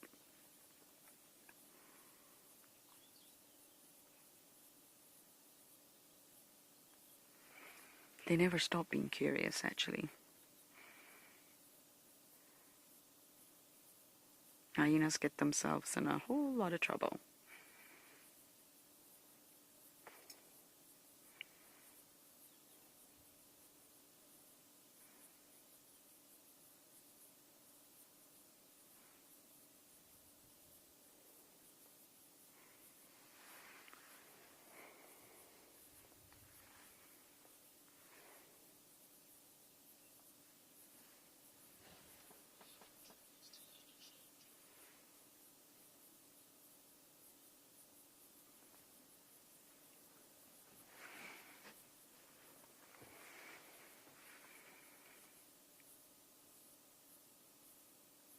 I'm looking forward to getting to know this one better. It's been a wonderful start to Madikwe. That dam really was phenomenal in the end. Sadly, we had some tech issues, but what it means is that it's definitely going to be a great place to hang out and spend time. We had giraffes coming down, I think 3 at one time. The whole population of wildebeest in Madikwe, zebra, warthogs, all at once coming to drink. It was really, really lovely. Lots of bird action, so it's definitely a place we want to be. But for now, at least we know this is the right hyena den.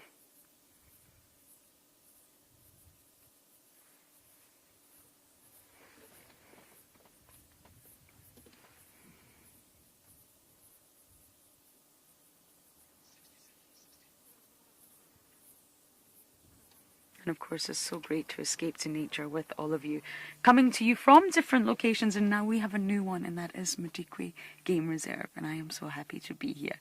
It's new to us as well. That's the whole point of the roaming team, to keep roaming, to keep moving, yes. And meet new characters just like you, my lady. Oh. Are you showing off now? You've got quite the appearance. But of course, after Escape to Nature, we will have our sunset safari, so you're welcome to hop on board and bumble with us then. But if not, Escape to Nature happens every single day, where you can join us and do quite literally that, just escape to nature, which is very important in today's world. So a big thank you to everyone for jumping on board, your comments and questions, and just being there. We shall see you tomorrow. Goodbye for now.